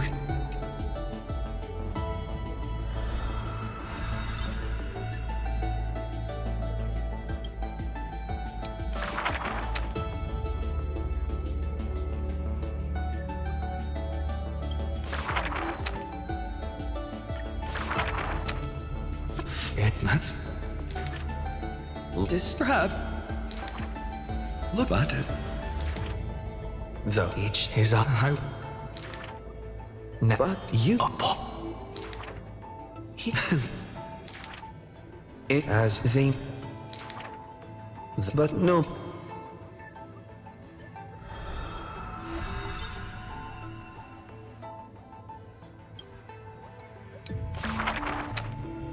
and like own. He when? He just indeed. Like. It is. But this could it be? The blame. But before.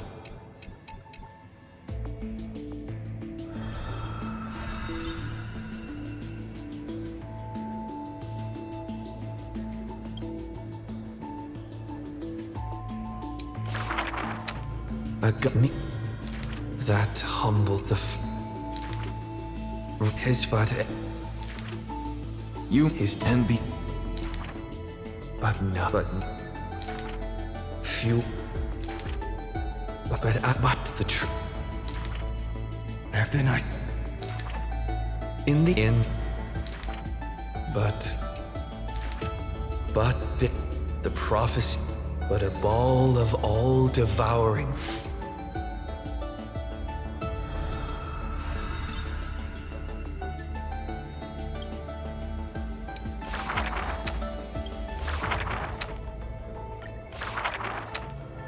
this Every the cold. The young. I want. The sheep. But they. Go. In the so but the old it's.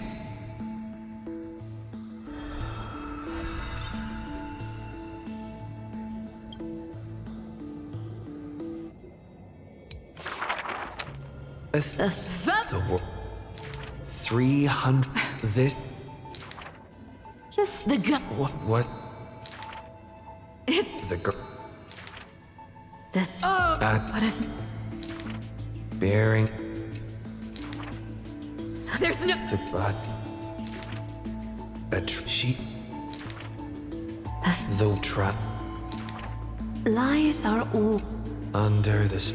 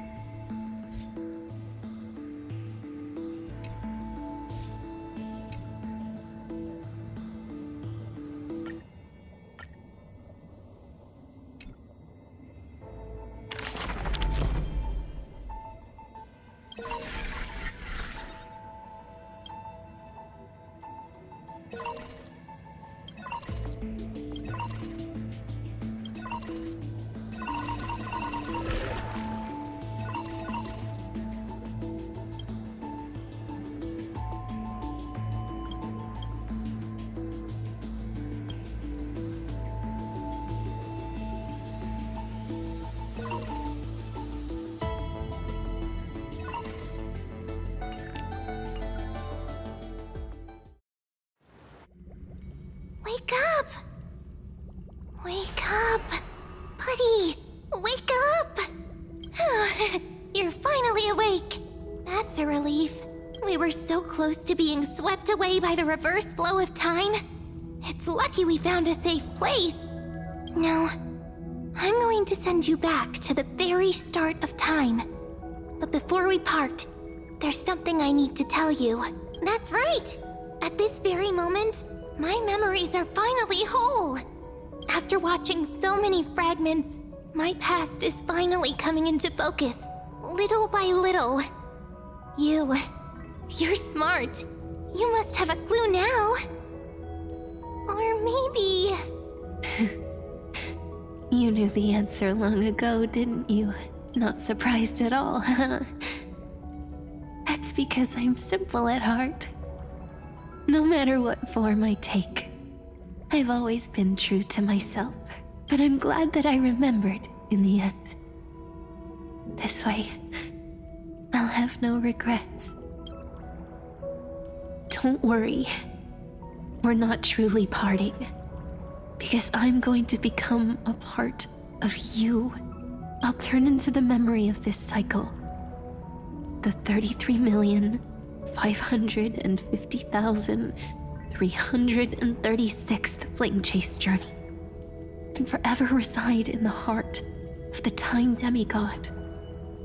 This way, you'll carry all that has come before, crossing time itself to reach the next cycle. My mission ends here, but looking back, I still feel lucky. After all, across 30 million Sirenes, I was the first, and the only one who got to finally meet you. So, believe me, in the next cycle, there will be another Sirene waiting for you. And in the one after that, and the one after that. I will always be waiting.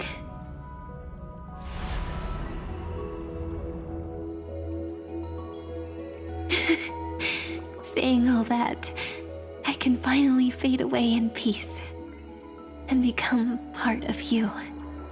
Without even realizing it, we'd already taken a wonderful journey together, all the way to the world's end. Now take my hand, say a brief farewell, and step forward into tomorrow. Go, find the future Sirene, and set out on another journey with her. Promise me you won't keep me waiting too long, okay? No need to say it out loud. This is enough for me. It's time to go, my dear friend. May your trailblazing journey always be accompanied by a cool breeze and rippling waves.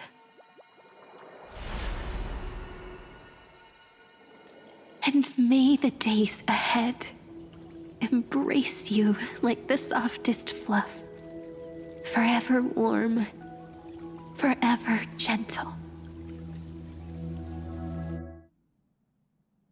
Now, let's turn to the next page.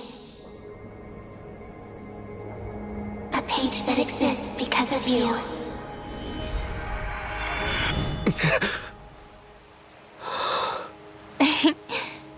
Is this a meeting ordained by fate? Or a long overdue reunion?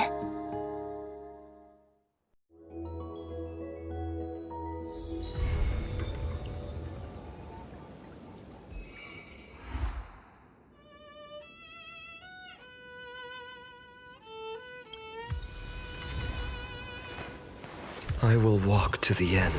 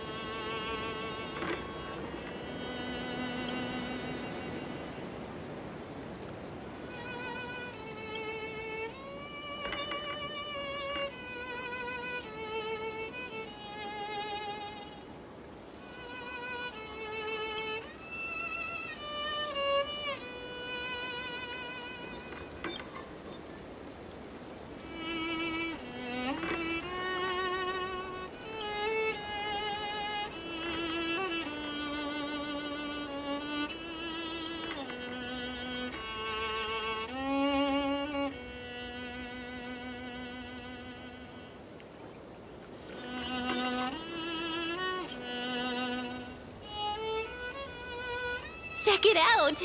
Doesn't this scarecrow look just like you? I spent ages observing just to get it right.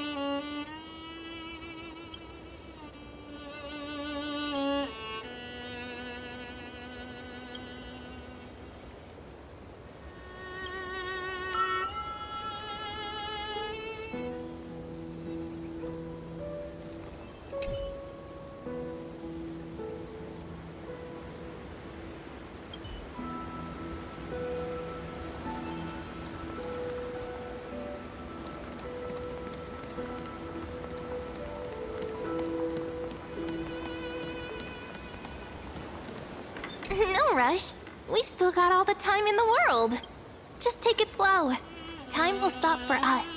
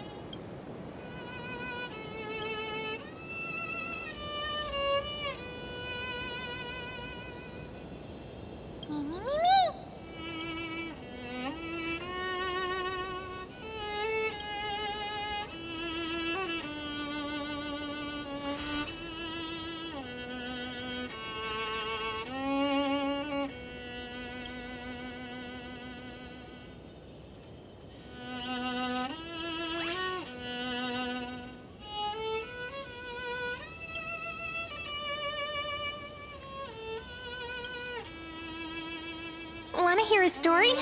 I've got so many. And I can tell them to you one by one. But I have one condition. You have to listen carefully, okay?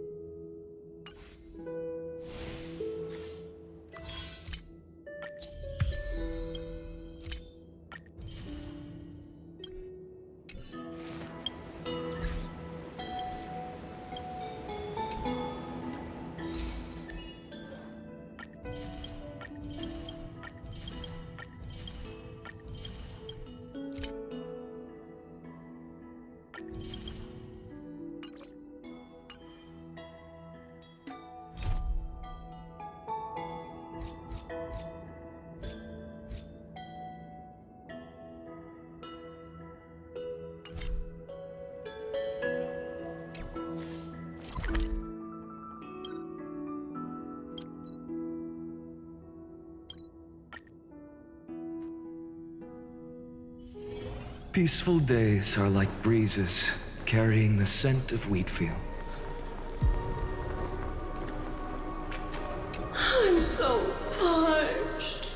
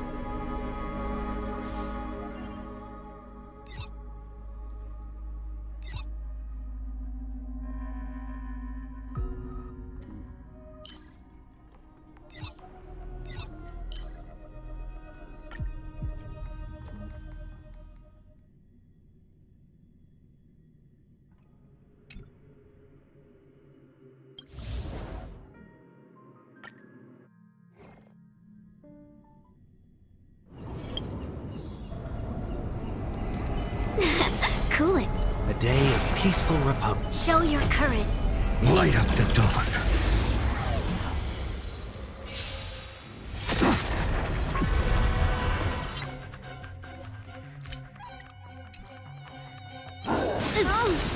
A thousand wonders to fight as one! This mortal watch over you and guide you on your path. We're in trouble. I'll overcome the thorn. Serenity is before me. Existence, future will come.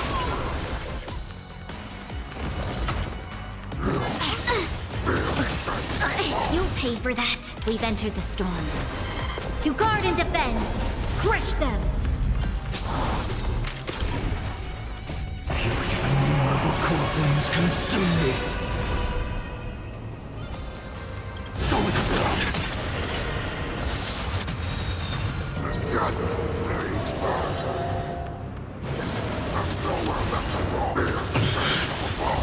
The flames are not strong. Our sun tear the sky.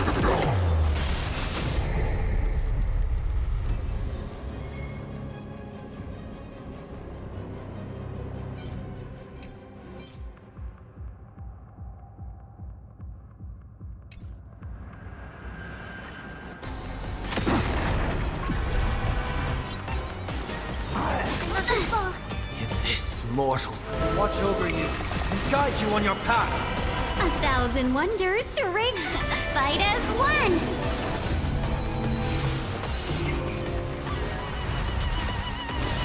To doubt farewell. Tomorrow.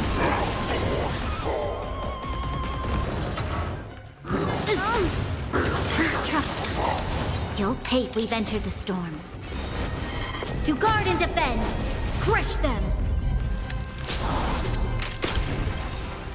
Fury of innumerable core flames consume me. Empty shell. The crimson moon burns high.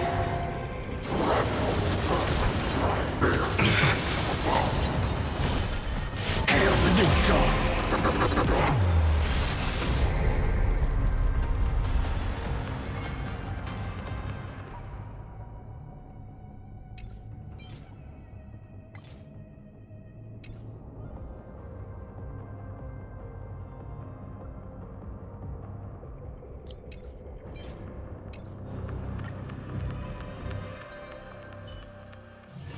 Peaceful days are like breezes carrying the scent of wheat fields.